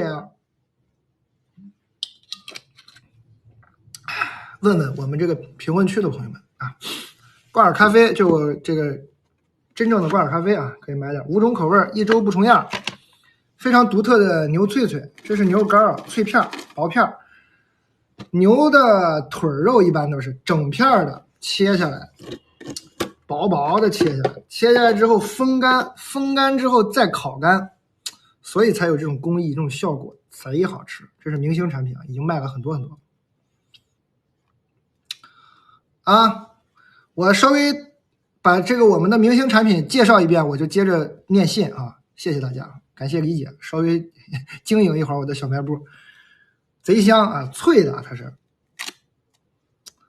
这个目前是没有差评的，不光是网上，还是我的朋友，我那些嘴特别刁、特别毒的朋友买回去吃都说好吃，而且他们的小朋友都特别爱吃，小孩一吃停不下来。它很好咬，它完全不费牙，但它又是很浓的牛肉的香味儿，贼香，贼香。我放回去干啥？我吃一个不知道。今天还有个明星产品是这个雷司令。哎，这个酒啊，其实搭肉是可以的，搭肉搭火锅都是可以的，因为它比较甜，冰一点，冰了喝，2瓶170多块钱，我觉得今天它就是价格很合适，然后送一个美丽挂毯，今天就是它卖的特别好，是因为这个挂毯。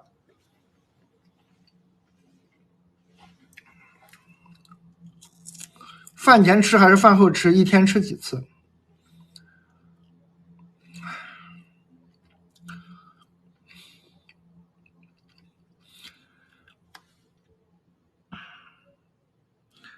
饭后，好吧，饭后吃，一天呢吃个6、7次都没有问题的啊，因为我看你应该也是一天要吃个6、7次饭的。洗澡的时候能吃，洗澡的时候能吃，还能遮呢。你还觉得水有点大，你把这片举起来，哎，还能挡水，说怕头发打湿，哎，挡水，多功能牛脆脆。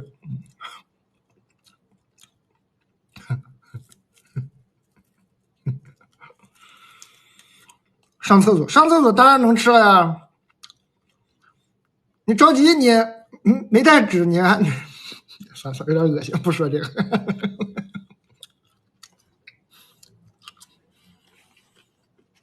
空腹能吃吗？空腹就不建议吃了哈，确实空腹不建议吃。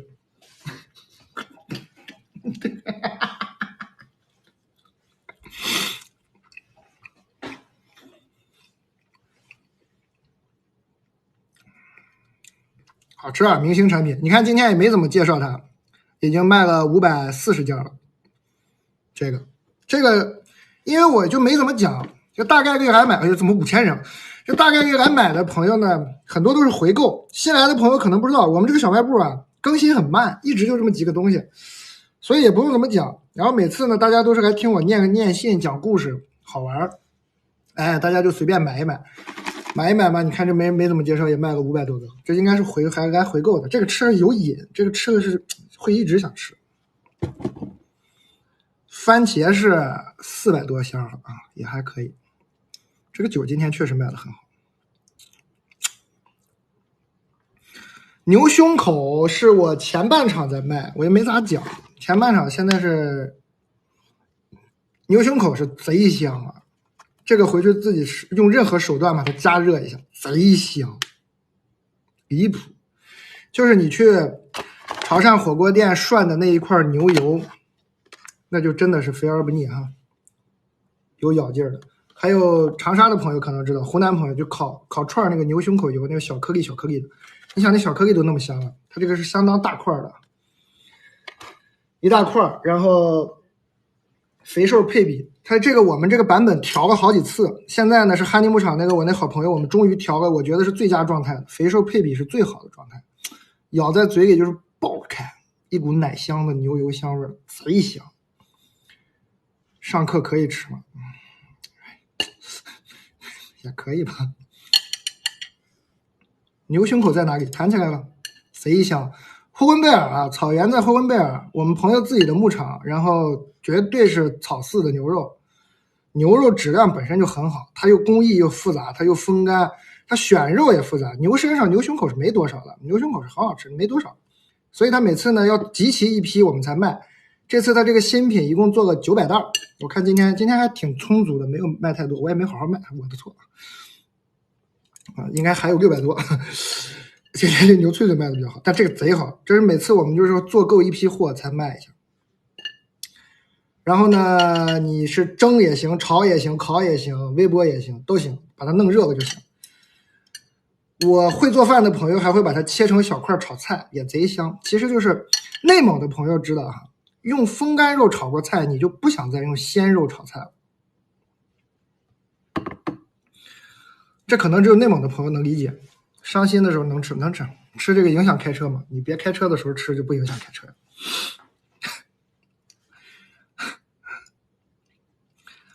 巨香。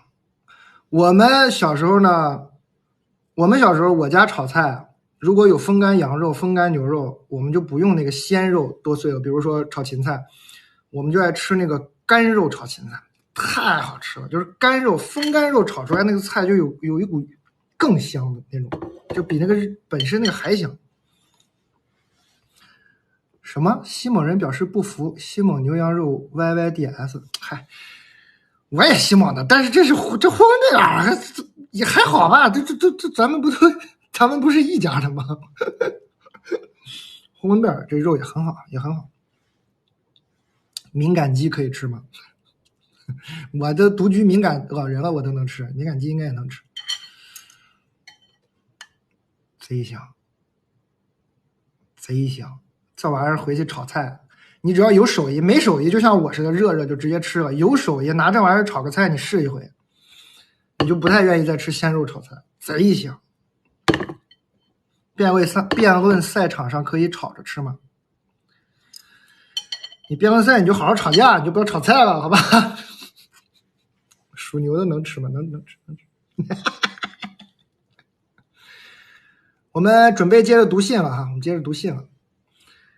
哎呦，还是讲一讲还是有用啊！我这半天没讲，也没咋卖，这讲一讲已经300多单出去了，感谢大家，还是识货的朋友多啊！感谢大家支持，已经300多单了，那就还剩个600不到600啊，500多啊，好吃啊，这个真的好吃。而且我们之前的版本有时候肥肉块太大，有的朋友不习惯，我们今天做的这个配比特别好，贼香。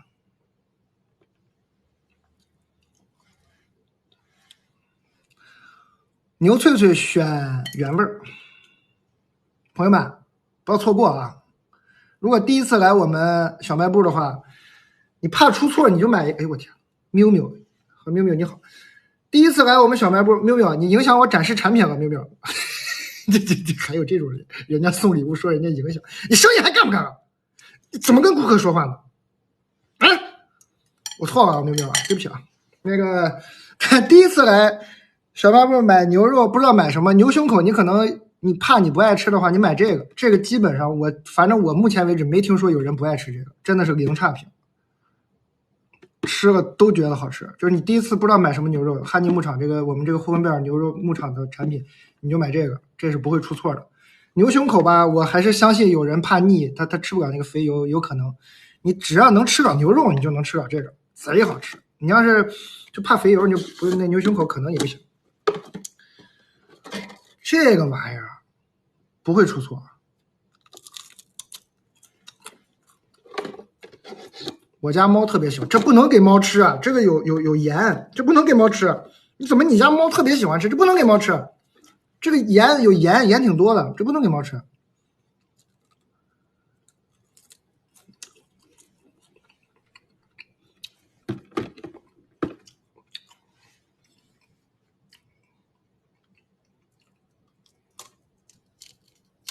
哈哈哈，跟我抢！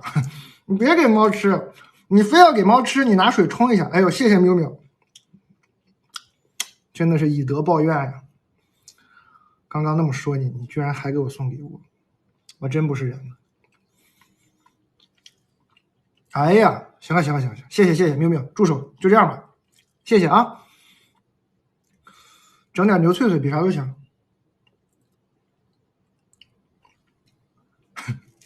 不能给猫吃，哎呀，我天哪！但是话又说回来了哈，其实我们小时候，我小时候养狗，我们家那狗那不就人吃啥它吃啥吗？那不就吃生菜吗？那狗不也活着吗？吃的也倍儿香。现在呢是有知识有文化了，说哎呀得吃猫粮狗粮，不能吃人吃的，不能吃盐。其实看什么角度吧，也未必对。你可能你也想让你的猫活着一直陪着你，你就得特别关照。但你要想让你的猫特别快乐、随心所欲，那它爱吃就吃吧。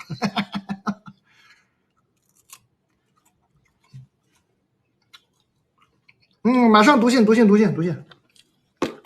大家帮我那个，有人问第一次不知道买啥牛肉，就推荐这个牛脆脆啊，我就接着读信。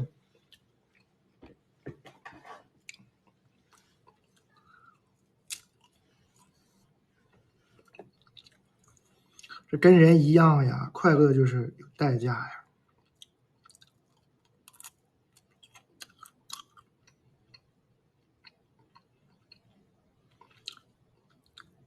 我天哪！我收到我同事的那个信，说我们今天这个雷司令呢，刚才卖太猛了，毯子差点断货了。说这个酒还有，但是差点毯子卖断货了。但是已经沟通了，紧急补了毯子，保证今天大家在直播间买这个酒送毯子呢，48小时内都会发货的。刚刚沟通过，毯子就是这个，这赠品太好了，这赠品差点断货。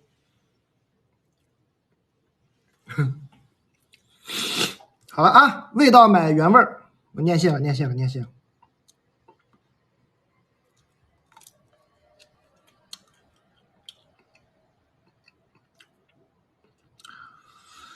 李诞你好，我是一名小社畜，之前手里的工作效率不高，向上面的领导提议了一下怎么改进。领导说你来写邮件，我来发。后来因为是第一次写这种邮件，有些没有信心，就先发给其他有经验的同事帮忙看。之后有一段时间就没有回音了。最近那位同事突然找到我说，这封邮件已经决定由别人来发，我写的内容也采纳了一部分，理由是这个工作的主担当不是我，我心里有些不是滋味，又不知道该怎么办，想听听您的建议啊！被抢功了，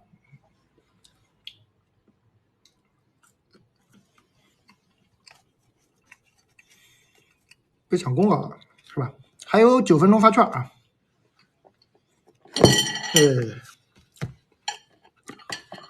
耳朵上是挂耳咖啡，它就是啥？它本来呢，他有一个工作意见，他有一个工作改进的想法 idea， 完了呢，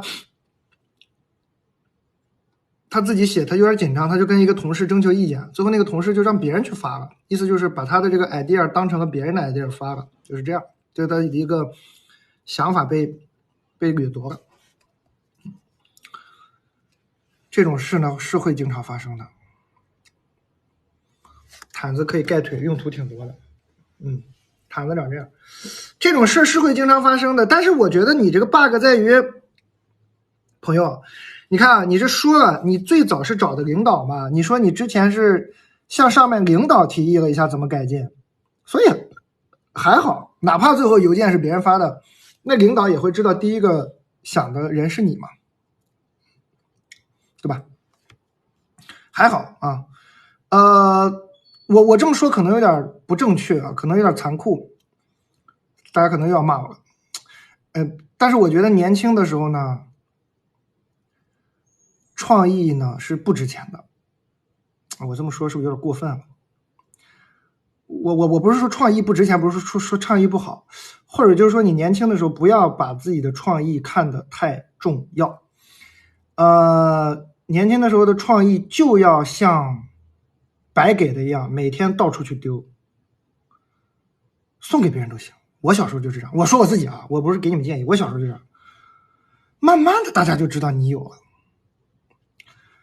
你可能他能偷走一个，都来你这儿偷，最后发现哦，最厉害的是那个人，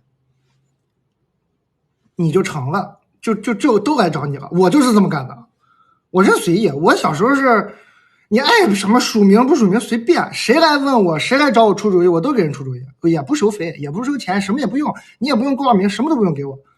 我就给你出主意，我也不会考虑你是好人坏人，你会不会感恩什么，我都不会想，我就给你，因为我有，我没有什么别的原因，就是因为我有，我就咔咔给。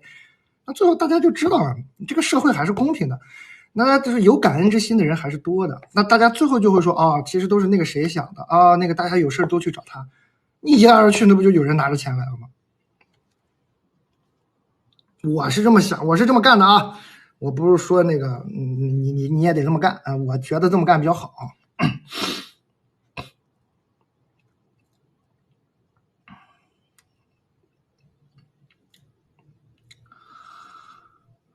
我看看啊，这个职场的事儿啊，你想听职场的，还是想听爱情的，还是那种内心焦虑特别诡异的？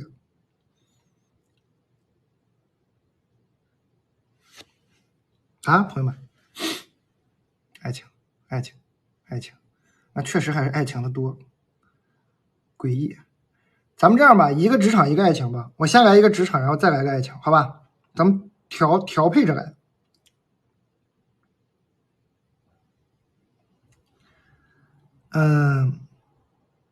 我看啊，我的天，这还主场爱情呢！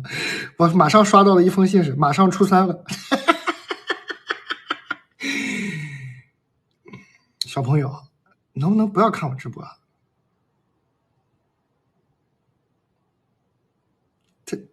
你哪来的手机啊？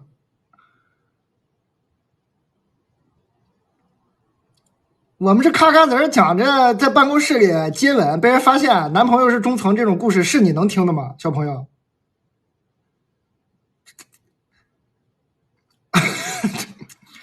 出去！小朋友，不，你干嘛呢？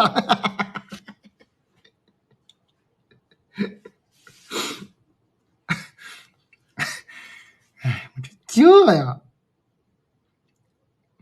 我给你念了吧，这小孩贼可爱，说马上初3了，但有的时候会忽然不想学习，也会碰到一些低谷，怎么办？哎呀，你初3你肯定不想学习啊，谁那么爱学习啊？我该跟你说啥呢？好好学习啊，少看直播，少玩手机，好好学习。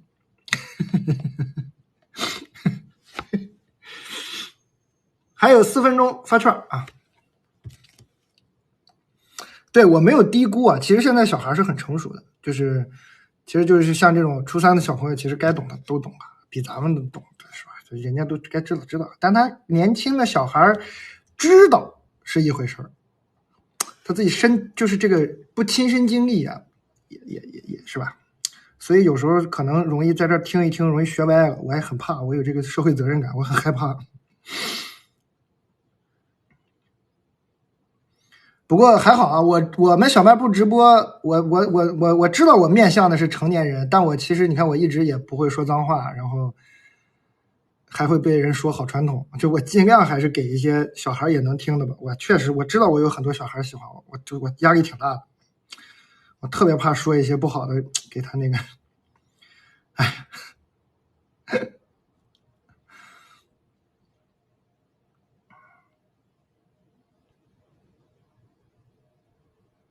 看看啊，亲爱的蛋蛋，我和男朋友交往2年了，计划2年后结婚，双方已经见过家长，但是第2次去他家呢，他的家人一直暗示我要给他们家干活。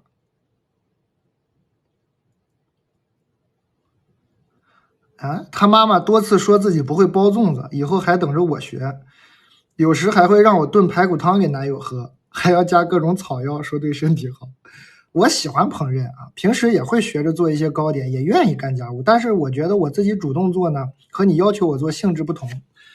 况且我和男友尚未结婚，就要求我做一个贤妻良母，感觉有点不尊重我。因为这事儿呢，我和男友吵架了，男友啊还和他妈发个脾气。哎呦，你男朋友不错呀！男友还和他妈发个脾气。哎呦，读到这儿感觉你不会有什么问题啊，挺好。这还读吗？你挺幸福。我现在有点愧疚，但是我现在不反抗，我怕他妈妈以后会一直这么对我。请蛋总为我分析一下，下次发生这种情况，我怎么巧妙的表达，才不会伤了和气，又让男友妈妈觉得这些不是理所当然的。谢谢蛋蛋。哎，我觉得男的站在你这个男朋友站在你这边已经 OK 了。你其实你男朋友都吵了一架，就跟他妈妈已经表达的很清楚了，是吧？我给你的唯一的建议就是少见面，那么还见他妈呢？就少见就完事儿了。这个建议就不是说你以后要怎么相处，就不要相处啊！你那么爱跟他相处呢，对不对？你少去不就完事儿了吗？这是根本解决哈，没有那么多你俩非要见面的，他又不是你妈妈，你们不会经常见面的。哦，别包粽子了，我们可以消费。对对对，我们有粽子，你可以给他妈买点这个粽子。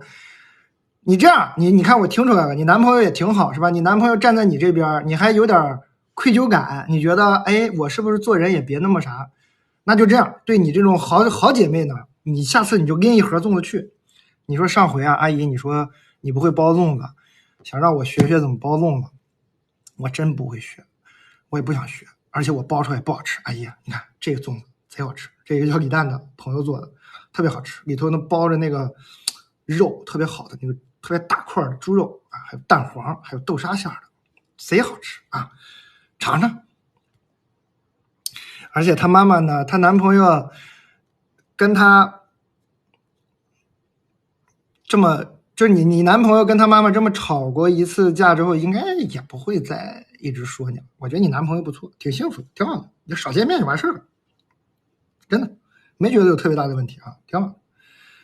这老人家嘛，思想传统一点呢，或者说这个是吧？就是说，哎呀，希望你照顾他儿子这种想法呢，虽然说有点奇怪，但也不是说完全不能理解，是吧？也能理解，能理解呢就少见面呗。你想改变他，改变不了，改变不了他。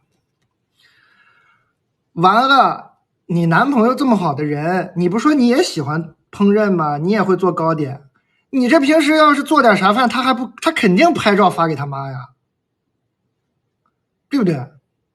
你男朋友人都这么照顾你了，他肯定你以后但凡你以后做的任何一顿饭，你以后做的任何一顿你俩吃的饭，他一定都会拍下来发给你妈妈的，那他妈妈的，那不就完事了吗？对不对？对不对？就其实挺好解决的，不要太操心，这事就解决了已经。买点粽子啊，这个粽子不是说非得端午节吃啊，这个粽子只要你不是很怕胖，它是真的贼好吃。这个唯一的缺点就是吃起来容易停不下来，贼香。要煮的久一点，煮个15-20分钟都行。那个做呢，就是欢桃那老板，他每年都做，去年我就吃了，很好吃。我们也有欢桃的酒，这个就是我在上海经常去的好朋友的酒吧。大家可以按需选择。接着念信啊。最近又和前男友分手了，分了 N 次了，这次微信删了，电话拉黑，他这次也没有挽回我，而我很怀念。要不要再找他？我们很难沟通，在一起就吵架，家里人也不满意，要不要就这么算了？那就这么算了呗，这还有啥不算的呀？分手很好玩吗？这是一项运动吗？分手还分了 N 次了，这次微信删了，电话拉黑，他这次也没有挽回我。哎呀，你俩真行啊！说分手锻炼呢，说练习一下，分一回练练，分，哎，最后练成了。你看这回现在练成了呀，这回微信电话也拉黑了，也不挽回你了，练成了嘛。前面分手都是练习，这回练成了就别和好了，好不好？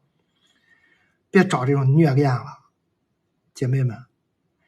年轻时候这个虐恋呀，就电影里看看得了，虐恋就看着别人谈就完事儿了，自己可别整这虐恋了，就踏踏实实过日子，行不行？啊，听我一句劝，这玩意儿这么有劲吗？这来回分手好玩吗？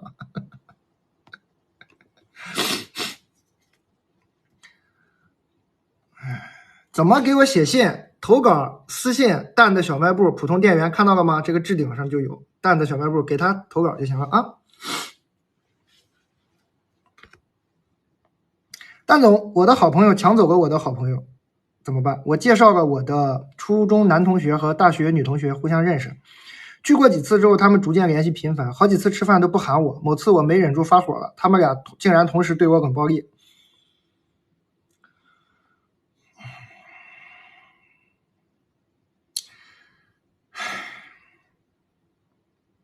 到现在我跟他们俩都断了联系，他们还在一起玩，据我所知没在一起，甚至还一起去我跟他们俩分别有共同回忆的地方，比如母校之前经常去的餐厅什么的。我觉得太膈应太恶心了，没想到20多岁了还会发生这种事儿，感觉这个世界是一个巨大的甄嬛传。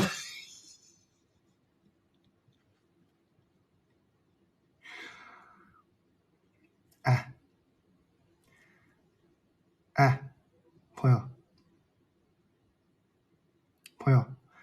一男一女，人家一男一女吃饭不喊你，不是？我仅从这个字面读啊，我真不觉得。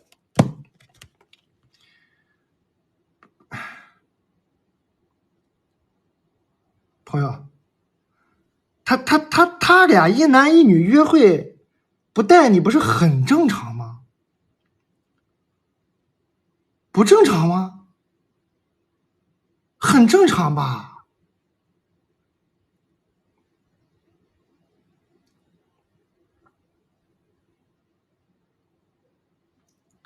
完了，你跟他发火，你不应该跟人家发火，你跟人家发火确实有点奇怪了。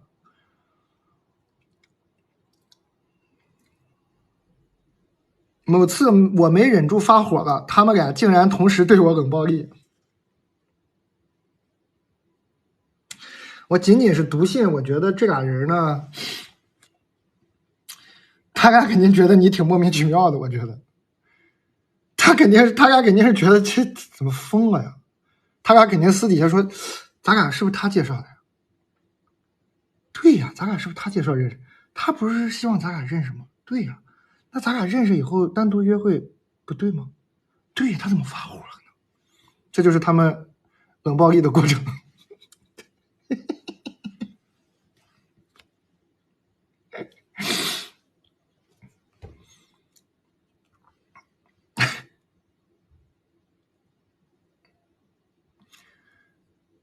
是不是？是不是嘛？肯定是这样呀。哎呀，朋友们，哎呦，哎，大家对我的衣品这么认可吗？我这个小衣服一句都没有介绍，卖了80件，真行啊！我介绍一下吧，贼舒服啊！它这个面料是那种薄薄的、凉凉的，完了有点弹的那种，很清凉、很清爽、很舒服，也不丑，是吧？在这个价位买，感觉这个颜色、这个材质，感觉还挺高级，是不是？感觉还挺高级，其实也不贵。看着这种暗花的感觉，好像什么。我上次去参加阿玛尼那个活动穿的，好像也是这种感觉啊，但是人家这个很便宜啊。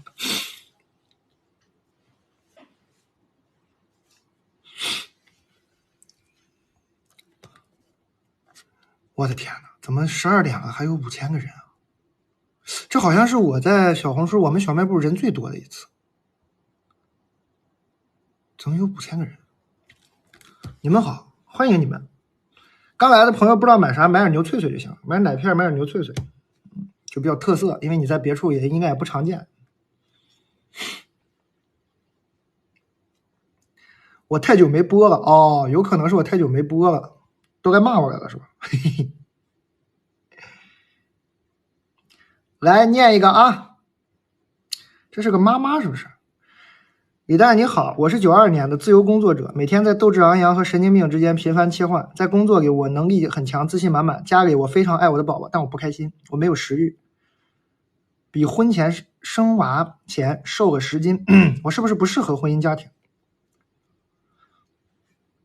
这个逻辑是怎么跳转到这一步的？中间是不是还有很多种可以选择的答案？为啥直接就是不适合婚姻家庭？为什么呢？因为我结婚1年，宝宝也刚好1岁。我的婆婆特别的体贴、周到、细心，特勤快。半夜宝宝一哭，她一下就能跑过来，每天如此，包揽宝宝的事物。而且呢，我婆婆非常优雅精致，每天踩着小高跟，编着辫子，穿着裙子下楼遛娃，非常用心。哎，还在学习早教和宝宝互动，包揽了家里的一切家务。我只要一做家务，她就不让我动。说我来，宝宝的一切也是奶奶来，她非常细致，每餐饭哪个菜我夹几块，哪个菜我没动，哪个菜有姜丝，都会告诉我。她一切都好，身边的所有人也都觉得她勤快，觉得我像个不知好歹、身在福中不知福的人，但我非常难受。这是我自己的家。我1秒都不想待。和我老公沟通了很多次没有改善，好像也越来越不需要他了，我怎么继续生活？哎呀，天哪，真的是该怎么说呢？就是托尔斯泰那句著名的话是这么说的，安娜卡列尼娜那这个著名的开头是：幸福的家庭都是一样的幸福，不幸的家庭各有各的不幸，是吧？但是呢，其实我有时候觉得这个幸福的家庭也有它的不幸。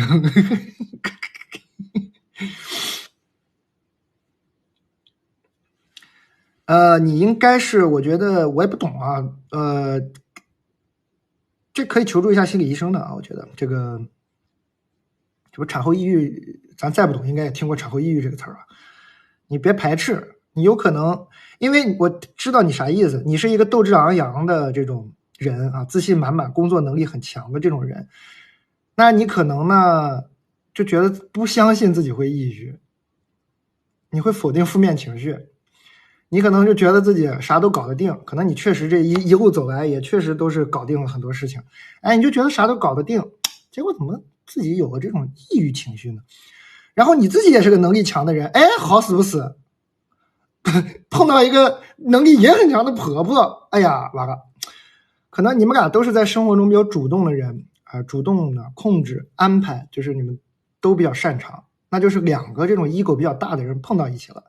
虽然他是在照顾你，但是可能不是按照你的 ego 喜欢的方式在照顾你，你就有点难受。我觉得好解决啊，一个是看一下这个医生，还有一个呢，你这孩子不已经1岁了吗？可以不跟婆婆一起住了呀，好不好？你跟老公沟通很多次没改善，你就说我想出去住一段时间。而且你不是自由工作者吗？自由工作者你也不用上班，你也不用非得守个家，是不是？朋友，带着孩子走呀，带着孩子走这呀，颠了呀！你不自由工作者吗？溜呀！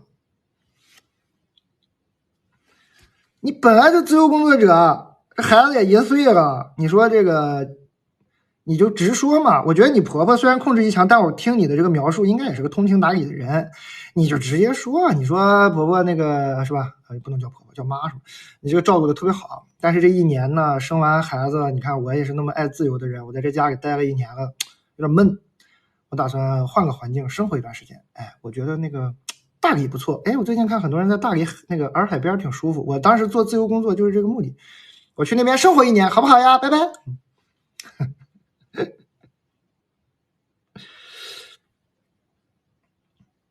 对不对？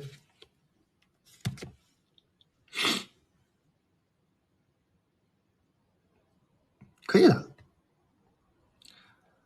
哎呦，感谢大家啊！我的天哪，今天这个人多，确实是，我的天哪，这个酒卖了快800瓶，800件，那还不止800瓶。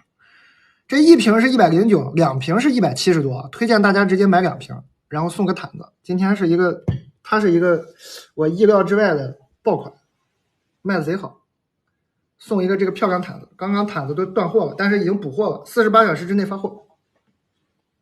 今天的明星，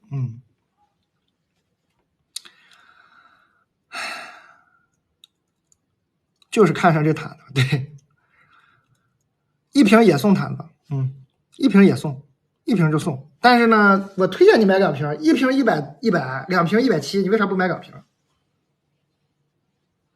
毯子还可以啊。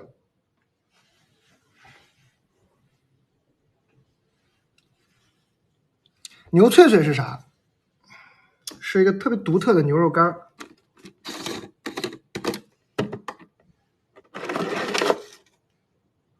非常独特的牛肉干，脆片，贼好吃。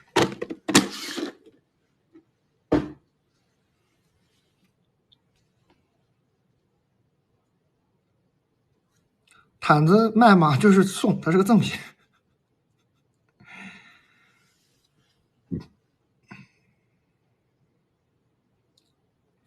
播客已经更新了，现在12点，我播客已经更新了。你不想听我在这叨叨，你就听播客也行。播客谈一下那个 ins， 播客就是我采访复兴公园 ins 这个整个一栋楼里面这么多夜店的那个 CEO 老板，我跟他的对谈，我的好朋友 Justin， 他是以前人也很有意思，以前做投资的，现在干这个。我们这个 ins 复兴公园呢，里面这个卖这个通票是7家夜店，7家夜店你都可以进去，这个通票就是7家夜店都能进，而且7家夜店每家夜店送你一杯酒，然后你还是喝不够，最后在 playground 呢，就其中一家夜店可以喝畅饮。推荐大家早点去，可以去五花马先吃个饭啊。五花马旁边呢也新开了一家泰国菜，推荐给大家啊，叫川和泰，也在 ins。五花马的就紧挨着五花马，也很好吃，就是那个居酒老板开的，昨天我已经吃了，非常好吃。大家去 ins 玩呢，可以先去川和泰、五花马吃点饭，然后11点的时候先去把这7家夜店的手环换好，省得晚了人多你排队。人不多的时候呢，你就把手环换好，后面就每家玩就够了，太开心了呀！7张票，7杯酒，对不对？贼开心。好吧，我马上读信，怎么没帮我谈这个 ins？ 谈一下这个 ins 啊，这个点应该已经有喜欢蹦迪的朋友，不爱睡觉爱蹦迪的朋友，周5周6的通票，7家夜店都能进，周5周6的通票，除了 KZ 都可以进。7杯酒，去一下，推荐给大家，这个地儿真的值得一去，我经常在那玩。念点别的，不听这个家庭了。哈尼牧场，阿蒙，阿蒙，今天这个牛脆脆卖的贼多。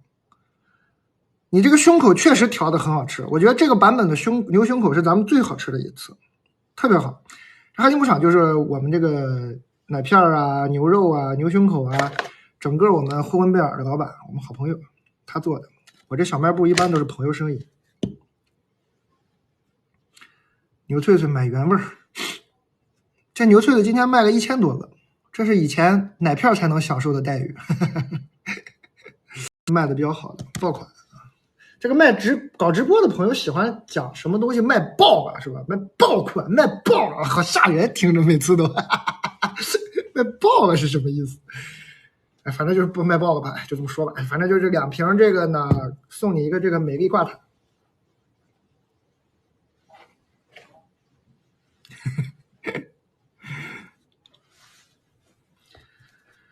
念个信。我们一会儿还有券啊，我们再过13分钟再发个券。奶片也有啊，1瓶也送毯子。我看看下面有没有什么这种奇怪的。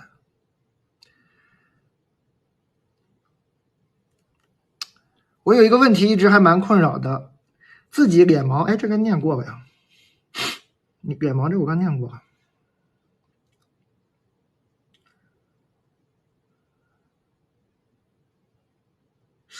对于那种拿说大不大说小也不小的事情膈应你、恶心你、排挤你，然后你要是发怒就会双标指责你，说你小肚鸡肠的什么的，积累到了一定量了，你要发毛了，他又假装和你推心置腹，对你做些没有必要的帮助，当其他人面就表现的好像其实对你不错的样子的那种人该怎么办？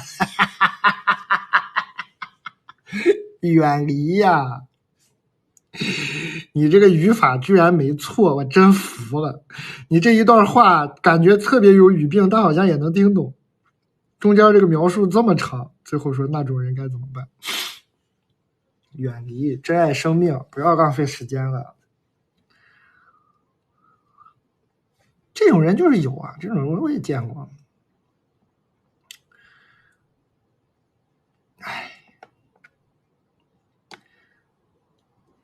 这就是欺负人，离他远远的就好了啊，没有必要浪费时间在这种人身上。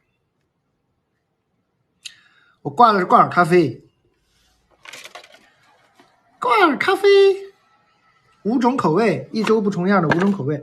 这种人，你看你都说的这么生气了，你还想啥呢？就远离，不要给他任何机会，好吧？我对这种人呢，还是，反正这种人一般不来弄我，他知道他会得到一个不太舒服的下场。我其实是不愿意跟人急眼的，但是你平时表现的，只要你把你的人的那种基本盘啊，你的底线，就是你是一个什么样的人。你看我是特别爱暴露自己的人，你大部分人知道你是什么样的人，其实你就在筛选了，那这种人就不会过来了。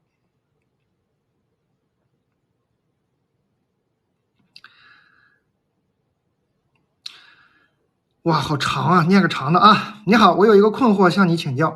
我常常突然痛苦于往事。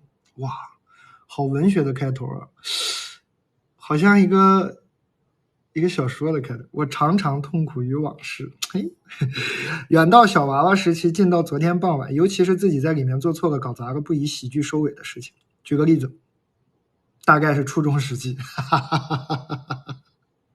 初中时期，家里成日鸡飞狗跳，其中一条故事线是大嫂教育儿子，也就是我大侄子约莫11、12岁的事，记得好详细，很凶，凶着凶着就打的那种凶。大侄子常常哭，我跟大侄子是好朋友，忘年交，很心疼他，但家里的一些规矩让我只能闭嘴和旁观。有这么一天，我看到大侄子在教育二侄子，约莫4、5岁，很像前面提到的那样，也是很凶。二侄子也哭，我一股无名火起，积蓄已久，义正言辞，自以为是，对着大侄子说：“你看你自己，怎么已经跟你妈妈一个德行了？”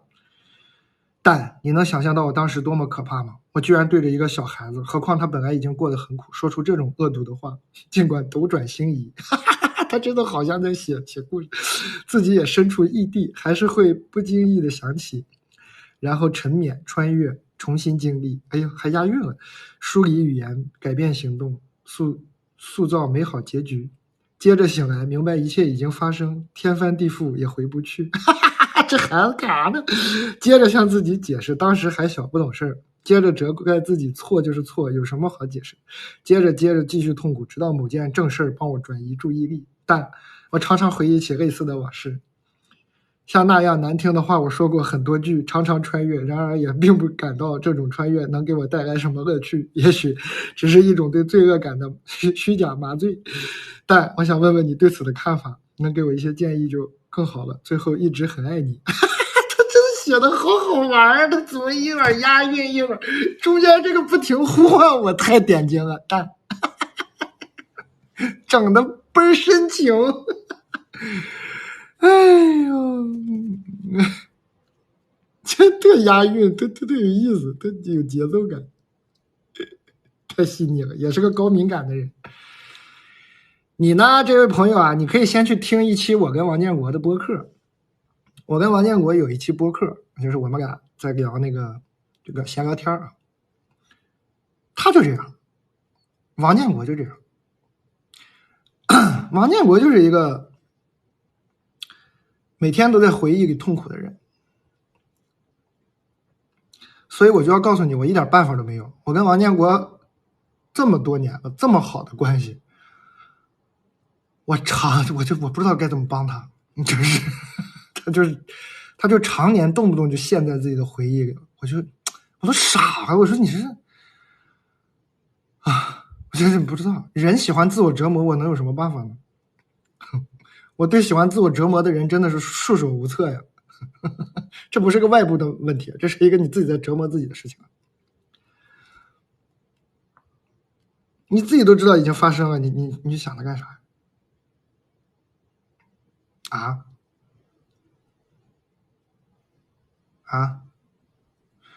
我有时候我好像播客里也说过这件事情。有的人呢，就像这位朋友啊，他就像我们看那种武侠电影，他被扎了一刀，就他这些过去的回忆被扎了一刀。但是呢，你把这把刀啊，咱们看过那电影都知道，你拔出来他马上死。你不给他拔出来呢，他插着，他就活在他这把刀上，哎，他可能还能活挺久。我经常觉得这样的朋友，像王建国这样的朋友啊，就是这个情况，他喜欢，他其实依赖这把刀。我跟王建国常年的战斗，我就常年跟他这把刀战斗，跟他说这些事儿。我现在已经就是我觉得他就是享受这把刀，我非给他拔出来，他可能就死了，我就不给他拔了，就这样吧。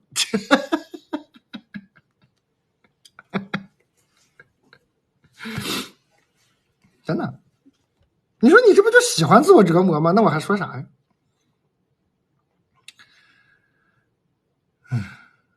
是吧？也可以去看看医生。心理的医生，你看王建国也去看过心理医生，他没啥用，我觉得没有太解决他的问题。我能给你一堆建议，可能你也听过，而且呢，我跟王建国也说过各种，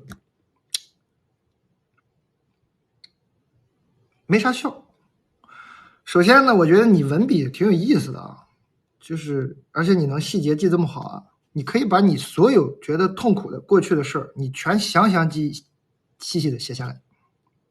你开个小红书账号，你每天更新这个，你写成文案，你如果语言表达能力好，你拍成视频，大家肯定特爱看。说我今天又想起了，你那账号就叫每天回忆一件痛苦的事儿。然后呢，我今天又想起一件事儿，哎呀，我在几岁那年怎么样，你就每天讲这个。你听我的，你可能觉得我在胡说八道，你相信我的话，你就真的干一下这个事儿，你有可能能吸引到很多人来关注你，那更好，是吧？没什么人关注你，总有人过来评论你，就排泄掉了。它就是一个，你就发出来了，这个痛苦就不属于你了，属于小红书啊。这个痛苦你就发给小红书嘛，你就不再痛苦了，把痛苦留给小红书，好吧？我真的建议你，我觉得你文笔很有意思，而且我推荐你啊，你就把每一篇故事都写的押韵，它就天然带有一种幽默。你就把每一个痛苦的故事都写成押韵的，然后你就念在小红书上放短视频啊，你就发笔记，你试一下，我真觉得这个事儿可能是一个一举无数得的事儿。你可能首先肯定能放下这个，大概率能放下这个痛苦，哎，其次你可能还能交到朋友，哎，然后可能没准还能接俩广告啥的，是不是？冲，把这事儿给他干了啊！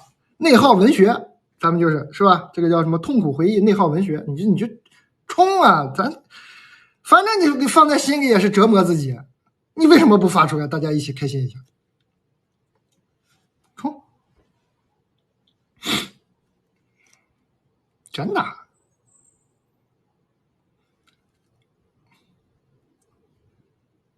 真的，对不对？痛苦博主嘛，内耗文学，对啊。这赛道你看是不是也还挺新的？肯定很受欢迎，而且你都押韵呀，你一边押韵一边念，肯定特别有意思。然后你自己哈哈一笑也就过去了，是不是？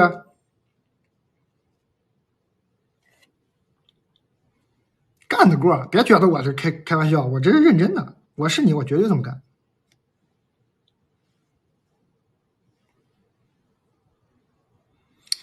这个在心理学上也是有道理的，这个就叫什么脱敏吧，可能也是有道理的。你试试看，我真的建议你这么干。哎呦，还有4000多人，今天人有点多了，还有3分钟，我们再发一波券，好吧？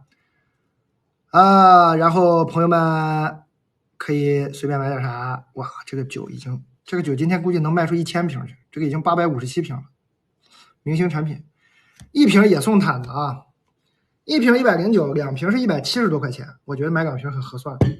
完了呢，你1瓶2瓶都送你一个美丽毯子。我这个酒今天有点厉害，这个酒今天卖的比番茄好，番茄不要伤心哦。番茄你在哪儿？番茄你不要伤心哦，我看看番茄你卖了多少。我天，事实那本书给卖光了，大家还是爱读书的。哦，白月光还有人，这肯定是复购的。这白月光我今天都没讲，居然还有人复购卖了，也有人买，好喝的。这我朋友是专业的这个自然酒大拿哈，在国内数一数二的，很厉害。它这个意头比较好，叫白月光，喝嘛也是好喝的，花香。这个就风味就复杂一些啊，喝起来呢就丰富一些，那肯定价格也不一样啊。这个就是入门嘛，它不会出错。那这个呢，你可能想品鉴一下呢，可以整一瓶这个白月光啊。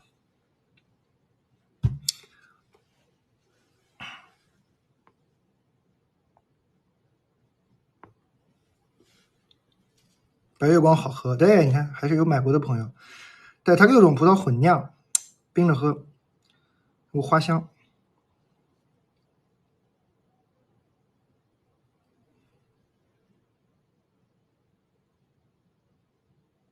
肥瘦牛肉干好吃吗？好吃，但我推荐在有牛胸口的情况下，你买牛胸口。一般是我们牛胸口经常会断货，断货了呢，大家就买点肥瘦。为啥呢？因为肥瘦那个它那个就是那个工艺没有这个复杂，当然好吃也都好吃啊。但我觉得这个有工艺复杂的时候，还是先吃这个工艺复杂的。番茄不甜啊，番茄是就小时候吃那个番茄味儿，酸酸的，酸不溜，爆汁儿的，好吃啊！爱吃甜的就别买了，那回去拌点白糖不就行了，贼好吃。耳朵挂的是这个挂耳咖啡。我看看大半夜谁不睡，跟我在这较劲。这买手榜第3，第1名是，哎呦，第2名是叫有样美学，不敢惹，一看就很厉害，算了算了。好好当个第3名挺好。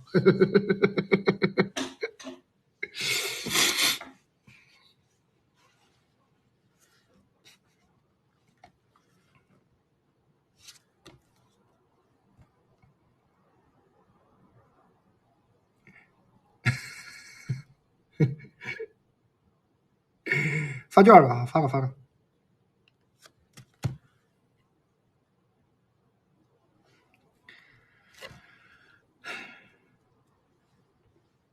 好多朋友啊，大家都不睡，在听故事。今天电信了，那我们这样吧，我们最后剩的所有优惠券呢，因为我同事要睡觉了，最后剩的所有优惠券，我们1点的时候全部发掉。我们1点钟的时候把所有剩的券发掉，然后就放我的同事们下班，我可能再念信啊，随便聊会儿，要不累了我也睡了，好吧？咱们就按1点钟这么弄，这么策划着念一下啊。但想跟你说说我的困惑。哎呀，我总有一种想要解释自己的欲望。轻则呢，说到喜欢一个明星，就要说喜欢他很多年，要说出很多渊源；重则会说很多自己过去的事情。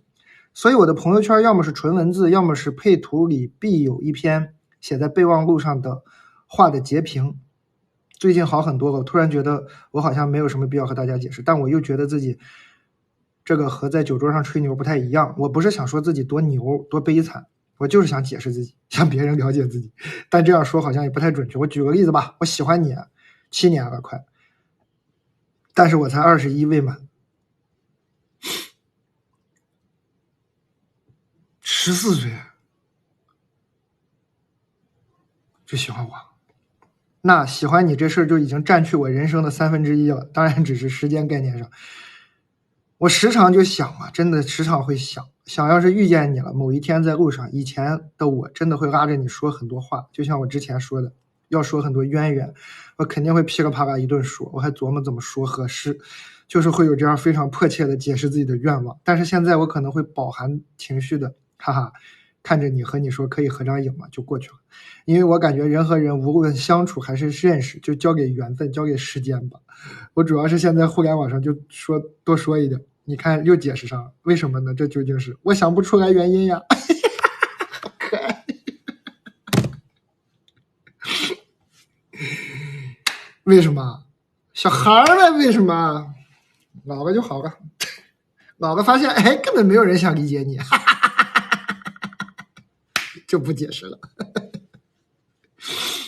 好可爱呀，太可爱了！哎呀天哪，这一看就小孩儿，哎。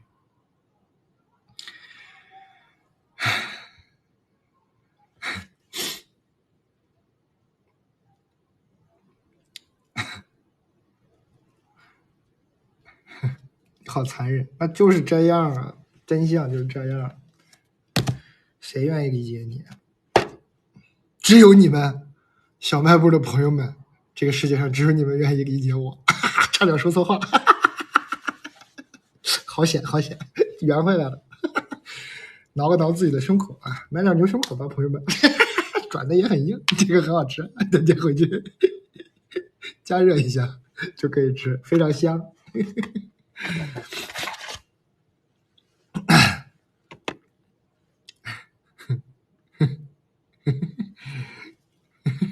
哎呦，牛胸口也卖了，哎呦天哪，我还以为今天他卖的不好呢，也400多单了，可以。好吃极了，这个版本非常好吃，肥瘦搭配的非常均匀，咬一口爆汁儿，牛油在嘴里，奶香四溢的那种快乐，你不想感受吗？你们有多少人吃过就是湖南那种？我在长沙就经常吃那种牛油烤牛油串，就一颗一颗的牛油粒穿在一个木签上一烤，一小串那种，吃过那个吗，朋友们？吃过那玩意儿吗？贼香，对不对？那玩意儿贼好吃。我每次吃那个串我就是拿2把，就是我就是不够，我就觉得它那个太小颗了，不够。哈尼牧场，伟大的呼伦贝尔哈尼牧场，我的好朋友阿蒙同学给我解决了这个痛点。他这里的牛油就大一些，以前的版本太大了，可能有些消费的朋友受不了。我其实也觉得那也挺好吃，它这个调小了一点，但是也比那个牛油烤串上那个大多了，一块瘦一块牛油肥的，咬在嘴里就爆开。要加热一下，这个直接吃也能吃，它熟的，但是肯定是加热好吃。他们官方推荐是蒸，哎，然后我一般都是用空气炸锅，然后我的好朋友呢是把它切成小块炒菜都可以，其实理论上就是把它弄热了就好吃。上次居酒老板他们2口子在家做，说炒个辣椒也贼香。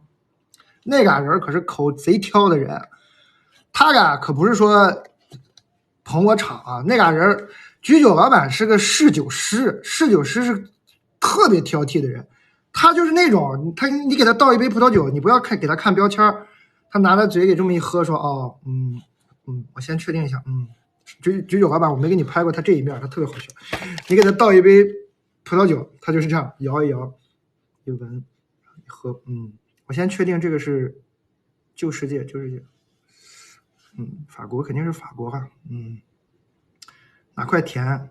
这应该是，我知道这肯定是勃艮第，但是具体是谁家的我在，是不是那个谁家的那块田？然后2003年的，然后我们就傻了，居酒老板就是这样的人，他的舌头是这样的舌头，他是个变态，我天哪！所以他吃东西也特别挑剔。他就觉得好吃，我觉得他太挑剔了，他经常我们出去吃饭，他就是掉脸子，难吃，吃了个寂寞，吃了个空虚。然后他就觉得这个炒菜特别好吃，他觉得我们这个牛油是好吃的，他真的是个舌头变态的人。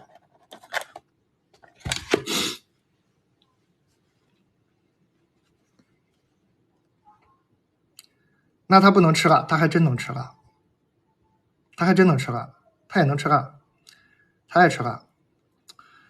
然后这个牛胸口，我给他吃，他觉得也很好吃，他也觉得牛脆脆很好吃，这个也很好吃。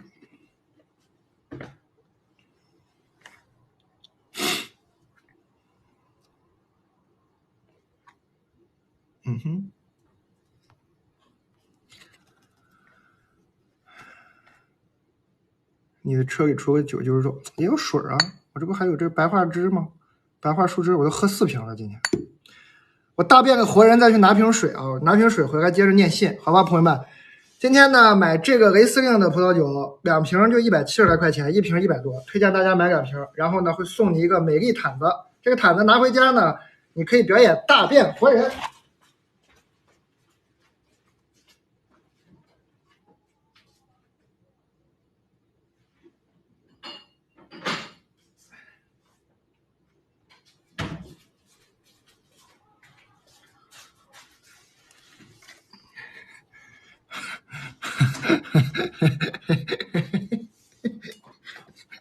厉不厉害吧？你就说厉不厉害？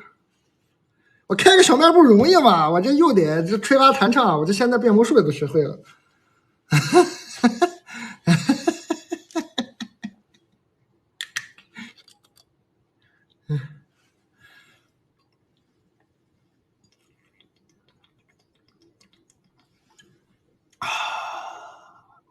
爽，这个就是得冰着爽，太爽。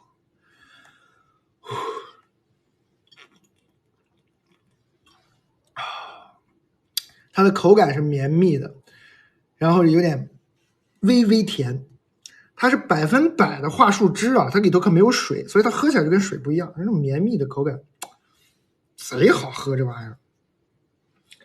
尤其是我这不停的说话，它就是吃肉吃多了，或者你有点上火的感觉，喝酒喝大了，还有这种说话说的有点口干舌燥的时候，一喝就尤其那个甜就出来了。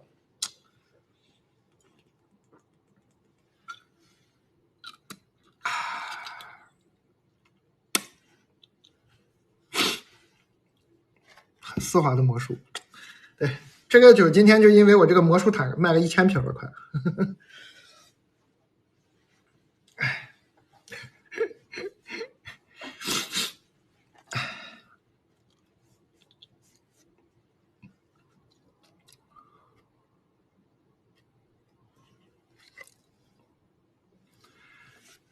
接着念信啊，给大家再读点信，玩会儿。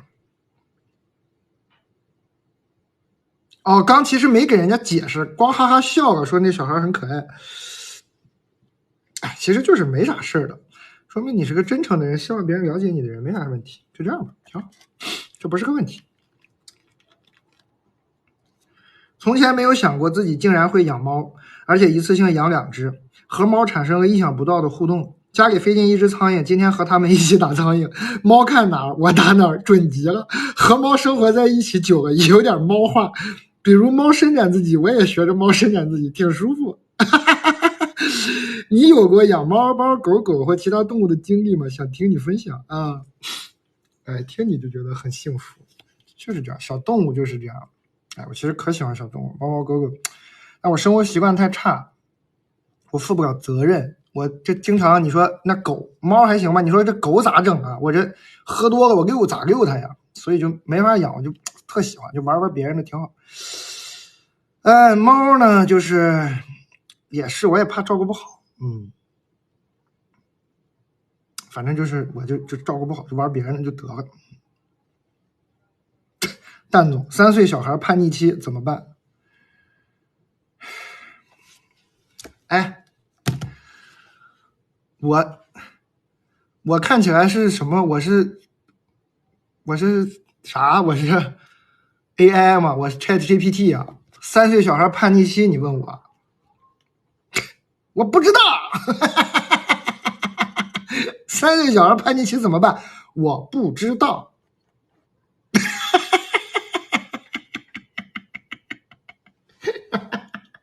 我啥都能回答吗？我不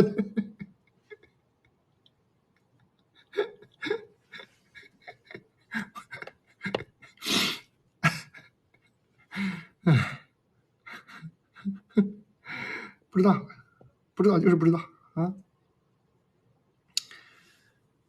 哎，蛋呐，我其实没有什么烦恼，觉得生活挺顺利的，工作时忙时闲，下个班呢基本就不想了。平时也有自己的业余的放松方式和个人成长方面的追求，家人和朋友也能相互包容，好好沟通，基本就是没啥烦恼，也不太怕死，也没什么困惑。无聊时候偶尔想要生个孩子，给自己加点变化，但又放弃了。感觉现在一切都有挺好的，就是想发给你，跟你嘚瑟一下。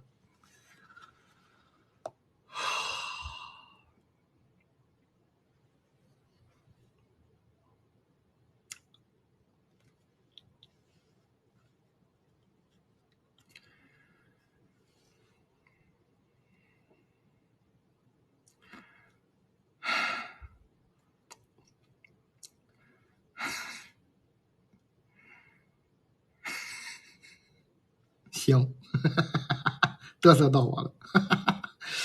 蛋总好，总是控制不住自己花钱怎么办？坐标2线城市，工作2年呢，到手工资差不多35万，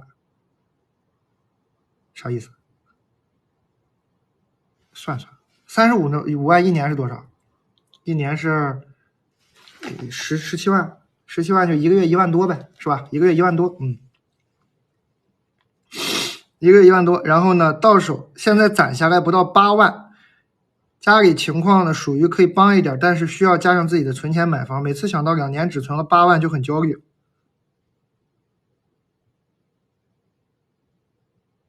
怎么办啊？尤其是同事们聊天无意间提到，怎么也得存20万了吧？怎么能不买东西啊？爱看直播间、囤货的、美妆彩播之类的，感觉能用5年以上，以及看演出。哦，他就是他已经买的，他囤了的美妆、彩妆之类的，已经能用5年以上了，但他还在买，是吧？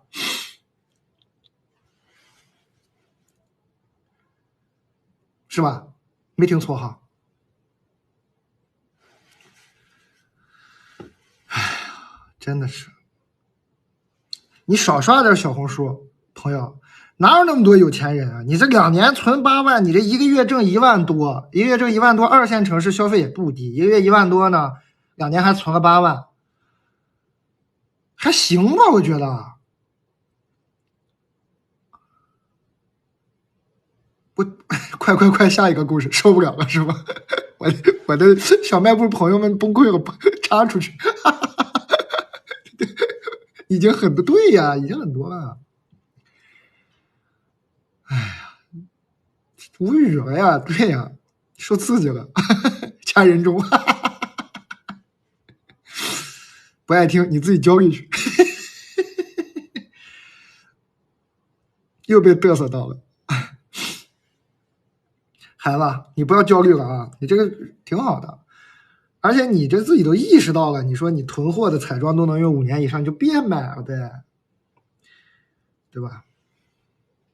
看起来你也没买啥特别贵的东西，买点彩妆嘛。哎呦，不是你不对，等等，你工作2年呀，他就是，也就是说，这个朋友，这女生吧，应该买彩妆，这朋友刚毕业工作2年，每个月挣1万多，完了存了8万。你再多花点吧，我觉得你要刚工作2年，我觉得你可以再多花一点消费。你不要再重复了，更生气了。这个人赢了，别说了，不想听。好，我错了，对不起。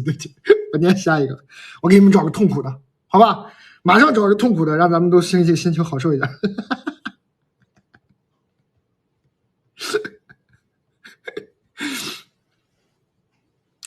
李大老师，看您读了这么多信，最大的感触是每次总是看你读完之后能迅速言简意赅的提取文章重点，感觉你看到的这件事情的角度真的好独特，而且您表达呢是会非常有趣吸引人。虽然知道这可能是您专业的能力，但还是想问一下，有什么方法或者有相关的书可以锻炼这方面才能，指别人提取说话重点以及自己说话生动有趣啊？这肯定是能练的啊，这肯定是能练的。多读书。你如果对这玩意儿有兴趣，就只能多读书。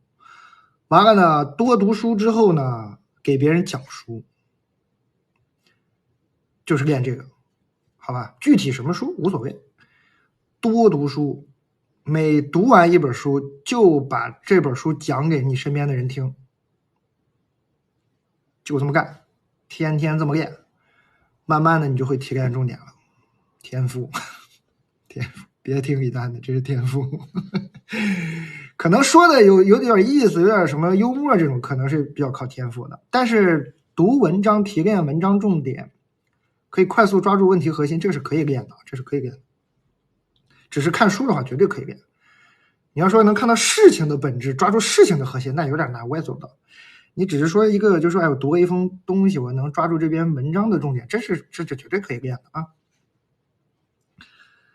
多看书，看完一本就给别人讲一本，真能练成。搞快点，好，我错了。店员你好啊，对，因为这个我们投稿是给我们这个电台投稿是私信小卖部普通店员的，所以他说店员你好，我也是一个店员，做咖啡行业的，做了6年了，失业半年，想请问蛋总怎么看待咖啡家的模式和创业市场？谢谢，请替我转告蛋总，我想开个羊肉烧麦店，如果能开，请他和你们一起来吃内蒙羊那种。你在哪儿开啊？所以你这个咖啡家就是说想开一个卖咖啡的羊肉烧麦店，那我我不知道这是幸还是不幸的告诉你，上海已经有了，上海有一家就叫什么什么大叔，就是一个卖咖啡的，以前是个咖啡师，完了这哥们是内蒙的，然后呢他就是在咖啡店里一边卖美式一边卖羊肉烧麦，内蒙烧麦，他是个内蒙人，这个店就在上海，已经有这个店了，生意很好啊，生意很好，生意非常好。我没去过啊，因为我在上海呢，我只吃一家的烧麦，就是一个叫内蒙味道的店。那个内蒙味道的店呢，我吃的很好，我觉得他那个做的已经非常好了，所以我没有必要再去尝试了，我也没必要。而且我特别怕这种特别火的店，一个店什么特别火，我就不愿意去，等它不太火的时候我再去。我已经吃惯了那个内蒙味道了，我就天天点那个内蒙味道的他家的内蒙菜吃，所以我也就没去吃。那我怎么看这个咖啡家呢？那肯定是有市场的，但如果你要想在上海创业干这个，我劝你不要，好吧？劝你不要。哎呦，谢谢，这谁的独角兽丢这儿了？谢谢，不好意思，没看见，不好意思。上海的咖啡店啊，上海的咖啡店是全球数量第一，人均密度最高，比什么纽约、什么巴黎。我们上海是全球咖啡店最多、密度最高的城市，可不要再在上海开咖啡店了。这个创业是地狱难度。我们这个为啥我就说 Slaptown 的咖啡，我卖他家咖啡是好朋友，我愿意卖他家咖啡呢？你看他这里写了，他是2020年开的，2020年开在上海，开在富民路。开到今年，中间经过个那个呀，他还在 K11开了店。完了，他的装修服务我觉得也都相当一般，所以我就觉得他肯定是咖啡很好。我是个不懂咖啡的人，我喝咖啡我也喝不出来多好多那啥，我就是客观推理。上海啊，这种竞争压力啊，谢谢这个什么非著名设计师的独角兽，谢谢。就这种竞争压力。全球咖啡店最多的城市，人均最高，竞争压力这么大，他居然能活下来，他还能开分店，他还开挺好，因为我认识他 ，Seven 我好朋友，日子过得还风生水起，每天我看他也经常买点新衣服，他还爱玩户外什么，老在外头玩，那就说明他肯定是做对了什么嘛，对吧？那他没做对什么呢？那我觉得他的装修就基本没有，完了呢，你也不要指望有服务，每次去他店里都贼挤，他就是感受很好。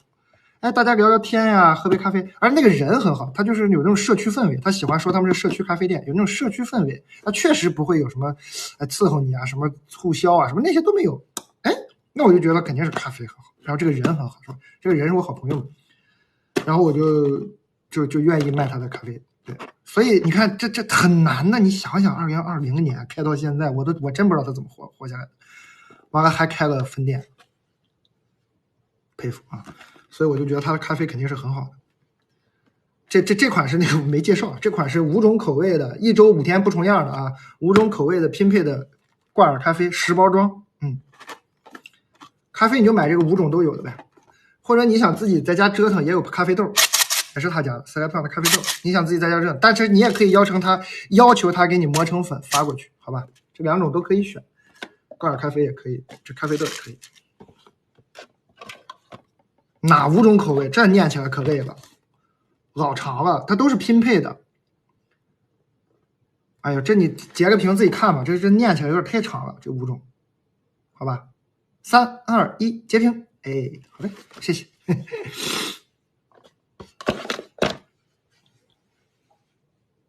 磨成粉就不香了，是有这个说法，所以你可以直接买这个豆。你想想，这是上海这么这种地域难度的咖啡创业能干下来，我觉得肯定是有点东西的啊！可以试试。把人问题给忘了，我没忘，我就是在回应他。他问我怎么看待咖啡家的模式和创业市场，我回应他，这个市场一直有这个机会，但是你不要在上海干，我真的严重不推荐你在上海干啊！你可以调研一下，找个城市干一下。你可以关注一下这个 Seven， 就这个 Slaptown 的这个咖啡店，你在小红书上搜他的店，你就搜这个 Slaptown， 他经常会他会分享怎么开一家咖啡店，就说怎么开一家咖啡店，怎么经营一家咖啡店，他分享自己的心得。所以呢，我觉得你可以看看这个专家的说法，是吧？成功了的人怎么讲？我觉得市场肯定有，但我也不懂。开店其实是个特别难的事，开店是一个看起来门槛很低，但是那个门槛一过就有一堵墙直接把你撞懵的那种事，就轻易不要开店。我们这个挂耳咖啡的具体口味，点进详情页往下一滑就有啊，大家可以不用截屏去看也行啊。咖啡豆、挂耳咖啡都有，你可以自己选择。这个就自己回去可以这么喝，或者让它磨成粉啊，都行。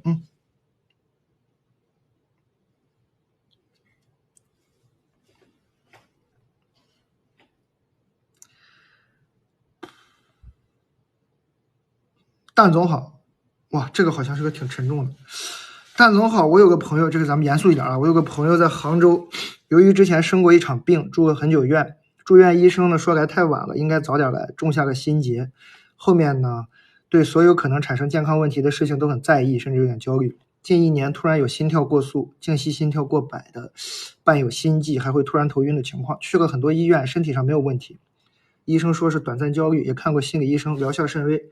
我朋友自己也苦恼啊，在考虑要不要回家乡3、4线小城市，不知道离开当前环境，回到家人朋友多的城市会不会好一些？他在杭州的工作稳定，互联网公司工资也很高，但是回家的话呀，机会小，不知道做什么。一方面还喜欢杭州，想留下来；一方面觉得自己这个状态一直下去也不是办法。蛋总对缓解这种健康焦虑状态有什么办法吗？或者蛋总觉得他应该怎么选择？哎呀，好难啊！哎，这太难了，但没有那么严肃，我可以带回来。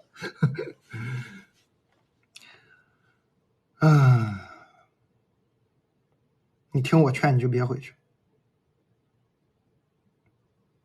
我们还有4分钟，我们就把所有的优惠券给大家发了，发掉之后，大家随便买买，我们的同事就可以下班了。我觉得不要回去，听我的。我是我的话，我肯定不要回去。然后，如果医生都说了，医生说是短暂焦虑，就说明你没事儿，说明你死不了，是吧？哼，那就难受呗。我说的可能有点残忍啊，就你已经问了医生了，医生说你是短暂焦虑，医生的意思就是你死不了，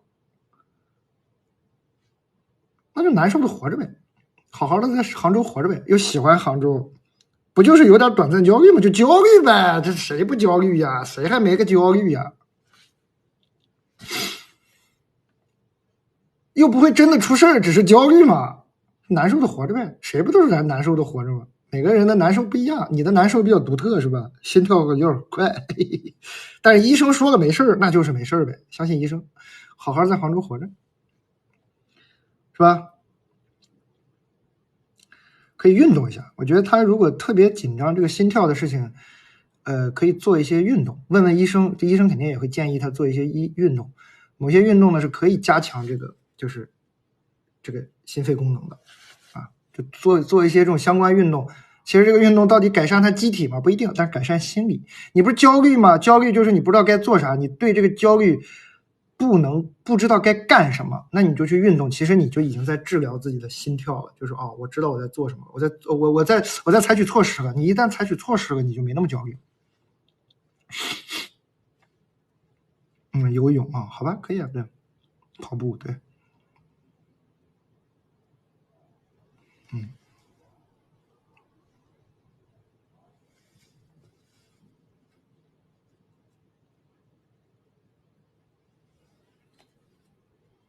反正别回去了啊。蛋总好，你怎么看待？想知道你怎么看待追星这个事儿？我有个朋友，他喜欢一个明星10年了，看着他从寂寥到当红，就像2种人生，有个久远的连接一样。今年看了一场演唱会，回来之后出现了严重的戒断反应。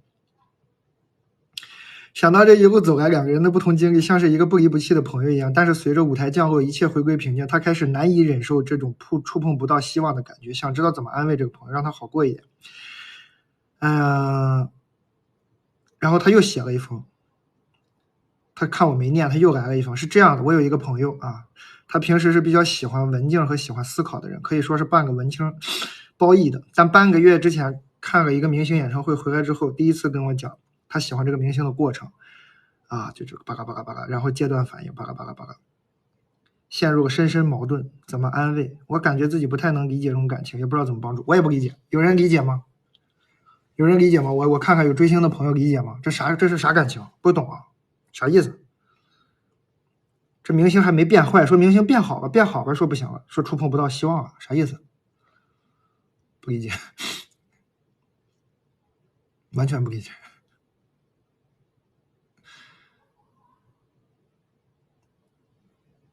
真理解不了，我理解不了。咋安慰？不知道咋安慰，我不知道咋安慰。这超纲了，这我不会，这题我不会。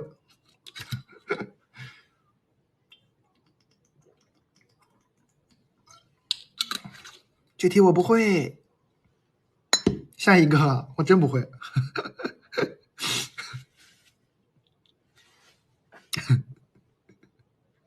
死不了没事儿。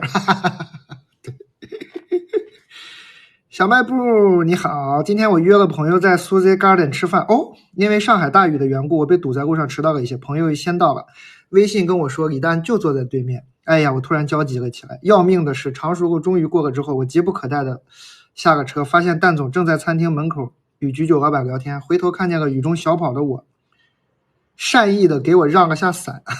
我一时语塞与娇羞啊，所有的词汇只融为了一句谢谢。落座之后正在懊恼为何不表达一下我几乎把小卖部所有货都买了个遍，也看了蛋总所有书，并且很多年前就很喜欢这个人了呢。蛋总又回来了，并坐在了我的隔壁桌，本想着一定要去敬一杯酒，但是越到后来越觉得不想打扰他和朋友的相聚时光，但可能他们也就是在瞎扯淡。不过这终究是个很奇妙的夜晚，虽然我人生没有什么困惑想被解答，但还是希望这段话可以被蛋总看到，而且用力想可以想起我。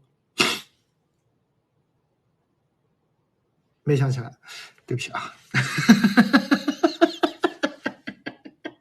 我用力了，我刚才用力了，我用力了，我用了一下，没想起来，抱歉。你下次跟我说话呀，你跟我喝酒呀，你不跟我，我再用力一下。没有，确实想不起来。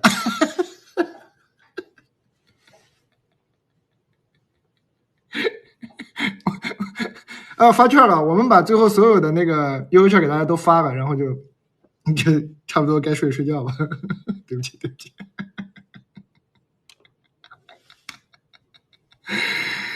唉，对不起，确实是用力了，没想起来。把所有的优惠券给大家都发掉，发掉之后呢，可以放我的同事们去休息了。我给，哇，还有3000多人，我的天哪，将近4000人，今天人好多啊。连续2题不会，被你弄伤心了。不会伤心的，这个朋友一看就是一个特别健康的人，是吧？特别替别人着想。哎，你下次碰到我，咱们就正常打个招呼，又不是外人，是吧？都熟人，然后天天在小卖部，你说，哎，你好，我是谁谁，他喜欢你，打2句，喝杯酒，交个朋友。我可爱跟陌生人喝酒了，你就过来就行了啊。啊，下次给他一脚，他肯定记得。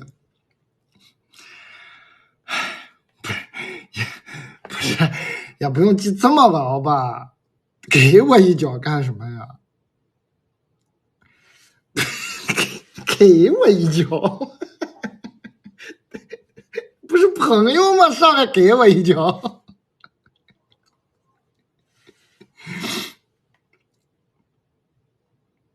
哎，怎么我的朋友下班之前突然谈了这个酒啊？好吧，那就介绍一下今天的明星啊。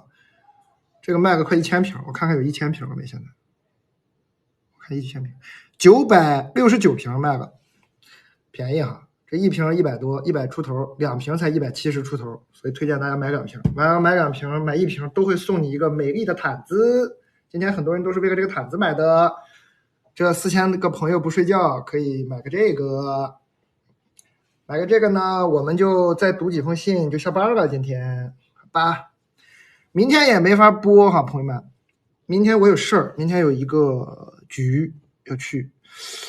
后天我尽量播，但是后天呢，我那个复兴公园就是 ins 那老板就回来过他的集训式过生日了，连续3天我们要在一起给他过生日。但是连着这么过我也喝不动，我可能还是中间挑一天直播吧，哪天就晚一点去给他过生日。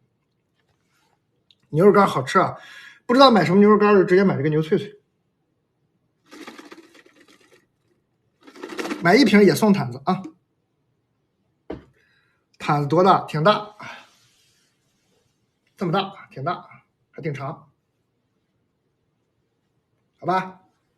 买1瓶也送，2瓶也送啊。买牛脆脆不错，牛脆脆就是牛脆脆啊，好吃，明星产品。今天这个也是1000多罐，不知道买啥买原味啊。薄薄的牛肉脆片，这个一展示就是你就是受不了，我怕你饿。现在到点了，我有晚上展示食品，我有点罪恶感。瞧这牛肉的纹理，瞧这个薄度，切好之后它是风干的，风干再烤干的，贼香贼脆，特别好咬。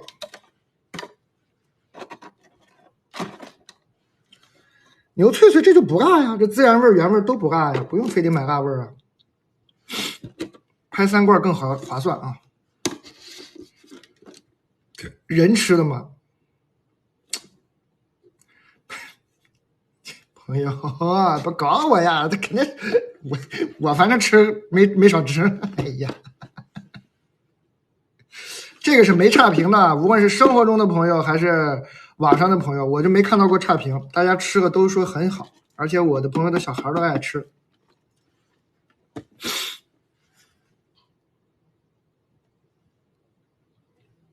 就今天我们这个卖了1200罐，好吃啊！明星产品啊，我们这个是明星产品，我过一遍，我放我的同事下班了。还有就是这个奶片，这是上一代的老明星了，每天是说不说的也卖1000多袋，这是无限回购，很多人就一直在吃。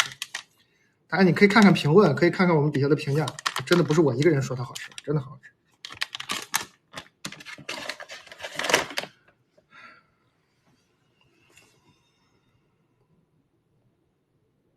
哦，奶片今天我没有好好介绍它，它卖了500多袋，也还是可以的，是吧？老一代明星，然后上一代这个明星是番茄，我们这个番茄今天也是500多箱。这个番茄呢，就是小时候番茄的味儿，不是甜的啊，偏酸，贼好吃，爆汁儿。买回去呢，推荐的吃法就是拌白糖是最香，最香。就喝拌白糖之后喝那个汁儿，因为它中间那个芯儿籽儿那个汁儿特别多。但我给你展示是因为我喜欢用这个，我喜欢吃这个绿一点的，你可以跟他要求红一点，都可以备注的，你可以要求红一点，贼香，就是拌白糖喝那个汁儿，太香了。我没有拿它炒过菜，据相关报道呢，有一些朋友在这里买了之后回去炒鸡蛋，说炒菜也很香，因为它那个汁儿很足，炒个西红柿鸡蛋盖饭应该也是很爽的，毯子刚不是展示了吗？毯子就这个，买1瓶酒也送啊，就是那个雷斯根的葡萄酒。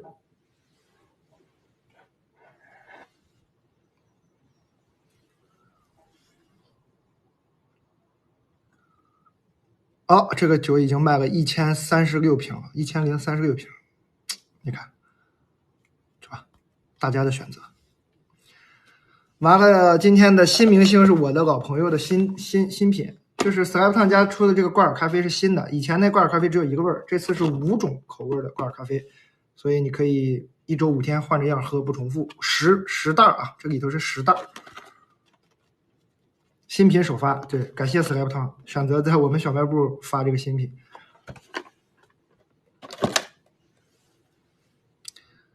毯子都送，买就送啊！你买这个雷司令就送那个毯子。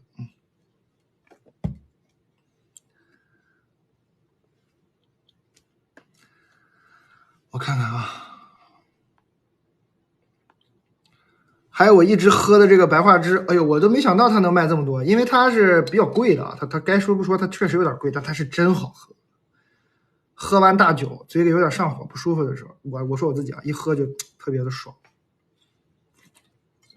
或者像我现在这样一直在说话的时候，就喝一个这个，特别来劲，甜美甘甜。衣服嘛，我这个短袖是背后有个示例表的，不给大家展示了。这个也有，这都是今天新的，就这几个，还有这个啊，这今天这有唯一几个新的东西，大部分都是老朋友、老演员了。哇，哦，我这个牛胸口，我这讲不讲卖个500多袋哦，可以啊，那还剩400多袋吗？不是，300多袋了，是不是？这一共900袋，今天好吃。自己只要有一点加热能力的，不用有烹饪能力，你有加热能力就可以买回去。这个要加热吃好吃啊，买回去整一下啊。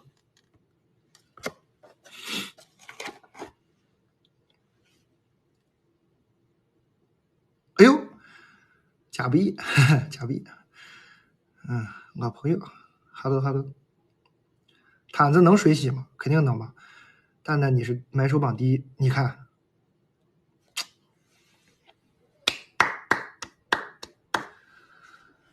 有时候呢，不需要比对手优秀，只需要比对手睡得晚就可以了。把所有人都熬睡了，你就是第一。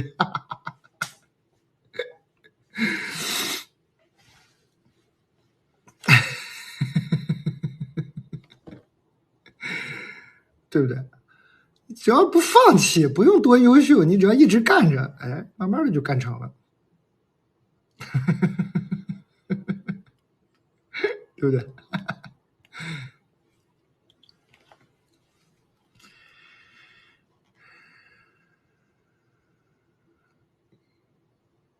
番茄你可以让它牛肉干，我推荐这个牛脆脆，你怕硬啊什么，这很独特，你肯定没吃过这个是吧？大部分要新来的朋友，你肯定没见过，没吃过，你不是想试试这个新鲜玩意儿吗？贼香啊，一股很香很香的牛肉味。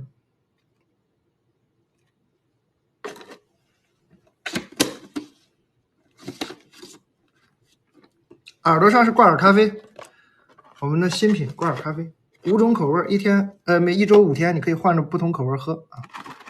死来胖，很难嚼吗？很好嚼。为啥推荐这个呢？因为我有很难嚼的，我就没推荐给你。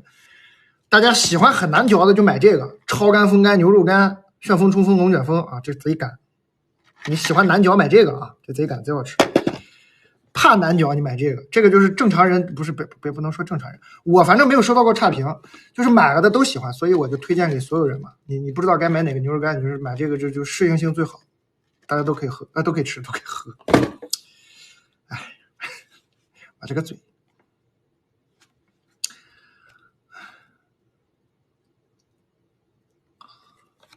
好吧。书有什么推荐？我今天最推荐的书直接给卖光了，直接售罄了。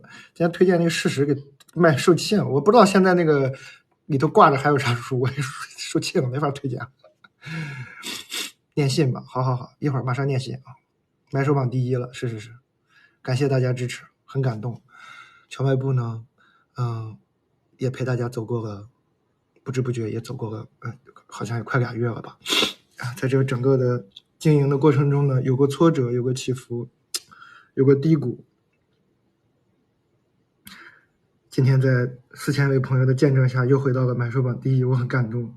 虽然其实是1点钟把大家都熬睡了。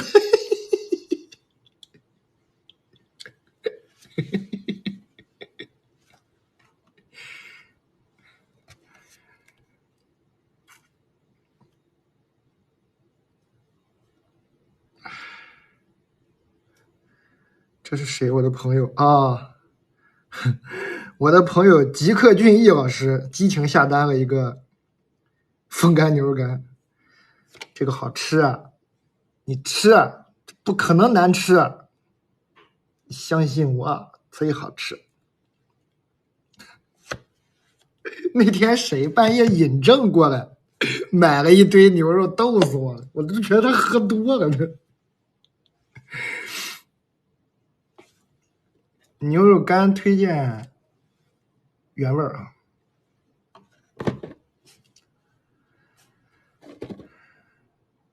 原味，所有肉类我都推荐你买原味。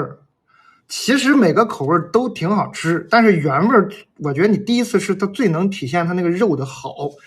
我们这个哈尼牧场啊，比如说这个牛胸口啊，我为啥特别高兴呢？就是这是我朋友做的，我们就是他用的肉真的很好，就是我们内蒙人对肉是很挑剔的，他用就是我们内蒙呼伦贝尔的草饲的牛肉，就是香。所以呢，他不是说他搁调料不好吃，他搁调料也好吃，但我就是推荐你可以尝一下真正的好牛肉，好的风干牛肉，好的风干牛肉干它其实是什么味儿的？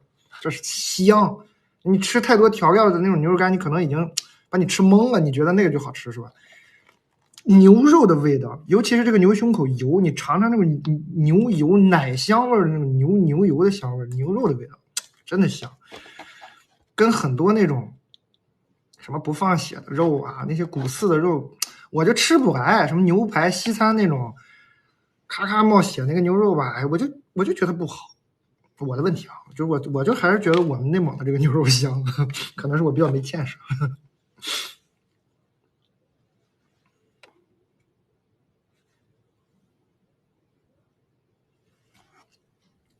买了 VIP 卡，对，保质期多久？你这个冷冻就可以保质很久吧？我看看啊，常温15天，冷鲜30天，冷冻180天。他说的比较保守啊，其实但是你肯定这时间也够你吃完它了，它是熟的东西，你回去把它加热加热，一吃飞香。为什么耳朵上带咖啡？挂耳咖啡不都这样吗？我们这边的那个，我看上海人每个人喝挂耳咖啡都是挂在耳朵上的呀，不是这样吗？开始造谣了，开始给上海造谣了，哈哈！再念个信吧。我的朋友又来问我，你买那个牛胸口，那个牛胸口好吃，你都不听我说呢，你还给我发微信，你就买那个牛胸口加热吃，那个贼香。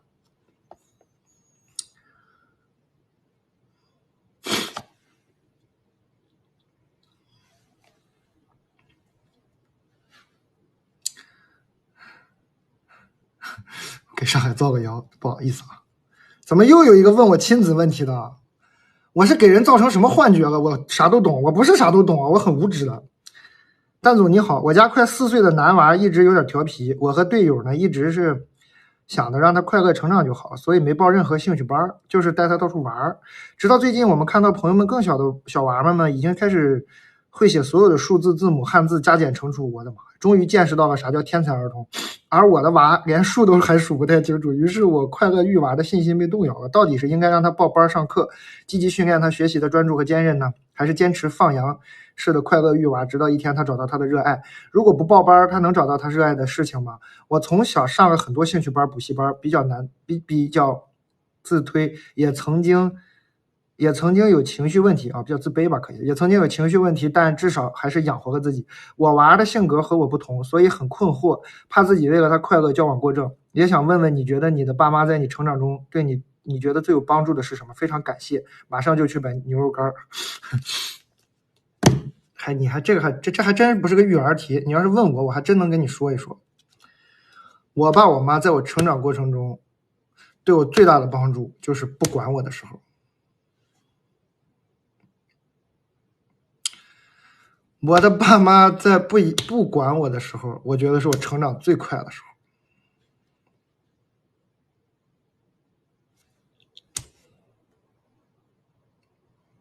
但我爸我妈这种不管是有难度的啊，他可不是说真不管啊。我爸我妈是很好的人，尤其我妈妈，我妈妈是个完美的人。我觉得这个世界上怎么会有这么善良的人？我妈妈是个特别善良的人。他默默的关心你，但他不管我，就是你该干嘛干嘛。我爸还讨厌一点，我爸还爱管我，哎，摆弄我啊，给我规划规划，说啥啊，这种玩意儿。我妈不是，我妈就是觉得你自己好，你觉得好就好，你自己去弄，哎，你自己去追求。你喜欢什么书你就去读，我就给你买，你就看，你爱看书你就看啊，你喜欢你就去。我妈就这样，然后我就觉得这就是我成长对我最好的。然后我觉得对我成长还有一个好处是什么呢？我有很大量的童年是在草原上过的。我长大了之后啊，我发现这个城里生长大的孩子确实是有一些缺失的。所以你但凡有机会让你的小朋友多接触大自然，你就应该让他多接触大自然。我觉得大自然对我的帮助太大了。大自然是最好的老师，是大自然可以教会你很多事情，看书是学不会的，老师也不懂，在大自然就能学会。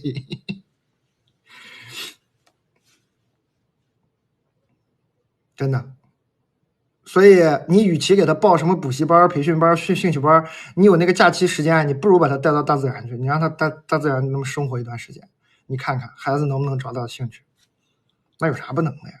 那小孩不是对啥都有兴趣吗？那不很容易不就爱上骑马了？喜欢小动物，这不都是兴趣吗？喜欢小动物不好吗？喜欢小动物很好。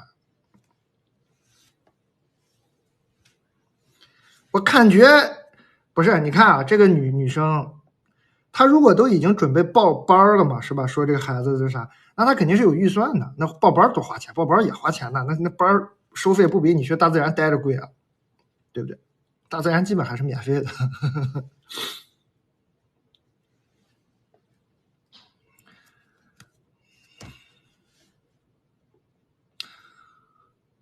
当然我也会遗憾，比如我会遗憾什么呢？我长大了，我觉得我不会一个乐器挺遗憾的。这个应该是小时候如果有报个兴趣班让我去学学弹钢琴什么的，是吧？哎呀，那我应该能，我现在想想吧，我要是会弹钢琴，我应该挺高兴的。但是还好吧，那你有得有失吧。那我没弹钢琴，我不是天天吃肉干什么？挺高兴的，不是？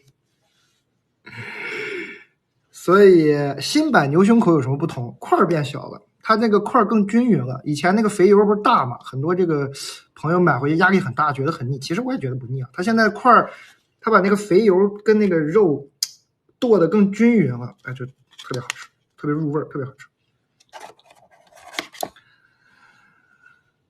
所以你说我有遗憾吗？我也有遗憾。我觉得我要是那个时候学个那个就好了，但是就还好吧，也就这一点点遗憾。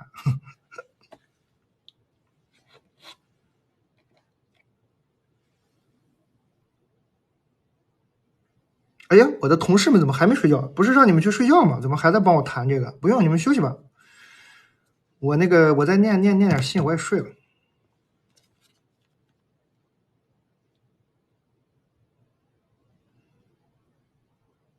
看看啊，还有什么信，咱们再念念。该睡觉了。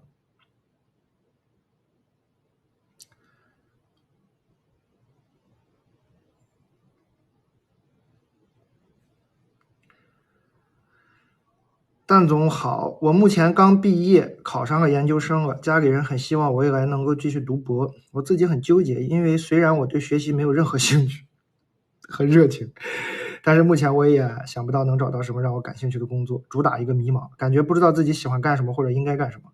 蛋总有没有什么解决迷茫的办法或者意见？干，先去干啊！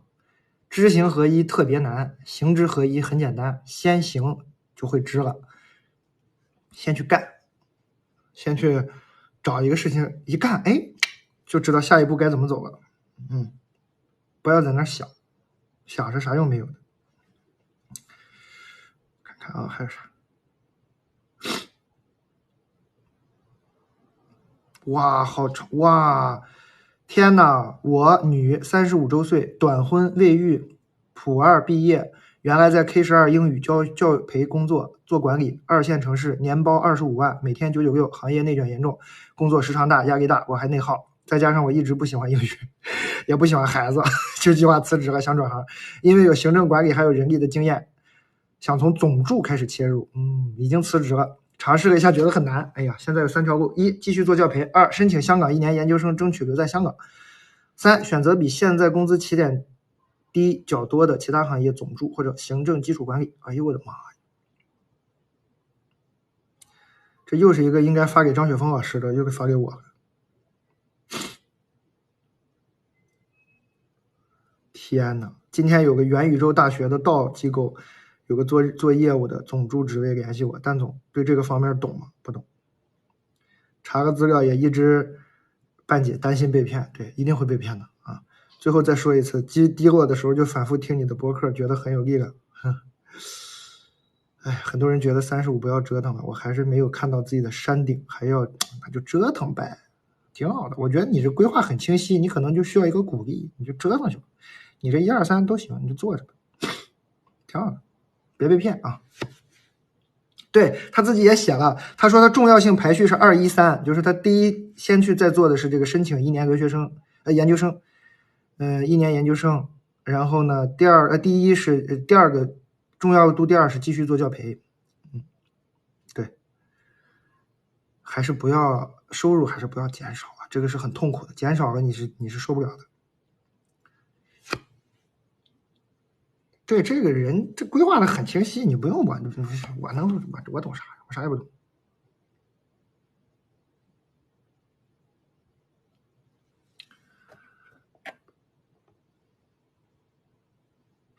我的同事们还没睡吗？咱们1点半结束吧，好不好？今天咱们就到1点半吧，也够晚的了。但明天播不了啊，朋友们。你看起来收入减少过。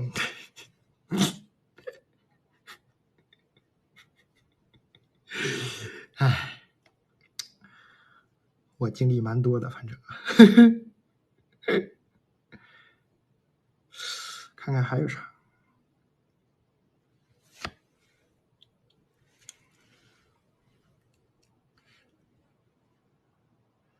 我没有事儿啊，朋友们，我没有事儿。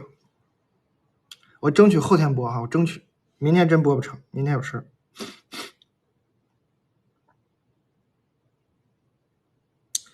我是个在职场里比较哀的人，有些事情讨论确实也没啥想法。另外一个同事特喜欢发表意见，但没什么真正的逻辑，别人有时也是听得云里雾里。哎呀，他还要一直输出他的想法，我感到很不屑。哎，这说的啥呀？就感觉领导呢，其实也听不懂他在说什么，但是说多了也确实总会有1-2句到点子上，所以领导有时候还是会一直倾听他的想法，不打断他。当然，我也可以选择加入讨论，但是又觉得为了参加讨论而讨论很没有必要，也很浪费时间。我的问题是，难道在工作中一定要成为那个敢说话的人才可以被看见吗？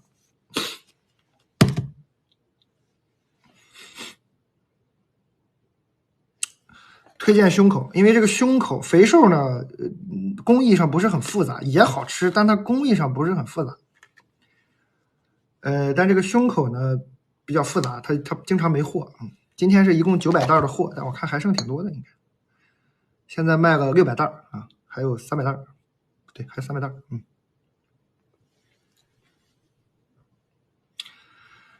哎呀，咋说呀？就是你如果实在不爱说话，那你就多写一写呀，好吧？你实在觉得说话困难，你也得写呀，你也得写出来呀，就是你把你的想法整理出来呀，发邮件呀，交流呀。你不表达，你再有想法，你说不出来，你也得写出来，你总要表达出来呀，朋友。不表达是不行的呀。这什么叫确实是说什么多说话才会被领导看见吗？不是，你不出声，一个人怎么能听到你呢？你就得出声啊！当然，这个出声的方式有很多，你可以是通过行动，通过写，是吧？不一定非得说话，但你肯定得出声，得有动静，得说话啊，得说话。别觉得那个人家，你看你还觉得他逻辑很混乱，觉得他说的也不着边，你还在那儿，你这种心态是很可怕的，朋友。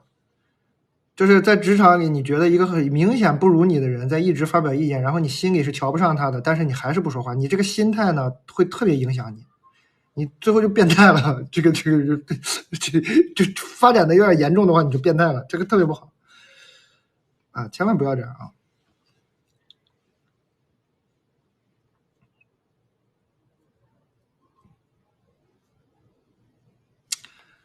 哎呀，我的同事们应该睡了吧？我的同事们怎么他们不睡，整得我压力很大。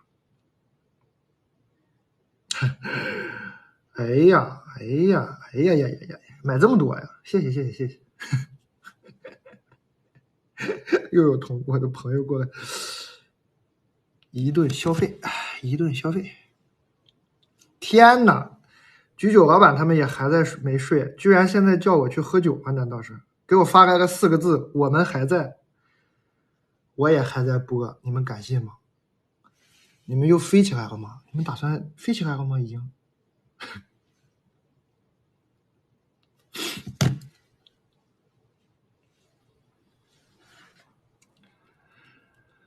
推荐胸口，哎，对。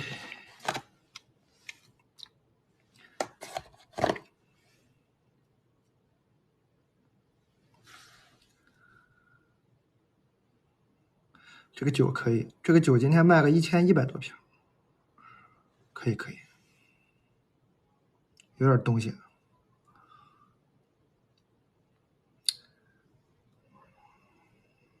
我的妈呀，我这个脆片卖个快1500罐了，但它确实是没差评啊，这个确实是吃了都说好。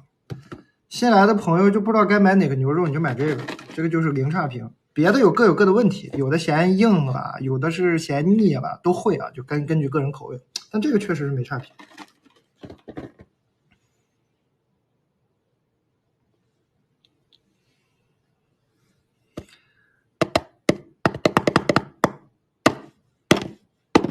我别去了，这个点儿他们应该已经都喝到5、6分了。我现在一去，我就直接被送走了呀！3个 shots 下去，我还是我吗？我又不可一世了呀！我又。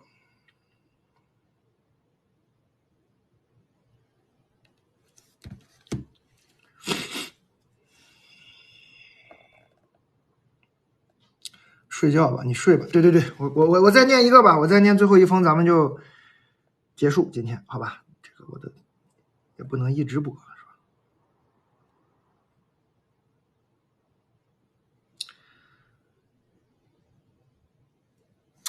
蛋哥哥，哎呦，这个称呼好奇怪啊，蛋哥哥。这不看金庸以后都很少听到这种称呼。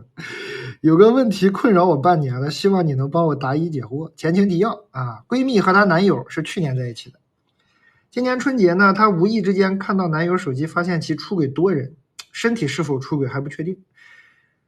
向我诉说，我劝她分手，但她表示在男友身上花了不少钱，现在分太亏。这就股票。背景：此男子近2年无稳定工作，天天只会画饼，出去都是我闺蜜花钱，且至今该男子不知道已被发现出轨，头脑实在不行。诉求：如今半年过去，毫无要分手的痕迹，且越来越亲密。我会在各种局里见到闺蜜携带男友出席，包括不限于吃饭、看牌、看电影、打牌等等。自从知道他出轨，我看这个男的越来越不顺眼，我怕他是不想分手了，但是个没钱没脑的大渣男真的配不上我闺蜜。所以我该怎么开口劝闺蜜分手啊？本人是55%的 I 人，请赐我一个适合 I 人的解决办法。有些话 I 人开不了口，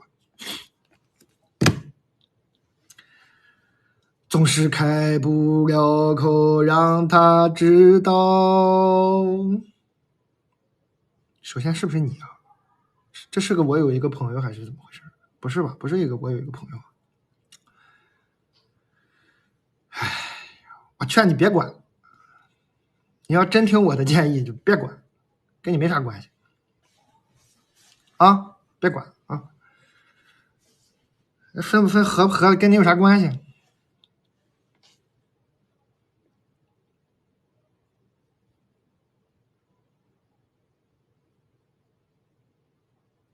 对不对？不要管，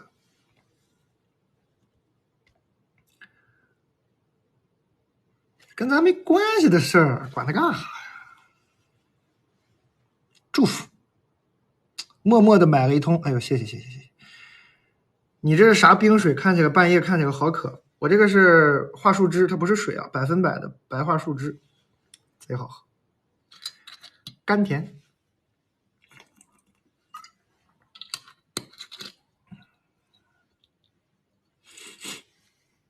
甜的吗？微微甜啊，微微甜。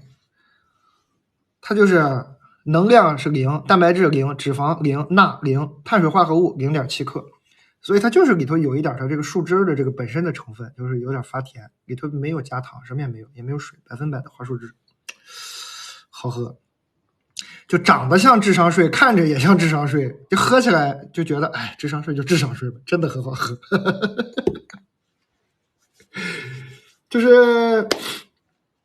就是反正我是宿醉之后，宿醉第2天起来第一口喝到这个，真的有复活的感觉，特别好喝，特别感觉就是啊，人就好了那种。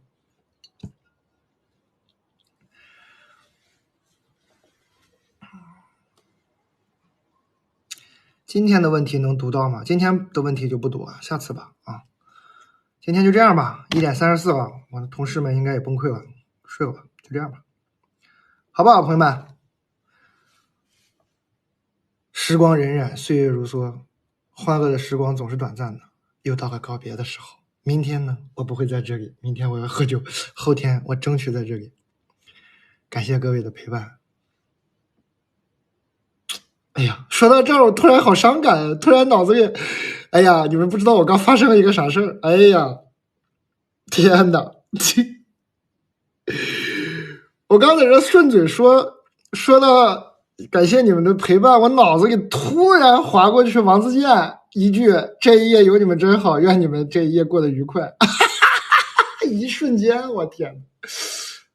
哎呦，给自己伤感住了。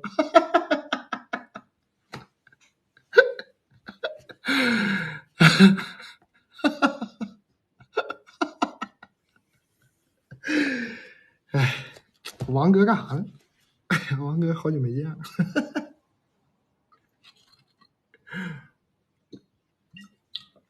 哎，大家都有光明的前途。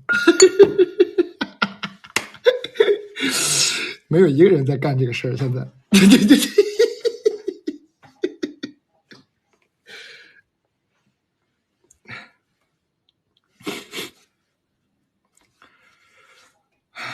拜拜了，朋友们。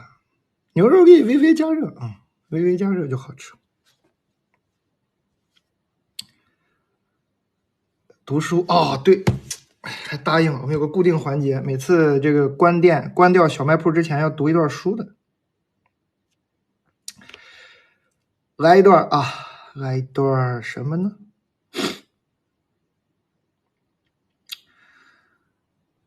哎，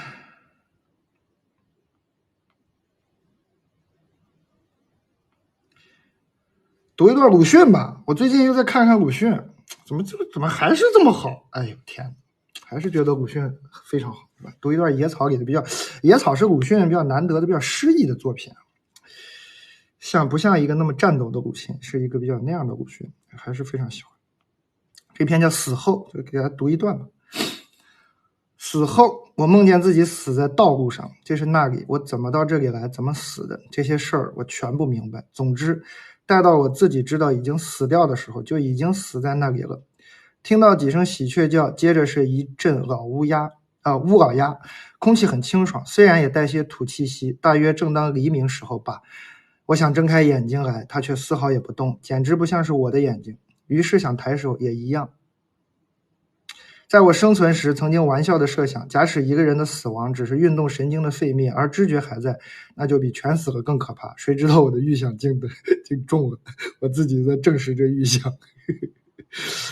哎呀，鲁迅有时候写这种伤感的东西是贼让人难受的。我看看他这个开篇比较好吧。最著名的就是鲁迅的《野草》的这个开篇是特别好的，就是每次读都觉得特别有力量，特别的动人。还是读一下他这个开篇吧，就题词这个。当我沉默着的时候，我觉得充实，我将开口，同时感到空虚。过去的生命已经死亡，我对于这死亡有大欢喜，因为我借此知道它曾经存活。死亡的生命已经朽腐，我对于这朽腐有大欢喜，因为我借此知道它还非空虚。但我坦然欣然，我将大笑，我将歌唱。哎，好厉害啊，好喜欢。有时候读鲁迅还是心情很好，是吧？好厉害，怎么这么厉害，写这么好？好吧，拜拜，朋友们！哎呦我的妈，还有3000个人不睡觉，你们都不困啊？拜拜，今天就这样了。什么玩意儿？跳完大小姐，这什么玩意儿？拜拜，朋友们！明天不播啊，明天我有事儿，咱们后天看情况，后天我尽量播啊。晚安，祝你们，哎，怎么说？这一夜有你们真好，祝你们这一夜过得愉快，过得愉快。